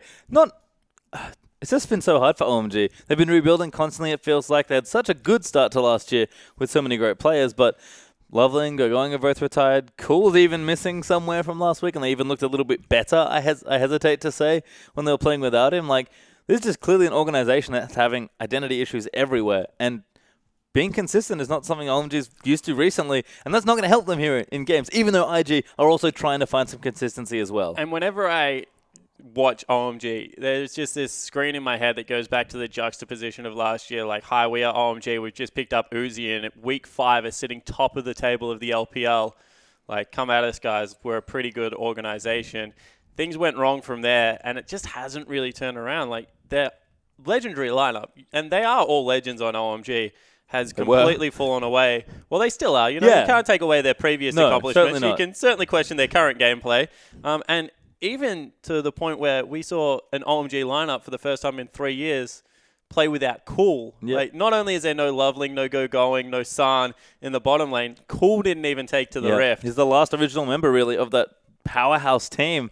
And OMG, you're right, the brand they've built is massive in China. They're a huge organization, one of the best league teams to play in the region. And unfortunately, right now, living up to that history is proving problematic for this team. It was problematic last season. Lots of changes come in, and 2016's not been kind to them. Yeah, it certainly hasn't. And, you know, what I want from OMG is they've always had, like, when people think about Chinese League of Legends, it's funny. They're not actually thinking about Chinese League of Legends. They're thinking about OMG, that fights heavy style, like, we don't care about objectives, get into the lane, like, just start hitting people. OMG are actually the team that created that. Mm-hmm. Invictus Gaming never used to play like that, and LGD certainly didn't used to play like that, and they were two very good teams. So OMG kind of branded a whole region when you think about it, which is very impressive, and that's actually what I want to see them go back towards. You know, they've got very young players. I don't know if at the macro level they can outplay them. In fact, we've seen against Vici and RNG, two very heavy macro teams right now, Dandy and Mata between them, they haven't been able to do that. So, like, let's just try and start winning some lanes, because they've got some pretty good young talents. I'm looking towards SMLZ. I'm looking at Dark in the top lane. You know, even Chuen, we give him a lot of crap, but he's a veteran jungler. Should be able to help out these new guys and get in there and start winning some lanes. Yeah, and that's really it for OMG. Just get in there, get aggressive, and just get a little bit more cohesion into your lineup here. I mean, the same can be said perhaps on the other side for Invictus Gaming, who are still going through their own identity crisis with Kid hanging out in the jungle still. Still haven't seen his Kindred. Don't know if he can play it, but the 80 carry jungler joke continues, if nothing else. But at least Rookie is still rock solid on that team, and Zatai's been playing great as well. Their two solo laners are impeccable. That's who I was going to point out. You know, IG, Rookie is a fantastic lane, but their identity is kind of Zatai. He was playing for them from like 14 years old. He's now grown up with the team, and he's turned into a really classy top laner. You know, has some up and down performances, but if you've ever tracked Zatai, that is what you know. And, you know, I'm talking about a lot of history in these teams, because this is a Clash of the Titans. Yeah. LPL, Invictus Gaming, OMG, sure, they might have fallen a little bit from grace, but this should be the marquee matchup of tonight. And I'm very excited to see whether OMG can hit back because a very proud club steeped in LPL history, I think they want to win this one. Certainly do here, and two massively historic organizations for the region. You're absolutely right, as we are going to have a look first at Invictus Gaming. Nothing appears to have changed just yet. Everyone looking happy. Wow, that's the first time I've actually got the close-up of Rookie's hair. Yeah. That is centimeter perfect. Like, that swoosh at the front was...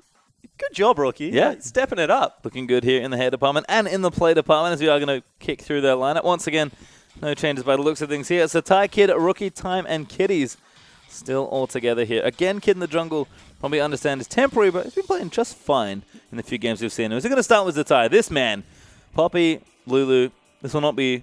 This will change. He will have many more champions in this bar once the season moves on. Yeah, he certainly will. I can't believe he has a repeat in only 3 games. This guy doesn't, however, and we made that Graves joke when he picked it up, but Elise, Mundo both looked very solid. Mundo didn't really have to do anything, though. That was all about the Quinn in the last game. So this man on your screen, really linchpin of the team. We talk about how well Zatai is going. That Kid has transitioned relatively well, but realistically, when Rookie's on the team, he's the all-star. It's a massive damage share as well. 37% of his team's damage compared to Times 21, who's been solid. Ezreal, Kalista, Lucian, not too bad there, but sort of the bottom lane of IG. And it even felt this way when Kid was on the team. Yeah. Just okay. Exactly right. Kiddies, Trundle is the new Janna, so expect to see a heck of a lot more of that pickup in the column. And they've always just been like, the bottom lane of Invictus Gaming. They do stuff. Yeah. Even when Zatai was a mid laner, Kid and Kiddies were never really the carries. They were just kind of... They do stuff too. Yeah. Yeah, hanging out. I mean, yeah. I mean, Shasha made some plays back in the day, if we want to go that far back. But we'll have a look at OMG here instead. And once again, I do not spot Mr. Handsome mid laner himself in the lineup. Cool does not seem to be here. So we'll have to see if we can figure out where he's gone. Maybe he'll return in a future game. But right now, it seems like all the youngsters getting fielded for OMG. Doesn't quite feel like an emergency roster, although they did make an roster change in the middle of a series, serving on a whole bottom lane. Who are they playing with today, though? It's always fun to play this game with OMG. Yeah, it certainly is. That's a 12-man lineup when you actually think about it, because there's 2 people not even in the photo, I believe. And are going back to the other bottom lane from the original starting lineup. So Xiang, Quan, Icon, SMLZ, and 5. Quan, of course, TBQ, we'll get to in a second. But there's Xiang. Now, honestly, one of the most experienced players on the lineup. Who would have thought that? The Syndra mid laner that had a stint of support and is now a top lane Nautilus player on the lineup. As you see, TBQ or Chuen, Quan in the jungle position. Graves, Lee Sin. I expect him to continue to play aggressive junglers. And I think he's the guy that can really get it going if he does play aggressive. Icon, you can see the 2 Lulu picks there. Saw him sub in for Cool in the last match. Wasn't too impressed, but we'll see if he can bring something else to the table today up against Rookie in Invictus Gaming. SMLZ is back, though. Did get subbed out, of course, in that series that we mentioned, but every the Tristana player does like his Lucian Kalista. And I wonder if the Caitlyn is ever going to see the light of day. Yeah, Caitlyn Urgot is what SMLZ were actually very famous for. As we take a look at 5, couple of Thresh pickups, Braum and an Alistar. Plays pretty much all of the standard supports, as you would expect. Hasn't had a Trundle game yet, but I'm sure it's just around the corner. And that's a very young lineup when you look at it. Even Xiang, very young Chinese player. So we'll see whether TBQ can be that captain that they need, able to get things done around the Rift. Yep, has been tricky for OMG, of course, and IG has also had their share of struggles. It feels like lots of growing pains for some of these older organizations. It feels like EDG are the only ones, and they're the newest of the top 4, if you think about it, between IG World Elite and OMG. So interesting to see how these 2 teams develop, especially as the season goes on. But for now, they must do battle once more as we do get into the draft for our first game of tonight's last best of 3. Get out of here, Lee Sin. That is, when you are... They probably don't know what anyone else on the team plays. So it's like, all right, we'll get rid of what we do know. He plays a lot of Lee Sin. Yep, ban that one away from Sean, as Tom Kench will be banned as well. Lysandra Lulu there for OMG, so a bit more standard, as Rise will be the last ban there for Invictus Gaming. And there's Gangplank, nice and quick here through the bans. And instant Yasuo hover, because why not? Zatai's doing Zatai things. Zatai and Rookie both play it as well, so would not be surprised if eventually we go back to the Lulu Yasuo comps that they made famous. Of course, Lulu not on the board right now. He still plays AP Fizz top lane as well. Zatai is one of those people that I stalk his mass history. And every single time I look at it, I honestly have to like open up VOD sometimes to figure out if he's playing his champion in the middle of the top lane. But he has been playing AP Fizz still. Yep.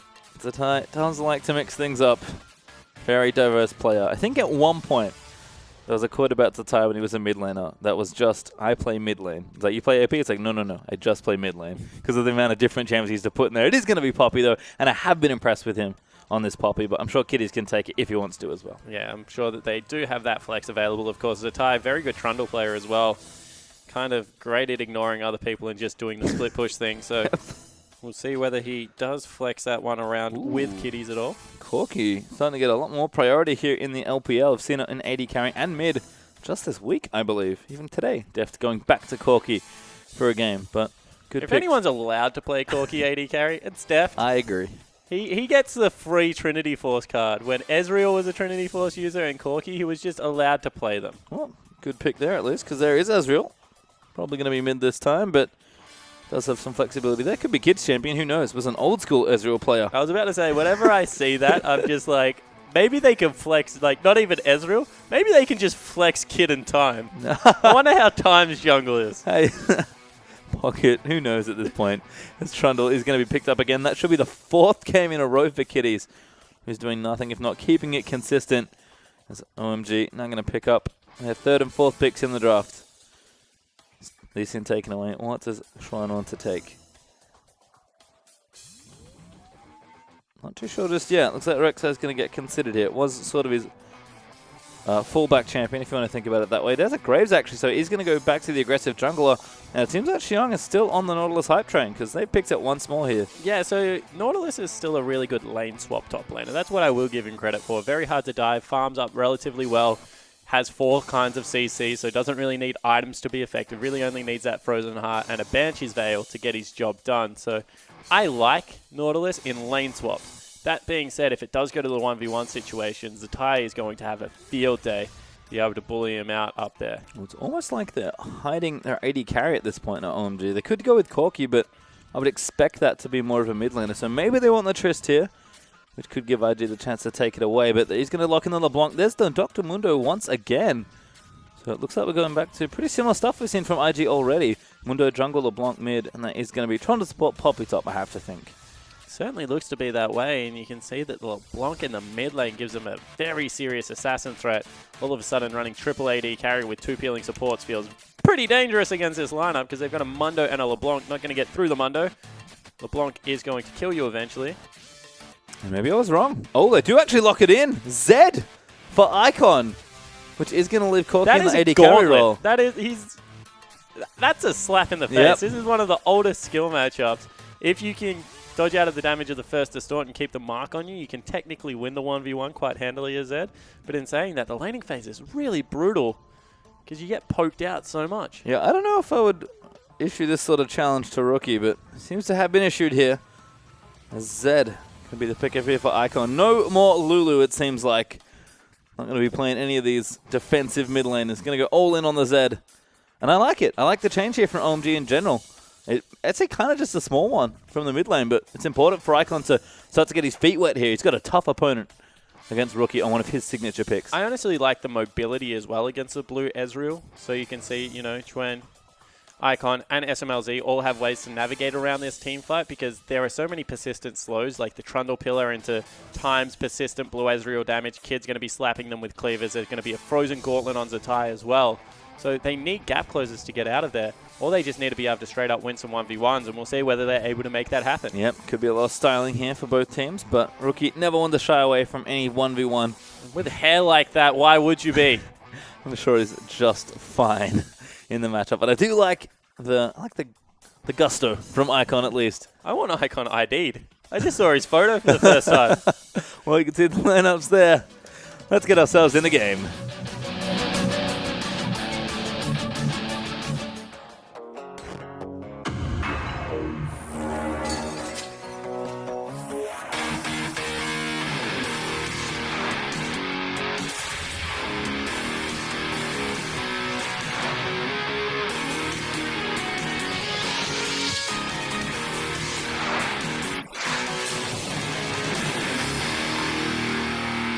And we're out into the rift for our last best of 3 of the week, in fact, Spawn.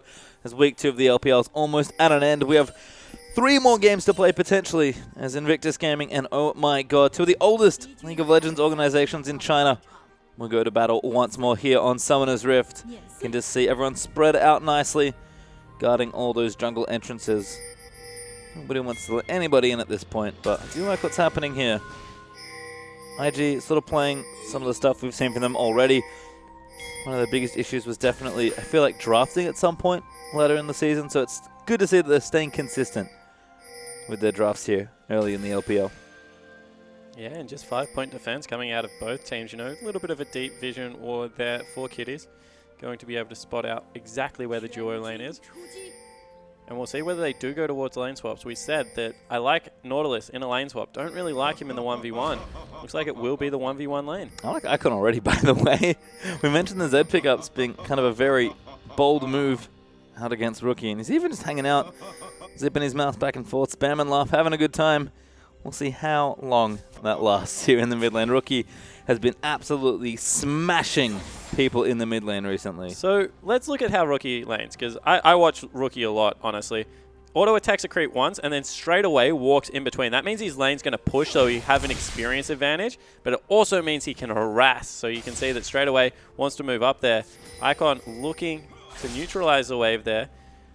Zed can do this, where he didn't really do it, but if you throw your Shuriken at the mid lane one, you kind of get the side damage on the other 2, and you can push the lane out very effectively. Looks like Icon actually wants to be shoved in underneath his turret, and Rookie going to continue to zone.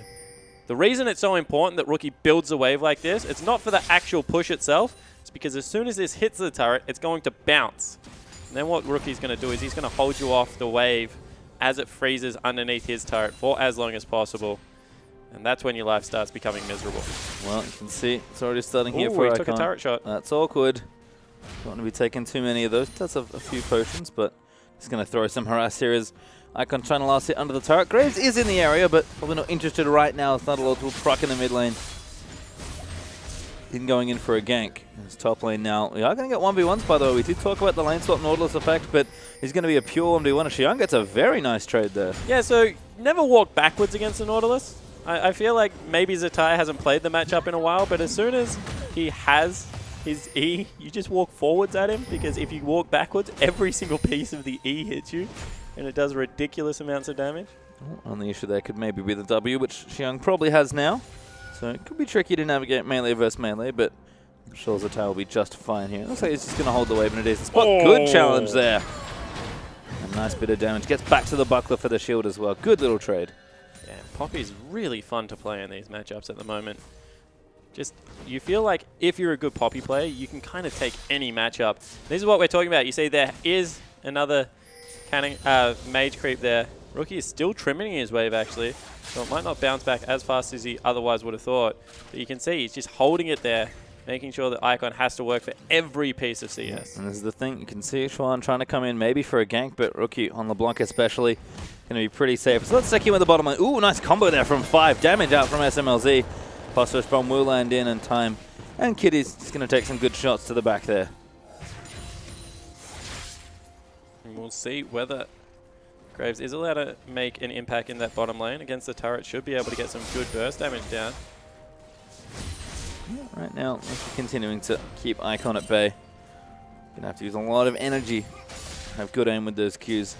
As Zed to try and keep up in CS here, and he's actually 10 behind already. This is a 3-man roam into the mid lane. Rookie hasn't spotted them out yet. He's got summoners. He's he used used Distort. distortion. That could be awkward, but actually walks to his blind side.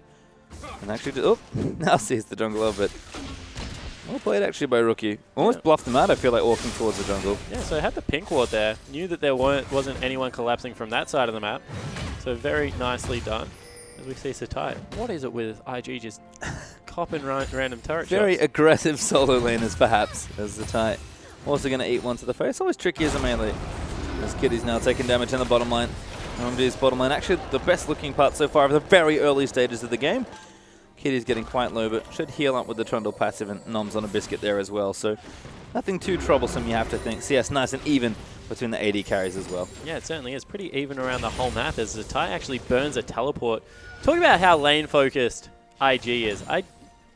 you very rarely see a top laner burn a teleport to just get back into lane as Rookie chunks out Icon. Yep, harass down now as well. It doesn't pull the Ignite, of course, didn't have him in kill range, but if Rookie beats him to level 6, and I have to assume he will. And could see an all-in potentially in that mid lane as Zatai has ported back in. He's just going in for harass now onto Xiang. Damages down from the Q, out from the Hammer Shock.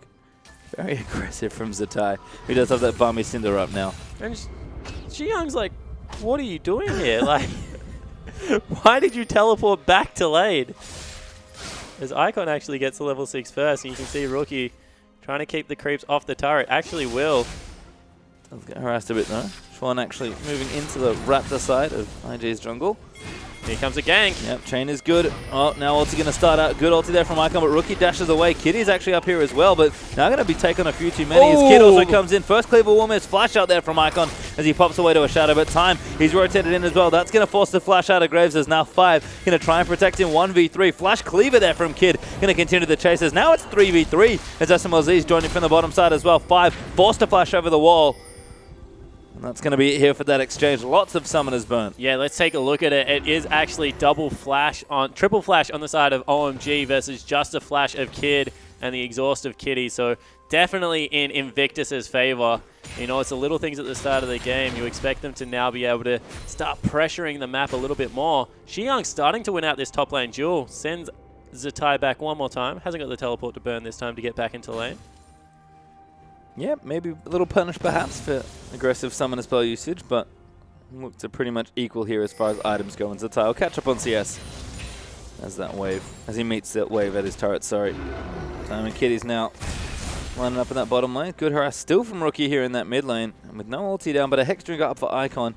Gonna have to be a bit careful perhaps against the LeBlanc. Yeah, Rookie still has the Ignite. That's kind of the thing against Hex Drinker is LeBlanc gets you into range.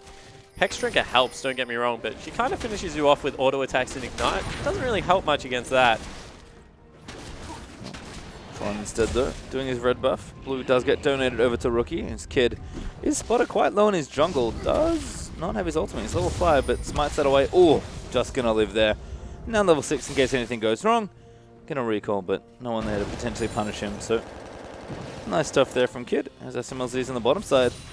Seems like OMG are actually winning in the bottom lane at least a little bit here. You know, the support's absence. Actually looking towards mid lane again. SMLZ is zoning them away 1v2 with just a Durance Blade. SMLZ's always been that AD carry that we've just waited for big things to kind of happen with him.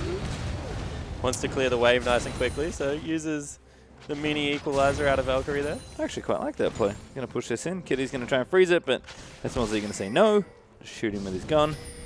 And Kid's going to take a red buff for himself. So has gone back. Got himself a Cinder actually. So Zatai actually ultis on the top side as Schwan did come in for a gank. Ulti not burnt there for Graves, but Zatai just fine. And that is classic Zatai.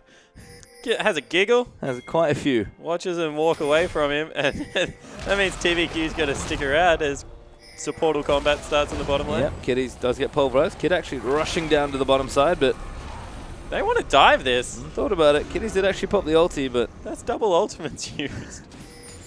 Doesn't go straight in for it. And Rookie continuing to clean waves out here. Does actually have the Seeker's Arm Guard, so he's going to respect the all-in from Zed as well. And looks like perhaps on his first, perhaps just early Arm Guard for a bit of easier laning time. Oh, Rookie able to juke the double shurikens again. Able to juke TBQ as well. Flying coming in again. Again, Graves is such a weird champion to gank with because you kind of have to set it up. Oh, the package! Well, package down here for SMLZ. Damage on the time. Valkyrie again in for range. Phosphorus bomb's good. Can he land the last few missiles? Big one lands. Good heal from time. But he'll have to go back to base now. Yeah, and now SMLZ starting to outright win that bottom lane.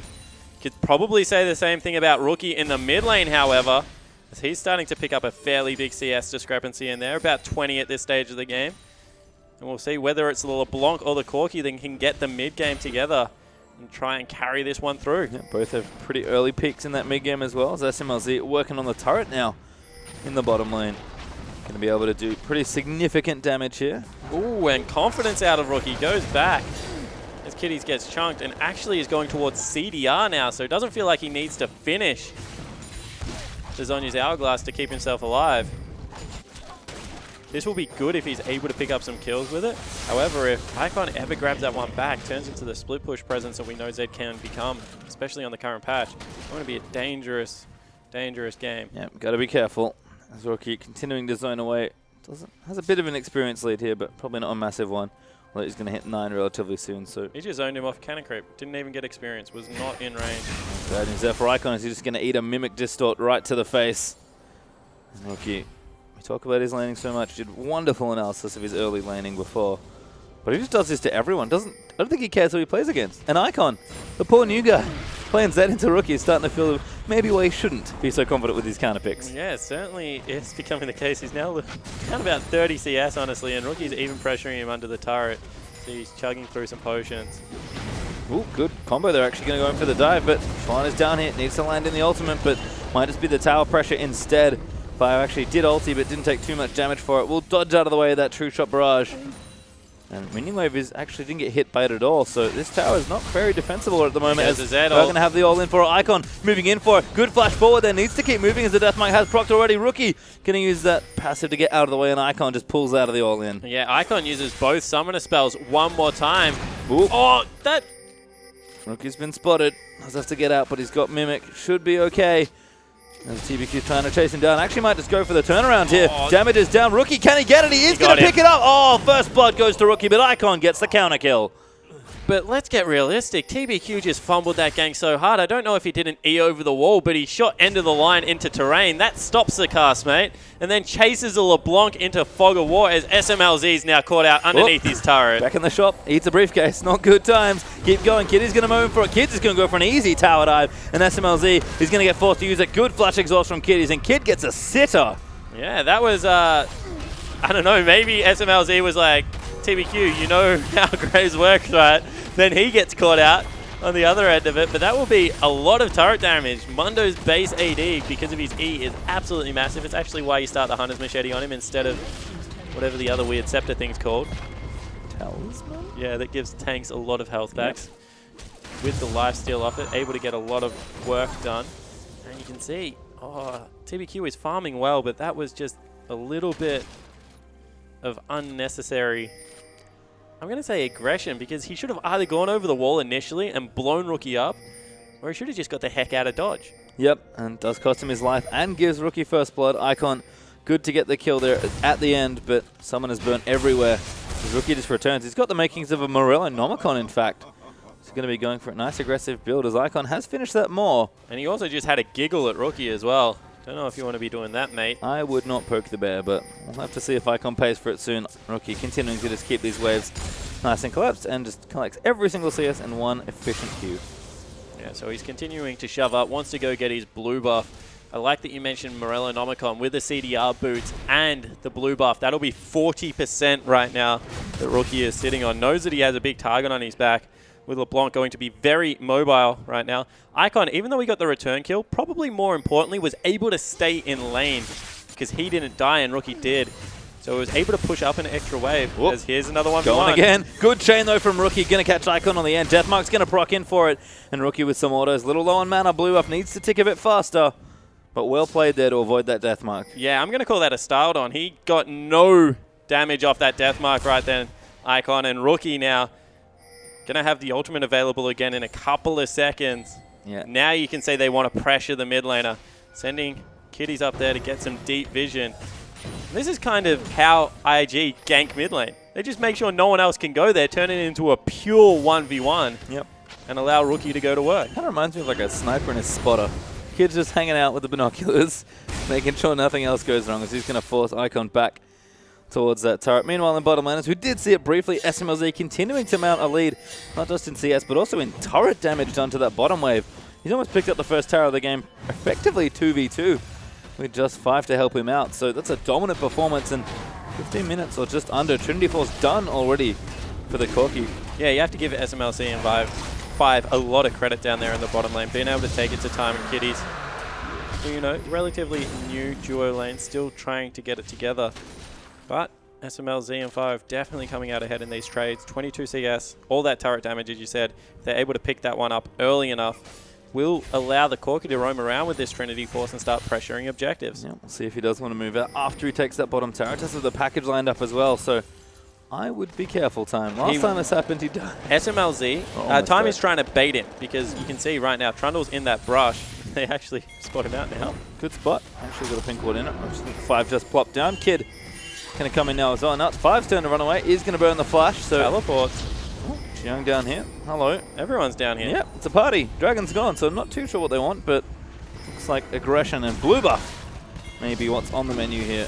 Schwan in range to maybe steal it, but going to use the ulti. Rookie's going to get it. That's SMLZ going over 5 in there as well. Because Rookie's a little low in the backside. Icon needs to shadow himself over, and he does as the tie will go down there to the Z. Now Kitty's going to get the death mark as Icon going to move in and get himself exhausted, but damage might just be there. Death mark pops. Damage is there. Missile will miss, but Schwan going to swoop in and get the next kill. Successful defense of the blue. Yeah, that was... Whoa! That's better. Going in for it. Smokescreen barely misses Rookie. But they're going to keep chasing for it. Does he have it? He's going to quick draw over, but he's out of range now. Kid going to cop a shotgun shell to the back. So that's better Graves played out of TVQ. Flashes a wall, gets the point blank end of the line. Nearly cleans up a kill there on Rookie, but he will escape with his life. A little bit of over-aggression from Zatai there, the top laner for IG, means that they will lose maybe 2 turrets here. Big gold swing now for OMG after what was a premature group. Yep, and this is a good tower to take here. They already got the bottom tower with SMLZ's good play in the bottom lane, so work in the mid lane will get them 2-1 up now in turrets, as it seems like the bottom turret's been answered on the other side as well. So a slim lead here for OMG. They're up 1,000 gold at 17 minutes into this game, but certainly poised to try and take over the rest of the map. SMLZ looking good.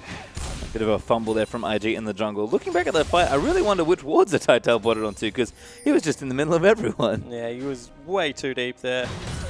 And yeah, it just didn't pay off for the team. Now IG playing this as a really typical assassin comp, sending Rookie into the bottom lane to see what he can get done there. Deep Vision still in OMG's bottom half of the jungle. It's Harold getting picked on, unfortunately. Yeah, once again, a little late Rift Herald here just for a bit of a bonus, because why not? Looks like Time could be the recipient here. So Ty's even going to come in. Maybe he wants it, and I bet he does. Yeah.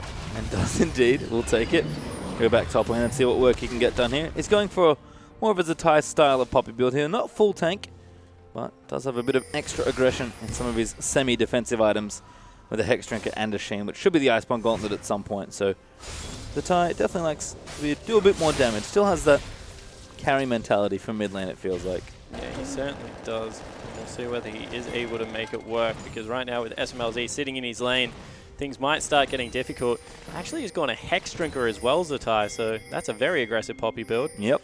And he wants to get the 1v1. Don't think he knows that there's 3 members heading into his lane. I'm sure he's a fan of this now. He's been spotted as well with the blue trinket. SMLZ just does more than enough damage on his own, and Zatai going to pop the W and run himself away as now 5 could be caught out on the other side here. Forced to pop the ulti. Kitty's going to get headbutted back perhaps. No commit just yet here is OMG. Do lock one up there. Kitty's going to get dived on. Good ulti there from Graves to pick it up. And IG just have to run all the way away. Yeah, IG are not respecting the composition right now out of OMG. The persistent CC, that will come out of a Nautilus and all of the tanky stats. Good blue buff pick up there by Schwan as well. Of the Alistar, you see Schwan able to really catapult his team ahead. He's 2-1-2, 100% kill participation. Actually only 1 level now up as Kid does hit level 10. Good to see though, after that perhaps bit of a misstep there getting first blooded. It's actually onto Zatai, they'll go next. Ulti is in there for Nautilus, but the Zatai trying to flash out of the way. Damage might be too much, so SMLZ will collect the kill, and Rookie just has to run. SMLZ more than happy to fight here, but Time going to cut him off as Icon going straight in onto the Ezreal here. Flashes forward, he wants the damage, but he doesn't quite have it. Rookie almost goes down to the latent damage on the side as SMLZ now slowed away as 5 will headbutt Trundle out of the area. Schwano eats a cleaver. Now they have to be very careful. Kitty's going to get tagged up once more here as the Trundle, but Kid happy to face tank there. He's very tanky in the front line and will flash forward for a few more cleavers. Great Trundle pill to disrupt the fight as Kid does get the kill there out onto 5. And Kid now a little low as they turn things around. OMG going to get the next kill here. And it's just mayhem. It certainly is. You could see they wanted to keep chasing because of all the low health. Rookie. They're still looking for maybe a teleport. Wow! Such a rocket there from SMLZ. Picks up Rookie, who was far too greedy there. And that's 3-8. All of a sudden, IG have started to fall apart. This is what we wanted to see out of OMG. Group up early. Start trying to take team fights. Don't let the game get into this highly macro style where you have to really jockey for position. just run in and start brute forcing objectives, and that certainly is paying off. Just what you mentioned as well, Spawn, all that mobility helping out so much in those very tight skirmishes, as we're going to see it again. Yeah, and this is why it's really important to have mobility against persistent slows, because you can see they kind of leave Shi Young at the back, but, you know, able to reposition around. Now when they're going forward, it looks beautiful because they're just able to get through a lot of it. And Graves, always quick drawing, you know. You have the fact that Corki can Valk whenever he needs to, and there it is, able to get a snipe on Rookie. Beautifully done from SMLZ, and 3-1-3, really rolling now in the mid game. Yeah, he's almost 50 CS ahead of time there as well, so he's looking to have a big game, but also Schwann, 3-1-4 now on this Graves, been part of almost every single kill. And he was the first blood, but he's played much better since then, really reining it in and just picking his spots nicely. And whenever you fight a Graves in the jungle, it's a bad time. Yeah, it certainly is. And, you know, a little bit of history around TBQ. Great friends with PYL. They love playing on the team together. And, you know, he's always said that he's a confidence player, likes have his team having faith in him. And going into Worlds, he just felt like, you know, the team lost a little bit of that faith in the mid lane, especially with Whalers. So we'll see whether a new change of scenery on something like OMG. He said when he left the team that this was not the end of his professional career. He definitely wanted to continue playing. It's good to see him actually having a couple of good back-to-back games now. Yeah, and again, it's that aggressive, more aggressive junglers that seem to benefit him as he's going to find kitties. Let's give him a hit with the old shotgun. Takes away the blue trinket there as well. And that's MLZ. They're just playing around him at this point, and why not? Hex trinket done as well. Sork shoes also being worn somewhere in the bottom of the plane. Or manatee.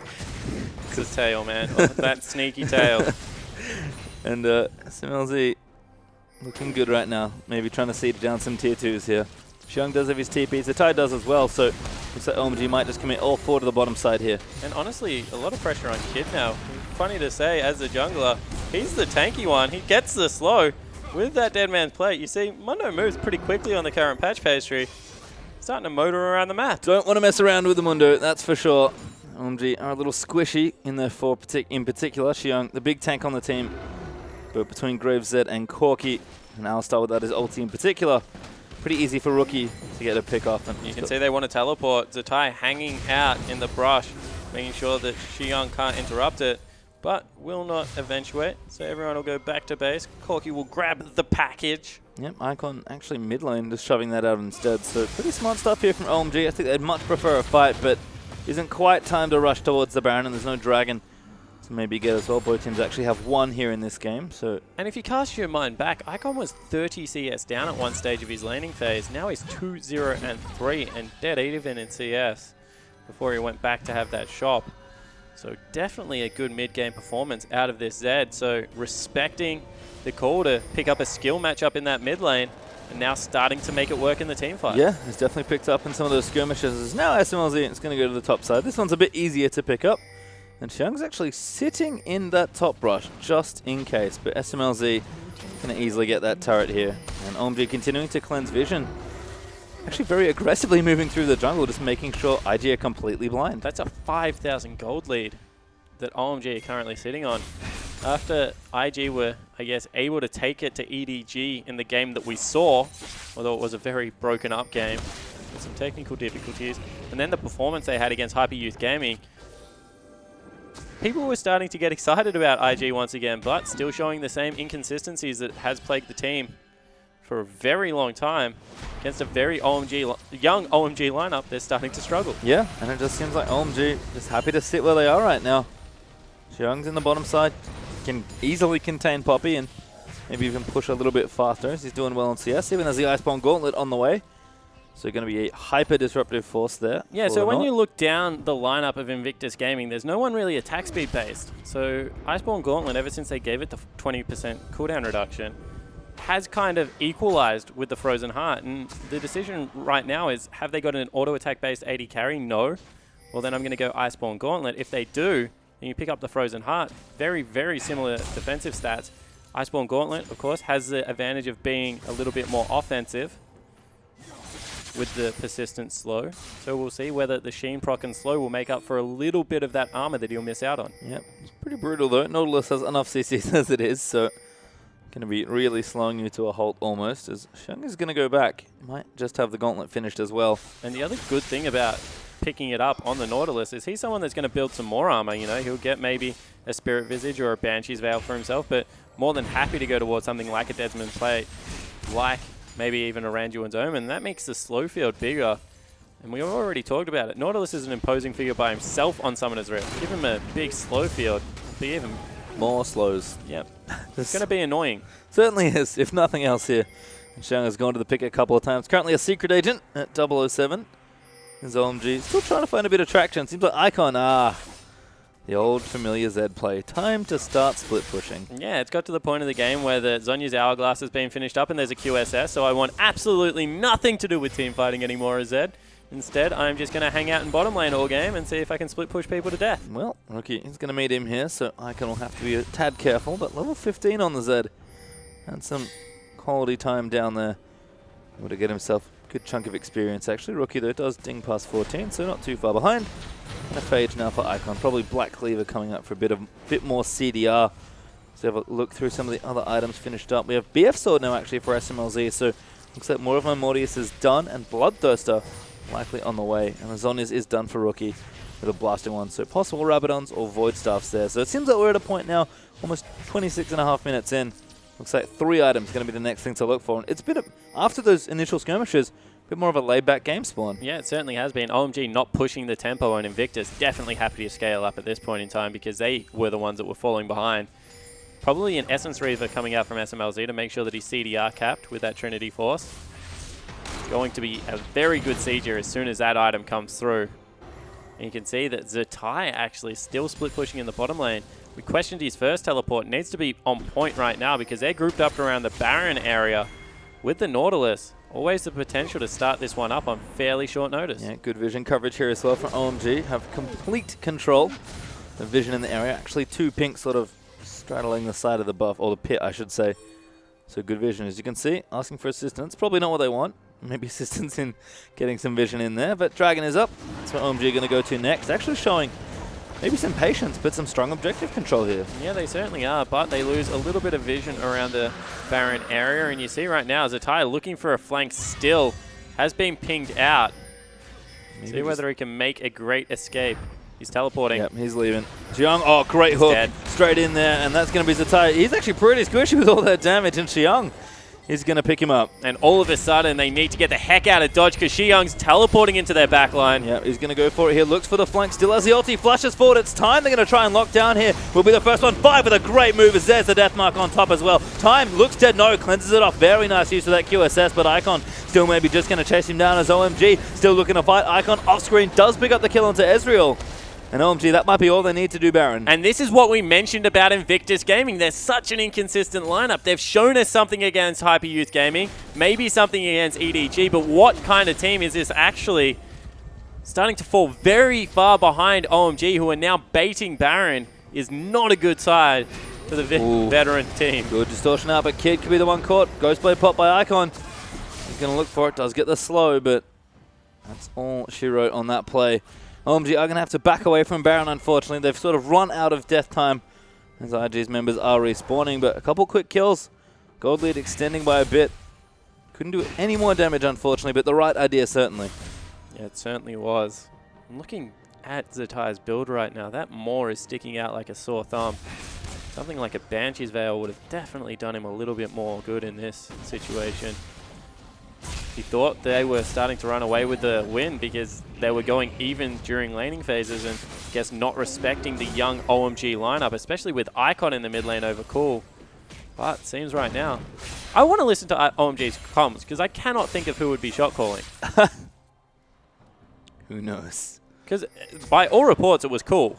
Yes. And he's on Bahama holiday or something at the moment, so I really want to know who's taken over. Well, looking a bit cleaner this time around. OMG, as we expected, growing from strength to strength as the games do go on, but still a little way to go here in this one for OMG. Still have that lead, but haven't done too much with it. They've not really been sitting around entirely twiddling their thumbs, but it's been close. And you know, that was 2 kills for a mid lane turret, so relatively even trade if you want to get super technical. As we see another Graves' nemesis again. The wards. Strikes once more as Kitty shows him how it's done. Gonna sweep that one away. Pink wards are legitimately the most frustrating thing in the game as Graves. Yep. Because if you shoot any champion 5 times, they're generally dead. Pink wards, they take 5 full shots. That's And like 3 rotations of spells. Yeah, and they do die, but it's not quite as satisfying somehow as they're going to team up there. Here we go. Bit of teamwork from OMG. Oh, more pink wards. Don't worry. Nautilus as well. Oh, hello. Blocked away.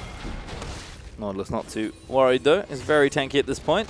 And if you OMG want to fight, SMLZ certainly does. Kitty's going to get chunked out there and force the locket pop. Time shifting away. Icon. Oh, he's going straight in for it. Once Kitty's. Kitty's, you don't have a QSS and you are dead. As OMG is still fighting for it. Rookie dives in, but Kid's gotten quite low on the front end here.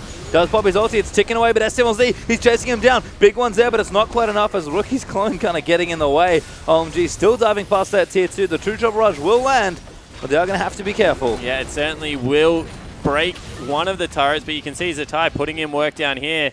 I liked Icon's target prioritization there, recognizing the fact that you have a tank in Kid as well as Azonya's Hourglass and a QSS, so goes for the support, assassinates him off the rift. We saw this a lot during Season 3 Worlds, I feel. Yep. Fake just making support players' lives miserable everywhere.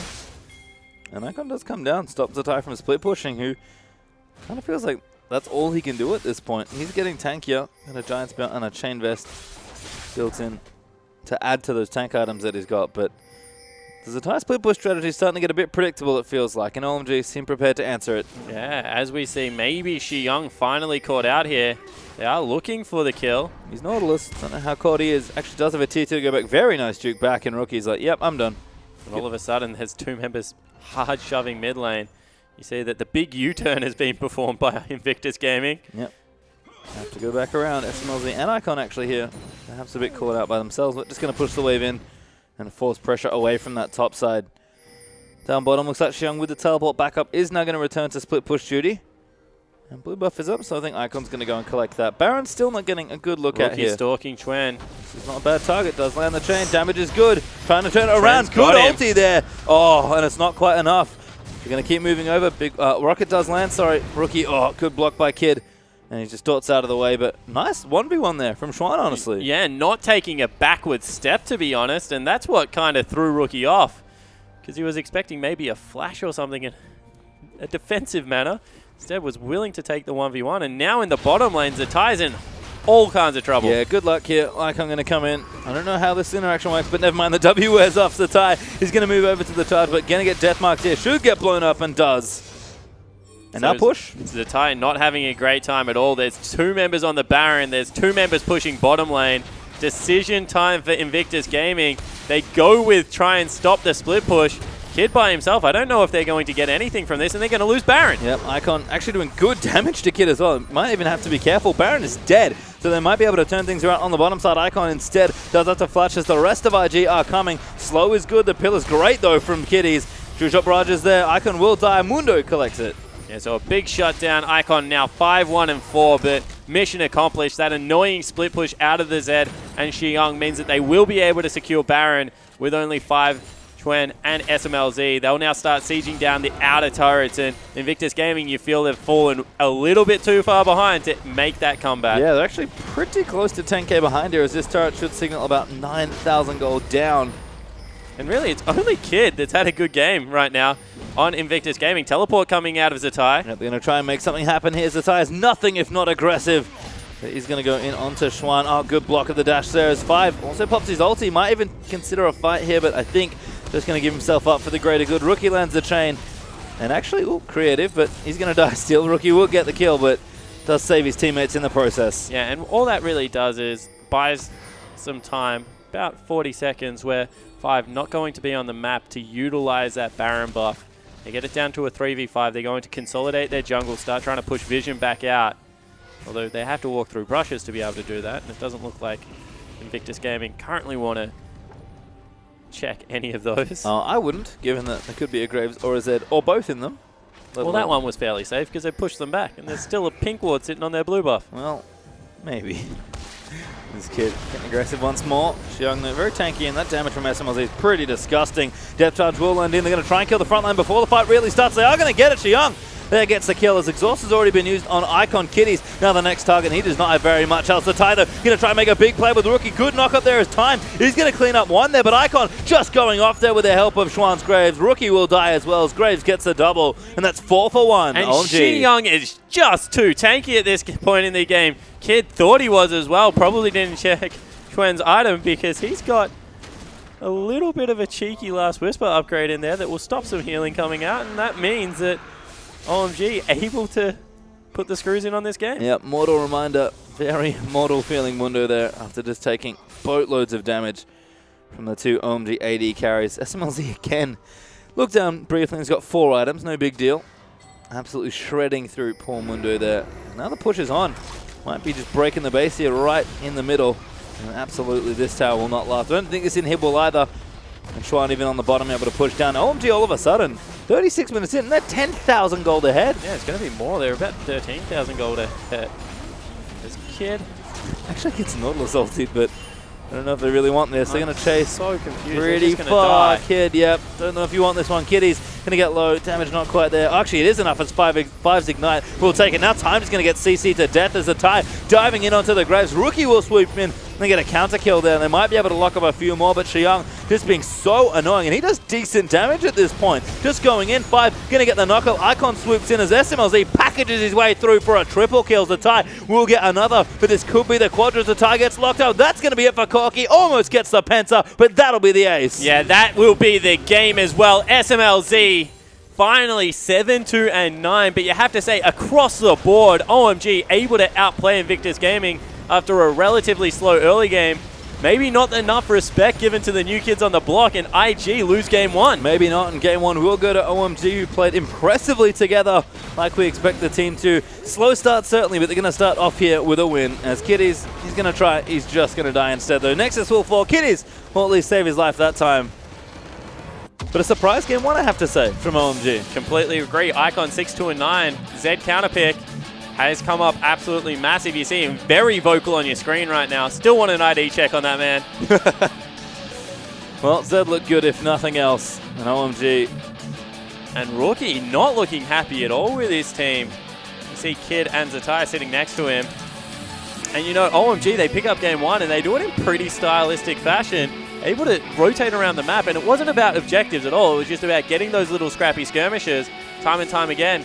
Invictus just not respecting the advantage that SMLZ had got in that bottom lane. He was putting out boatloads more damage than what Time was able to on the blue Ezreal.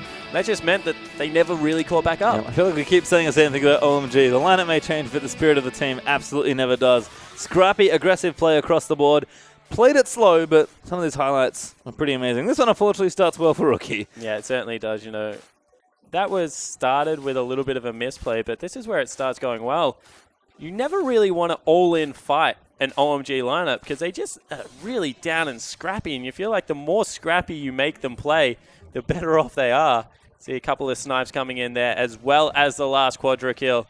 As that's so much damage. I think SMLZ got the first kill actually with the package damage, so I didn't notice that at the end, but you can see Icon. I think he got 2 as he flew through. So he got 2, and then he hit an auto attack, which like one-shot someone, and then picked up a quadra on the other side. It do put in work. He certainly did, and that was the thing. I guess the two players that we have seen a bit before, because the new guys we don't know that well. We're just sort of getting to know how they play. But SMLZ and Schwann are the two players that we've seen a bit before, and we maybe do expect a bit more of them. They probably had the best-looking performances in that game. Yeah, they certainly did, and, you know, a little bit of sloppy play, but that's what you expect out of a young team, and the fact that they're able to shrug it off, bounce back, and continue to, I guess, build these advantages just show that that was a really gutsy win out of OMG. It was a strong-looking game there. We'll see if IG can bounce back and take us to a third game, but don't go too far away. We're going to be back for game 2 in just a moment.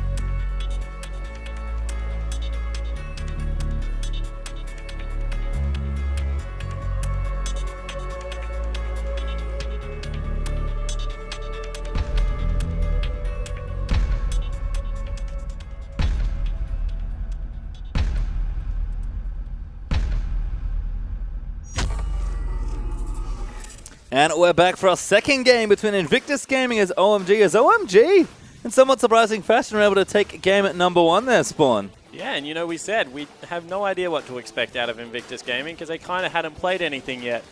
And we didn't know whether OMG was going to be the first real challenge, and it turns out it is because in pretty convincing fashion after a quiet 15 minutes of the game, OMG just stormed through, take everything. Yeah, and I think a confident draft and a comfortable draft really helped them out there. You see everyone sort of firing. Chuan on the Graves, they're able to time relatively well and get aggressive, and MVP of the game will be SMLZ, who definitely had a breakout game on that Corky. Yeah, he certainly did, and you can completely understand it because he was kind of the person that everyone got rolling afterwards, but he was the catalyst, I'm going to say, got himself the advantage in the bottom lane along with 5. It was a 30 CS lead and a kill that really started moving that game, also chunked the turret out. So when they won that first team fight, it was double turrets that went down simultaneously behind this man, and people have been waiting probably 2 years for SMLZ to arrive into the LPL. I'm not going to say he has yet because it's the consistency factor. This guy's ceiling, massive. He can put people in like 50 CS holes when he wants to, but it just hasn't been there on a consistent basis. Game number 2, big test for SMLZ to see if he can step up, be the carry OMG needs. Yeah, and I actually like the Corky pick there. It's kind of something different. We have seen a bit of Corky AD carry. Already saw Deft winning it today, of course, but I think it's something that a lot of these older, and SMLZ, weirdly enough, is an older LPL player in some ways, even though it has felt like he's been building up to, I guess, his moment, which could be now, could be down the line. I guess we'll find out later. But I like it. Again, I feel like OMG just went back to basics. Play aggressive, play smart, get comfortable. Well, the thing I like about Corky, if we're going to break down the pick, is the fact that Graves as a jungler does 100% physical damage. When you look at Zed in the mid lane, that's another 100% physical damage. Corky does physical damage, but the damage graph is generally a breakdown about 65-35. And the 65 is actually the magic damage because he's poke in laning phase, very magic damage oriented, and then because of his passive, the crits that can come through with that magic damage is absolutely massive. So it balances out a lot of these AD-centric team comps. When you have a Graves, when you have a Kindred, if you're worrying about having too much physical damage in your lineup, get a Corky in there because it means that people have to start picking up Banshee's fails. They have to start going towards the Moors, and that really allows the itemization to be kind of scrappy. And you saw Zatai. He never looked like that Poppy that we're used to seeing because he went with a Balmy Cinder, which is some armor. Then he went towards a Maw, and then he kind of had like an Iceborne Gauntlet. Never really committed to one item path of being able to be this big tanky guy. That meant that not only was he being blown up by the Corky, But Zed was able to dive in there on him, and time again, because he was the only one without a Zhonya's or a QSS that just got destroyed in these fights. Yeah, and let's talk about, I guess, Icon there for a second. You know, the fresh mid laner, having a rough few games, starting things off, goes from 2 Lulu games to a Zed game as a counter pick against Rookies LeBlanc of all things. And the lane doesn't go well. Yeah.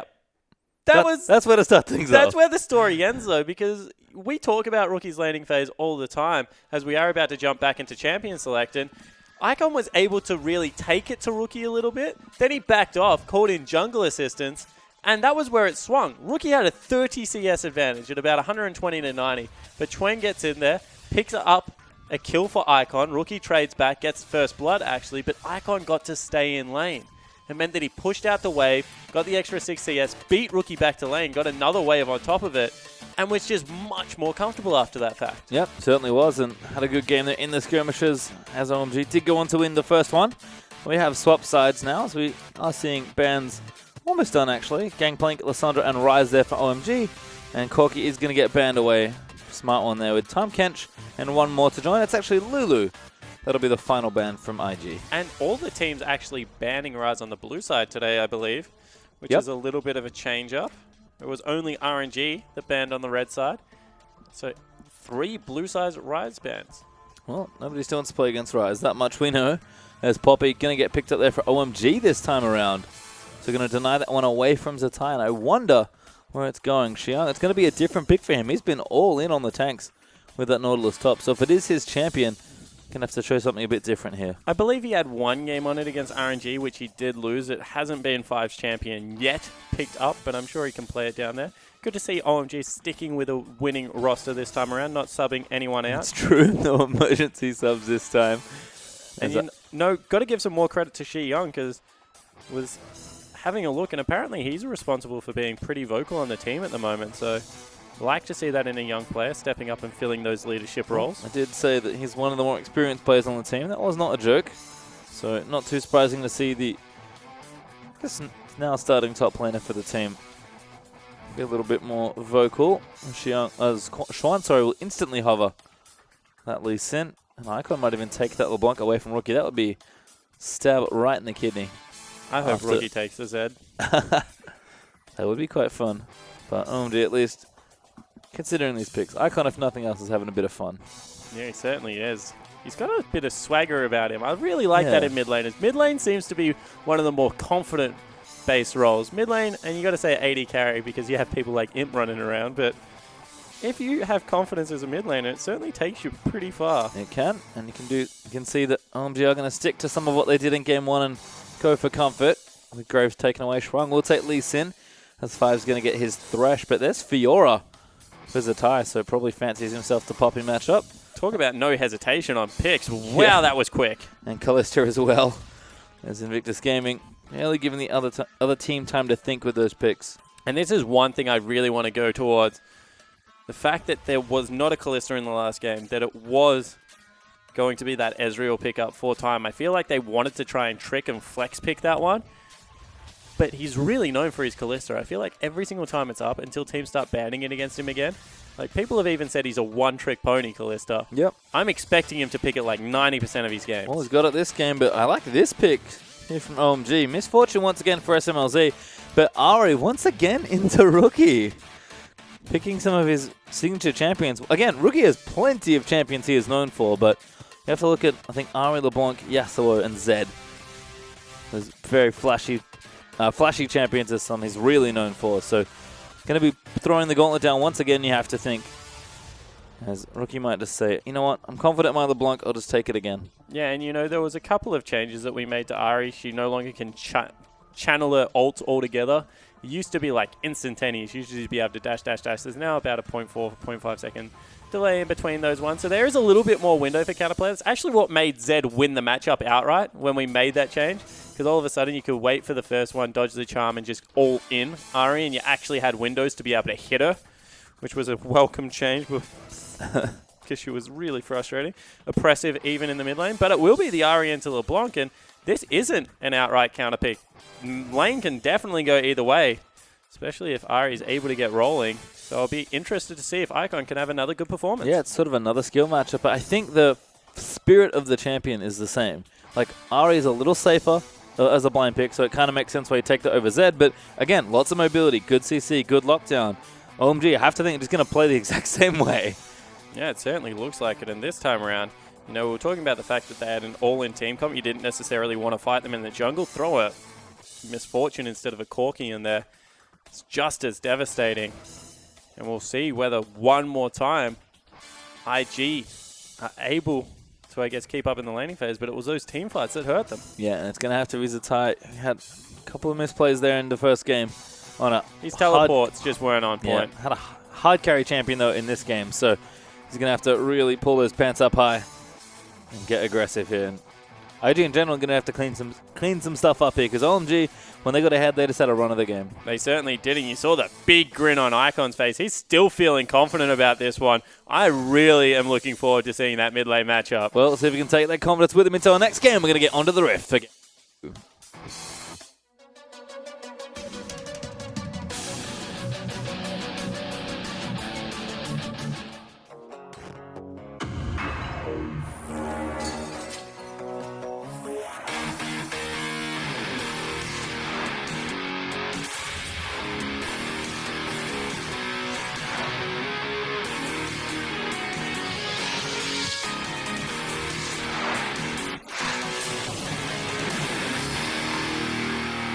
And here we are for what could be our final game of the evening. OMG, can they pick up a win?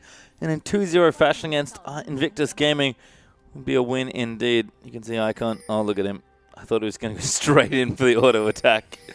But he's actually baiting Rookie. I think they found Kid. He's going to force the flash. Graves gets ignited down as well. That's 5's ignite that got used there. But once again, aggressive 4-5-man start here for OMG. And they're going to get the ward as well. Yeah, that was not great out of Kid walking into, I guess, the whole team. He kind of knew that they were there because of how aggressive Icon was being. As they get another ward. Ward genocide today. There's a Xiong and 5 pick of a CS each. That's 20 gold. Yeah. Open mid. It's done. Back it up. As OMG are going to get the first few CS on the board. Minions ready though. And looks like SMLZ is going to wander towards the bottom lane. Looks like standard lanes for this one. As OMG were just getting aggressive around the jungle for some fun. But I like this. Oh, no, never mind. That's actually their own jungle. Is warded though. Invictus Gaming are going to see where Schwan is starting. Yeah, and this should be a very quick jungle for Lee Sin. Once again, Elise and Lee Sin are the two champions I like against Graves just because they stay equally as healthy in the jungle. First clear, very important for these junglers. And you see that Lee Sin, he's going to go low here, but with the 2 potions, with his W, will be very healthy. This is also the other thing. You get to skip blue buffs, which are really handy because blue buff hits you really hard and doesn't really give you much of a return. Yep, it's going to go to Wolves instead and probably donate that one early. So Icon has seen a lot of that play from Lee Sin. And down in the bottom lane, Misfortune again. It's never mind. Icon going straight in onto Rookie. And again, the panache we saw in game 1 is definitely here. Maybe even being amplified after the confidence. Starting to get aggressive here. Rookie though is level 2. Probably going to just put him in his place. Yeah, you can see he stands on the most forward minion at all times, Rookie. Looking for that window to trade with his LeBlanc. Not taking stray turret shots this time around. Understands that Icon means business. And dead even in the mid lane. You can see him landing the Q as well. Does look for the window, does find the distortion. That was a charm, I believe, from Icon as Zatai. Oh, Zatai's going here. But Vitals are here. Oh, Repost is there for the slow. I actually can't believe he didn't go in. When you get the riposte, slow from the riposte, you generally hit the go button. But instead, giving a lot of respect to a champion that he really likes at the moment. You see Xiong backing away. Yep. And he's pretty unhealthy. He's back in the bottom lane. Seems like Time and Kitty's having a much better go of bottom lane this time around. SMLZ last hitting nicely under the turret, but not applying nearly the same pressure that he was on the Corki as Icon. Continuing to take damage under this turret. Rookie will probably happily take a turret shot for a bit of damage here. But Icon, little low on mana now, is going to have to be actually quite careful up against this LeBlanc. Yeah, it certainly is. You see that blue is going to be started up for both junglers. Neither look like they're actually giving it over as of yet. See Kid, he's going to take that for himself because it helps Graves clear out a lot, actually. Wow, look how... That's obnoxious. It honestly frustrates me watching Graves jungle because nothing hits him. Yep. Just keep the minions back. Kite them around. And the poor Grump just wants to give you a lick. Not going to happen. There's OMG down in the bottom lane. Still looking to get some traction. Seems like they've pushed the lane back here. Just looking quickly across the CS early on. Xiang actually has a slight lead there in top lane, but nothing looking too unusual here. As both junglers have gone back relatively early for Tracker's Knife apiece. And double Doran's actually for Icon. So quite aggressive once again. Looking to really take it to Rookie there in mid lane. Yeah, I'm expecting to see double Dorans into potentially Abyssals for both mid laners. See whether they can get any early game aggression going. Of course, Morellonomicon's great for a laning phase, but nothing really beats Abyssal's raw power in trying to find picks in the mid game. There's a nice orb. Chunks out Rookie. Yep. Icon with a pink ward as well. He's going to do what he can. No aggression just yet from Sean down on the bottom side. Maybe where to start it off. Five got pretty accurate hooks from what we've seen in his earlier Thresh games, and he's going to sneak in here. There is a ward, of course, that Five's on top of, but might be able to just brute force this one. No, never mind. Does sneak in, but not sneak in. And immediately back, so it looks like they did ping that there was a ward there. Ooh, charming a minion. Interesting. Yeah, he thought that Rookie was going in for that distort straight away, so throws out the charm preemptively. No harm, no foul. Still very far behind his turret here. Yeah, actually works the sigil off though, so does avoid that trade. Good orb there once again. As Kid looking for something here in that mid lane, but he's waiting for the counter gank. You can see that they know where. Ooh. Good chain. Gonna keep going in for it. Kid with the damage. That's gonna force Icon to flash out. And Schwan not there in time. He's gonna meet Kid, but 4 to 5. Don't know if I fancy this one. Graves just going to turn around and try and do the damage. Still aggressive here. It's a chop. Does land Rookie. Now level 6 is going to get himself ignited. Now going to come back in after that distort. Five's here as well, actually, as they are going to go in for it, and Thresh going to get first blood. And that's a little bit of arrogance out of Rookie. Takes the distort back, thinks he can blow up Xuen one more time. Unfortunately, he cannot, as the rest of the bottom lane was rotating up out of OMG. First blood onto Rookie. And this is exactly what happened last time. He's starting to build his CS lead. You're waiting for the game to open up, as now Xiang.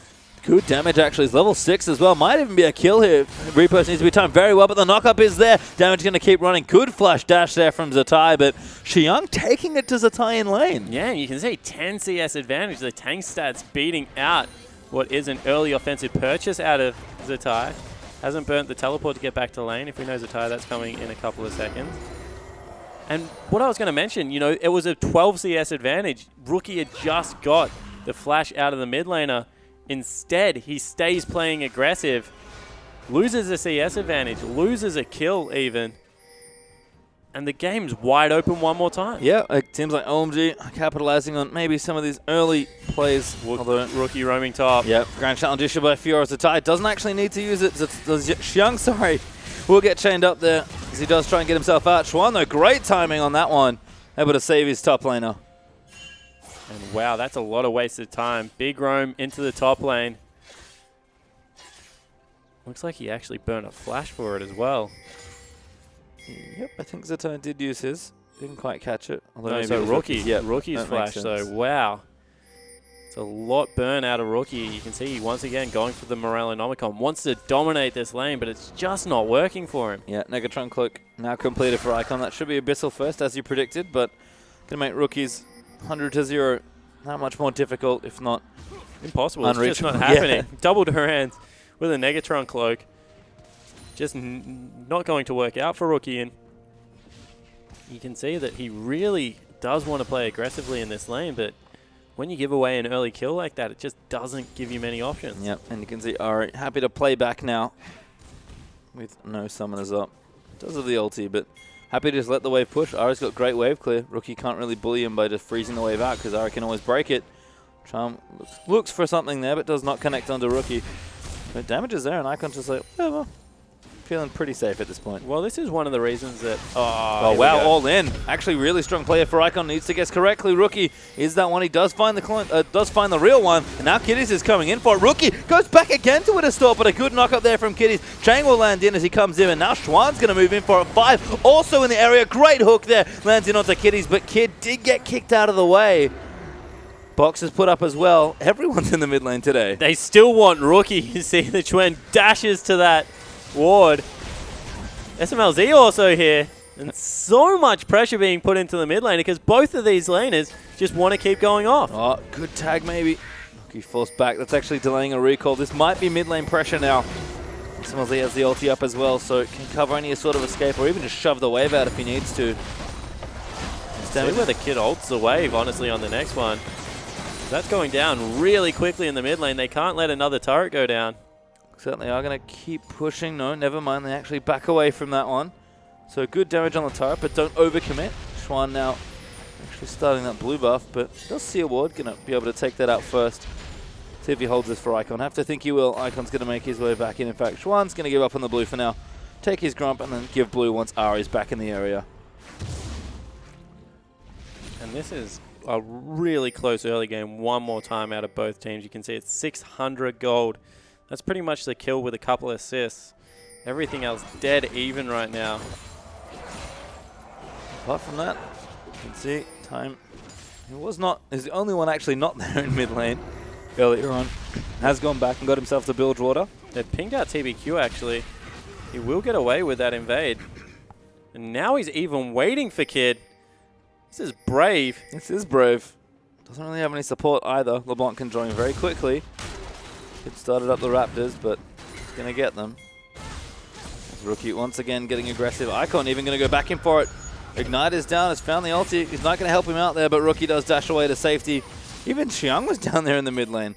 Every single time. It's just a coordinated roam trying to shut this mid laner down. Yeah, and why not? You know, we've pointed time and time again to the fact that Kid should be a liability in the jungle. It's not his primary role. Just continue to visit his mid laner, the person you know that is going to play to carry, and see what you can get done. And it looks like right now it's leading to very big success for OMG. Yep, Rookie going to stay there. Make sure he keeps his waves and CS up as Ari does go off to get blue buff. And like we said, the close to for time working out nicely here. A much better game. SMLZ not quite able to strong arm the lane like he was in the first one. Although that seems to be happening, or it was happening in top lane, but even the ties brought that back. So scrap all that, 11 minutes in, just that one kill, maybe two. As Schwan is up in the top lane. 3-man dive in the top lane, potentially about to eventuate. Just to be careful. Do know they're spotted though, so might just back away from this one. In fact, don't even finish the pink ward. That's how uncommittal they are to that. And SMLZ in the bottom lane is getting aggressed on. All in's there from time. Does land the rend in. The box is down for 5, but Xiang has also made his way in. Needs to pick the right target. He does go in for time. Is still hopping away. But don't know if they have enough lockdown. Hook will just miss. And Time gets out with a very nice 2v2 kill. And more importantly, Zatai didn't have the teleport. He used it to get to lane one more time. That's why it was back in his favor. And the fact that Xiang gets nothing off that roam means that Zatai isn't punished for his greedy lane use of a team-oriented summoner spell, although with Zatai you never quite know at the moment. And now mid lane Kid coming in, but Icon able to dash out of that with, I believe his flash actually did not have his ultimate, so had to burn the summoner there to escape. Good gank pressure there from Kid. And Icon might have to play a bit more carefully now. That's a pretty potent gank combo there in the mid lane. And you can see that the support once again around the middle side of the map. 5 just wants to keep helping Icon out. And that means that Rookie cannot play aggressively. No, and that's good, because that's all Rookie wants to do, is play aggressive into you. So I like the roaming here. It is giving perhaps some trouble in the bottom lane, as that all-in did go Time and Kid is his way. Double BF sword misfortune. SMLZ does this every time, by the way. He loves this build. He's a crazy man. Look, the items he builds are fine, but the way he builds them is very SMLZ-esque, because Icon now in trouble. Ignited, it's probably not enough there, as Rookie did look for that all-in with Kid, but Icon's going to be safe for now. Cooldown's burnt everywhere in that mid lane. And Rookie going to even pop those ghosts. We'll spot Schwan, but probably no convert there, just making sure he doesn't die. Trying to actually bait him in there for potentially a kick, because you saw that using the distortion, he dead. Good land there from the Q. Weaves it through those minions. Has to get Kid out of the way. Might even get both here. Minions are helping out. Kid is going to turn it around. Gets the counter kill. That cooldown must have been so close, as now Zatai. Looks to be in trouble. Ulti already used actually, so Zatai going to move it back in. Grasp of the Undying helping out, but Zatai's going to lose that trade. Sunfire Cape, a little too strong there in that exchange. Teleport's still available for Zatai. Probably can get back up into that top lane relatively quickly. But Xiang's going to work on the tower in the meantime. Hasn't taken too much damage, so Nothing to really worry about here. But Zatai might even teleport back and kill Xiang, given that he's quite low. But he's going to go for the port, and that's going to prompt Xiang to run away. I feel like Zatai missed the fact that, you know, you're supposed to team fight, you're supposed to be a team player. That's the double teleport burn into the top lane at 14 minutes. Dragon should become a priority. Xi Youngs is nearly already back off cooldown as we take another look at TBQ getting in there. Good kick. Gets over with a ward hop as well. Oh, Kid. Some nice auto spacing. Icon now getting jumped on as Rookie will take him out. Kid is low as Shuang will get the counter kill, but takes the lantern as safety. Nice movement there from 5. Yeah, Flash is able to get the safeguard onto the lantern or the ward. Picks himself up a little bit of a heal as well. As it looks like Zatai might be able to put a bit of work into this top lane, or won't be able to get it down. Close though, Xiang though. Going to come in for the immediate trade. Throws the buckler. And Fiora's back, and we'll return to that lane now with Swiftness boots completed, so wasn't able to get back there in time after Zatai's somewhat greedy or somewhat selfish teleport play, let's say, did at least net him good damage in the turret. This is how Zatai likes to play. Wants to always be that big carry here. He's on Fiora especially. Doing decent on CS. Going to have to really come up big in this game. Here goes Lee Sin. Yep. Swan right in the middle there. Goes in onto time. Good ulti there. Comboing with Misfortune. Going to move it in there. Actually, nice kick there. Did save it as 5 starts to that fight all by himself. And Kitties can't last long even with the ulti ticking. One more auto is good enough. Nice double there for OMG. Yeah, great play. One more time out of 5. And TBQ able to get into that lane. Very much affecting the other side of the map now. Spooky Ghost being used, however. Here we go. Swan does get popped. Lantern's going to have to get into safety now. SMLZ could be the target, but Make It Rain's going to maybe go at nice. Got caught. Kid. Kid's actually dead there as the burst comes out. Rookie tries to turn it around with a kill. Does go back in. The chain is going to miss though. A little too tricky. Forced to flash away. Shuang will not follow that cue. But that's 3 kills now, bottom lane for OMG. Yeah, and that's once again greed out of the Invictus lineup. They're not respecting the players. As you have a look here, Kitty's so far up. He's in play distance. Instead, it's a flash double play. Unloads with the Misfortune ultimate. TBQ kicks him in the head to secure a kill. Gives this one over to SMLZ because he understands other people need to start getting fed. And then it's the re-engage from IG that you really have to question at this stage of the game. You've already given up 2 kills. Why give over the 3rd? TBQ 3-1-3, putting on a clinic on Lee Sin. Yeah, and once again, similar start to his Graves game. Intelligent pressure. Able to be quite a bit more aggressive on the Lee Sin than he was on the Graves. And after that mishap in game 1, came up well. After no mishaps, honestly, in this game, it's coming up nicely with some bottom lane pressure. And SMLZ couldn't get it done himself this time. Calls in his jungler for help, and TBQ comes up trumps. And, you know, that just swings the advantage. That's twice, 2 games in a row. First game, Rookie starting to get a handle on Icon. TBQ comes in, saves the laning phase, allows SMLZ to do his own thing. This time around, it looked like Time and Kitties were about to really put the burners on, try and put some distance between themselves and the Misfortune. One more time, TBQ give a lot of credit to 5 for setting up that gank, but it really was about Lee Sin arriving in the nick of time. And IG, they're not behind that far in this game. It's only 1,000 gold, 17 minutes in. But it's the mental pressure that right now OMG are putting on the lineup. Yeah, we can see actual pressure here in the mid lane as well onto Icon, who's playing pretty far back. Oh, Mr. Vital there. Xiang going to pop back in. Fiora can't get out for a little while with the W's there. up. Here is Shuang. Good knock-up. He's going to combo. Oh, untargetable. Might still be enough to chase. The flash will saves the tie. Dragon, in fact, will go over to IG. And just a little early on that cue. So in the end, it does actually matter. Didn't want to get in there, as now Icon's being caught out maybe. Kid going in, but actually a little too much damage taken there by Rookie as Ari popped the Foxfire. Turret's actually still all up on the map, so Icon diving straight in for it again. Rookie going to get counter all in. There's a tower dive now coming in. I believe there's still the kick left. No, they might have used it already, but knockback there. It's a little too much to tie. Could look for the 1v2 outplay. Vital, exposed. That's going to pop the ulti from Fiora, and Xuan needs somebody to get back to, but he's not quite close enough. Energy a little low. He'll give it up to not give another kill over, but to tie 1v2 gets himself a kill. Do not dive a Fiora if you don't have your ultimates available. No CC in the kit, really. That isn't telegraphed enough to be able to be riposted. In the end, Zatai shows why he's starting to make a name for himself as a very good top laner. Oh, SMLZ pops that ulti, but almost gets killed by an Alistar with Fate's Call. Kid down in the bottom side is going to take what could be the first turret of the game and put Invictus Gaming back up in the gold lead, but OMG will hold on to it for now. And Xi unteleported top lane. What the heck is going on? I am so confused by this game. Both top laners very aware. Oh. Good grab, Kitty's forced to ulti. They're both aware of what kind of split pushing monster Zatai can turn into. So time and time again, they're just going back top with their teleports. There's another one. Zatai now back to lane. Will not be undone for his lane teleports.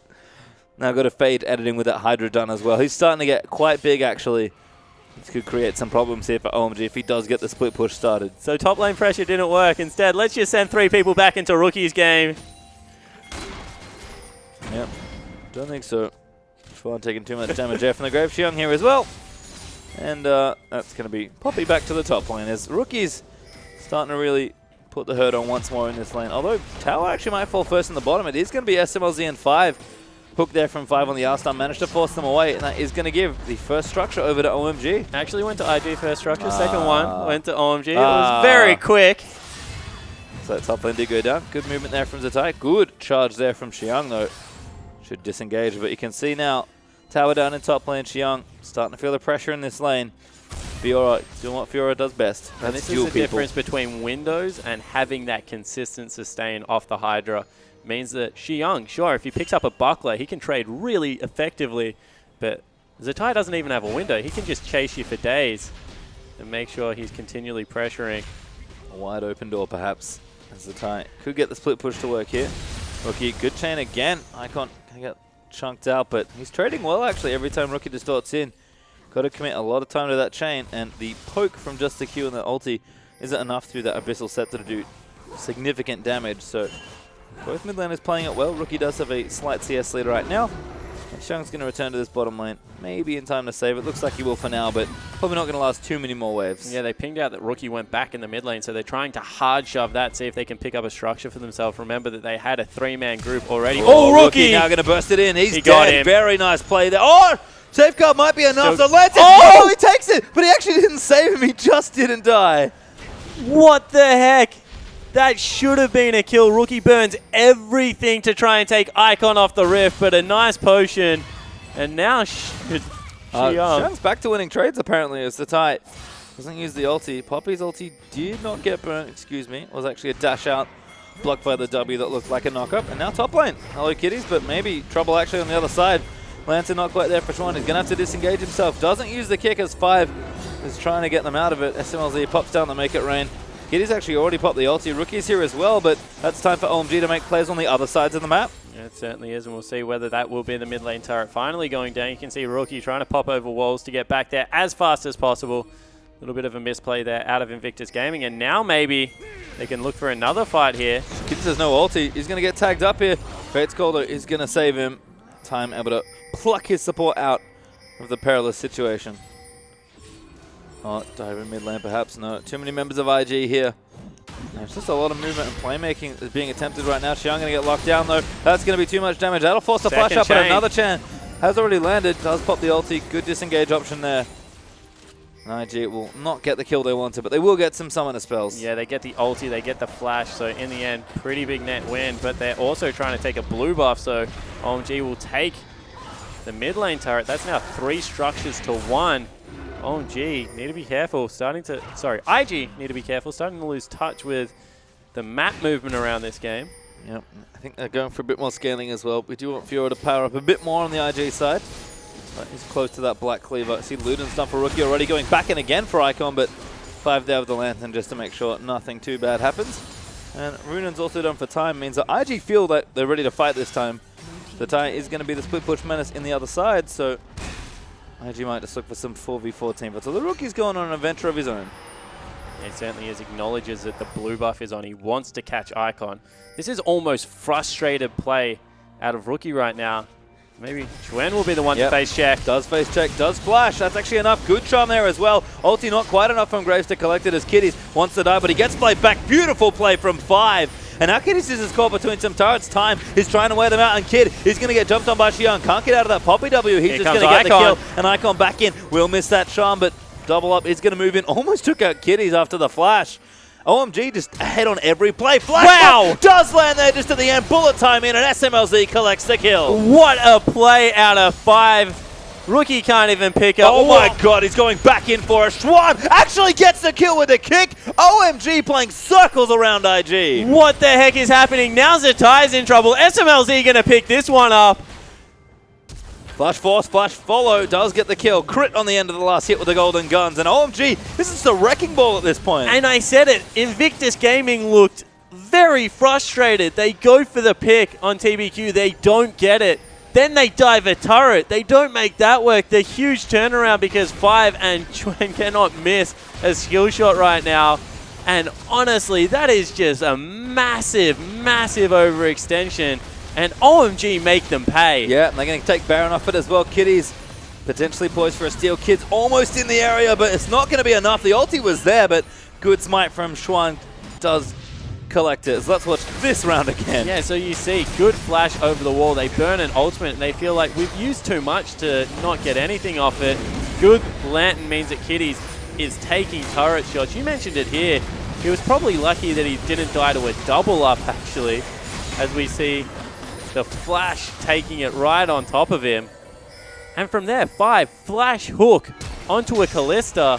With a wave coming. Able to get it done. Rookie thinks he can get TBQ.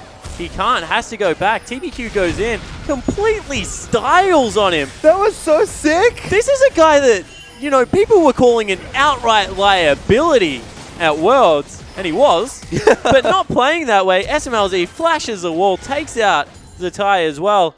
And that was, honestly, like, that was just open season.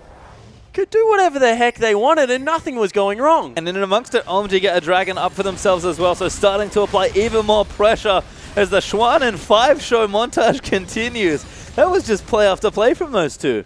And you know, I was just happy with the hook. I was like, they got SMLZ, what a play.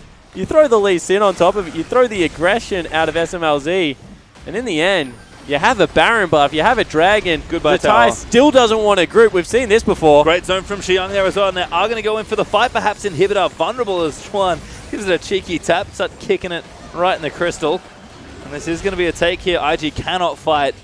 Far too far behind now. 6,000 gold down with bottom Inhibitor broken. Looking like another OMG victory could be on the way. Yeah, it certainly does. You know, they were able to take out HYG. That's all we really knew about these two teams. That they were both better than HYG. However, right now, it looks like OMG playing on another level to IG. Certainly are.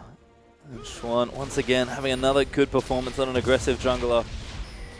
Have to wonder what might happen if he starts seeing a few more bans. We did see a little bit of champion pool issues, perhaps, when he was on LGD, but doing just fine right now here on OMG. And the young squad getting more and more energy, it feels like. What is LGD thinking right now? They're like, we've just dropped Chuen. He's gone to a new team. They've got infinity more wins at us. They're 2-2, actually, if they're able to pick up this win. This game definitely not over yet. But OMG looking fantastic. Yep, certainly in this game. Seem to be back to some of their old habits here, even though plenty of fresh faces are lining out the roster. OMG now standard rotations up to the top side. Time to take more outers. And bottom is broken. Good luck, IG. 5 even, just aggressively hooking, zoning them away on Thresh. And that wave is mounting in mid and bottom. And Rookie just feels, like you said, desperate was the word you used. He's just trying anything he can on the poke here. Yeah, there's desperation. There's a heck of a lot of frustration in his play. 1-3-0. He was bullied this game. Not by one player, but just by the whole team. Had a big target on him. Goes in one more time. Once again, though, Lee Sin lands the Q. If Rookie continues that, he's going to be chunked out. Yep. And Zatai is just playing this cat and mouse game of, I'm trying to split push all your lanes and save my team, but realistically, there's not much he can do. No, he's going to recall. But OMG might just continue the shove here. Midland under a bit of stress, but nothing too major here, as IG probably prefer they just have everyone grouped up. As Baron has one off, it's going to make this siege actually pretty impossible looking. But one skill shot lands here, one charm, one hook from Thresh. Yeah, I say it all the time about Lee Sin. All you need is a kick. Just one kick. And this game will be all she wrote right now. Shi Young, he's super tanky. He can probably even dive. Kid ult. Oh, Rookie. Had to face check the W there from Poppy. Here they Kitty's go. not going in. Good 3-man pulverize, but Kitty's is low. Actually, Fate's called out. The Schwan just pops in with a resonating strike. Zatai lucky to avoid that next hook there. OMG force one low. But they used 3 ultimates and nothing is expended on the side of OMG. You can see that they're now streaming into the base. They're going to take another inhibitor for their troubles, and there's not really all that much Invictus can do. Yep, IG starting to run out of things to defend. Rookie just gets desperate and 5 takes him out. Now they'll keep going in for it. SMLZ though channels the ulti over the top. And Icon diving into the backside is going to take out Time Zatai. Is the next target. Reposts a whole lot there, but it's still going to get slammed into the wall by Poppy and taken away. And that is a 4-0 in the end. Invictus Gaming, they will fall to OMG, and we said that this was going to be a clash of styles. Always has been in the LPL, and OMG come up trumps. 5 looking good as Schwan goes back in for one more style play. Cost him his life as he goes into the fountain, but a 2-0 victory for OMG to close out week 2 of the LPL. And wow, for a young team, that was very impressive when you're able to shut down a superstar mid laner with good team play, always having the gang presence there. 5 always hanging around Icon's lane.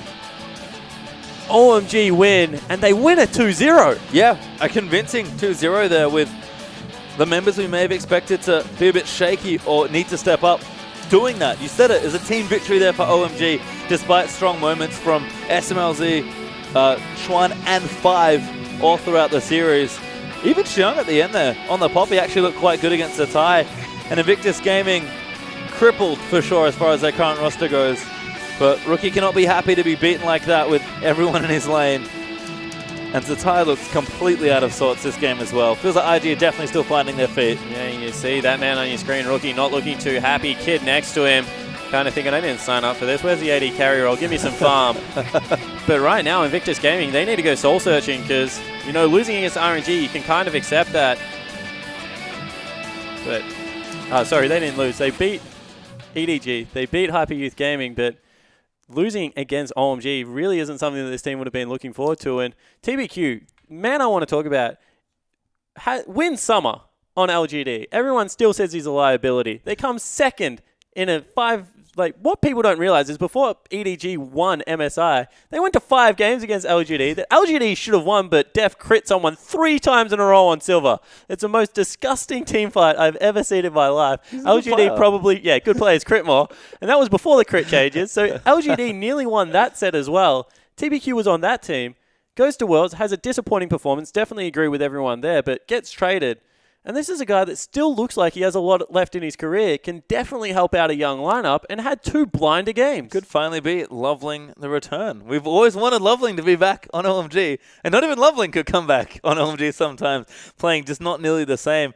You need an aggressive jungler. Can't get him on XG. He's busy winning games on Royal. Sorry to tell you guys, but certainly here you can see the results of the day. A win for EDG.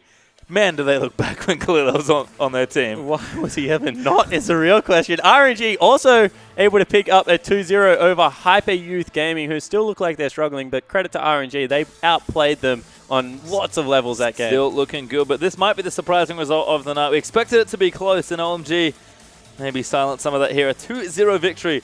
Close out all the matches here today and end our LPL week. And OMG versus Invictus, I got to keep saying it, just always an exciting matchup in the LPL, and OMG able to get back to some old form. Really looked good. Let's check out our standings here. These are for Group B. Royal still topping at 4-0, 2 points clear of OMG, who now move into second actually at 2-2. EDG 1-1 with a series to play still against IG, so tied there. And then Vici and HYG at 1-2 and 0-3.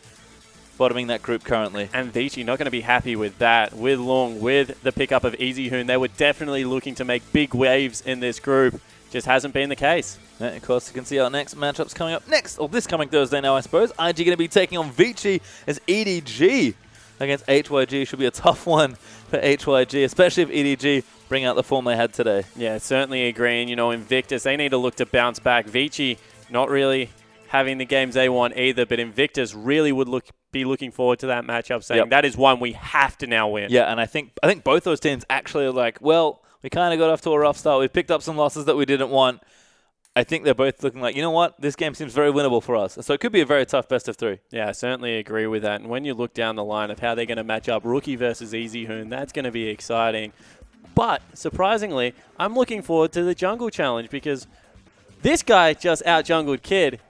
Dandy is just as, well, he's a better player than Chuen, let's just say that. Going to look to give Kid another challenge. Yeah, I think so as well. And Kid is certainly being challenged, but it seems to be rising to some of these occasions. IG definitely have some things to clean up all across the Rift in all positions. But let's talk about Schwan for a second. We sung his praises a bit before. Let's continue to do so here. Great Lee Sin game, which is definitely what we expect from him on that champion. Yeah, and the change of scenery to OMG, a much more aggressive team than how LGD methodically play the map. He just looks like, in these clutch situations, he wove that Q through, took Rookie out, tried to take the 1v1 afterwards. This is a guy that's playing with an air of confidence as one of the veterans on the team with Shi Young. Looking very impressive in that set. And that's what he needs to do, and it's good that he's doing it. But I kind of raised the question at the end of that game, is that when those bans start to come in, and he does start to see some champion pool maybe get constricted, can he rise up on the other champions? Like, picking up Graves is actually good, because that's a current meta champion. And, this is the guy that used to default to Vi when his champions got banned away. So if he can be as effective on other junglers as the meta shifts, as maybe some bans starting to get pointed at him, that's when I'm really going to see the real Schwan. Yeah, I agree with you in principle, but the other thing that you have to look at is if people are throwing 2 bans at your jungler, it doesn't even become about you anymore. It becomes about your team. If your team actually doesn't demand respect bans on very powerful current meta picks, if someone can ban a Lee Sin and a Graves against you, that means that, things like Rek'Sai are going to still be available, and the rest of the team should be 100% comfortable on what they're playing. So OMG arguably gets scarier at that stage. Yeah, and I guess then it's just a matter of, okay, how's the rest of the team doing? How are these young players leveling up? How are they performing now that they've gotten a bit more experience? And that's the exciting thing about OMG. They have a very new team this time around. There's actually no original members of OMG left, with Cool seemingly on the bench, at least for now.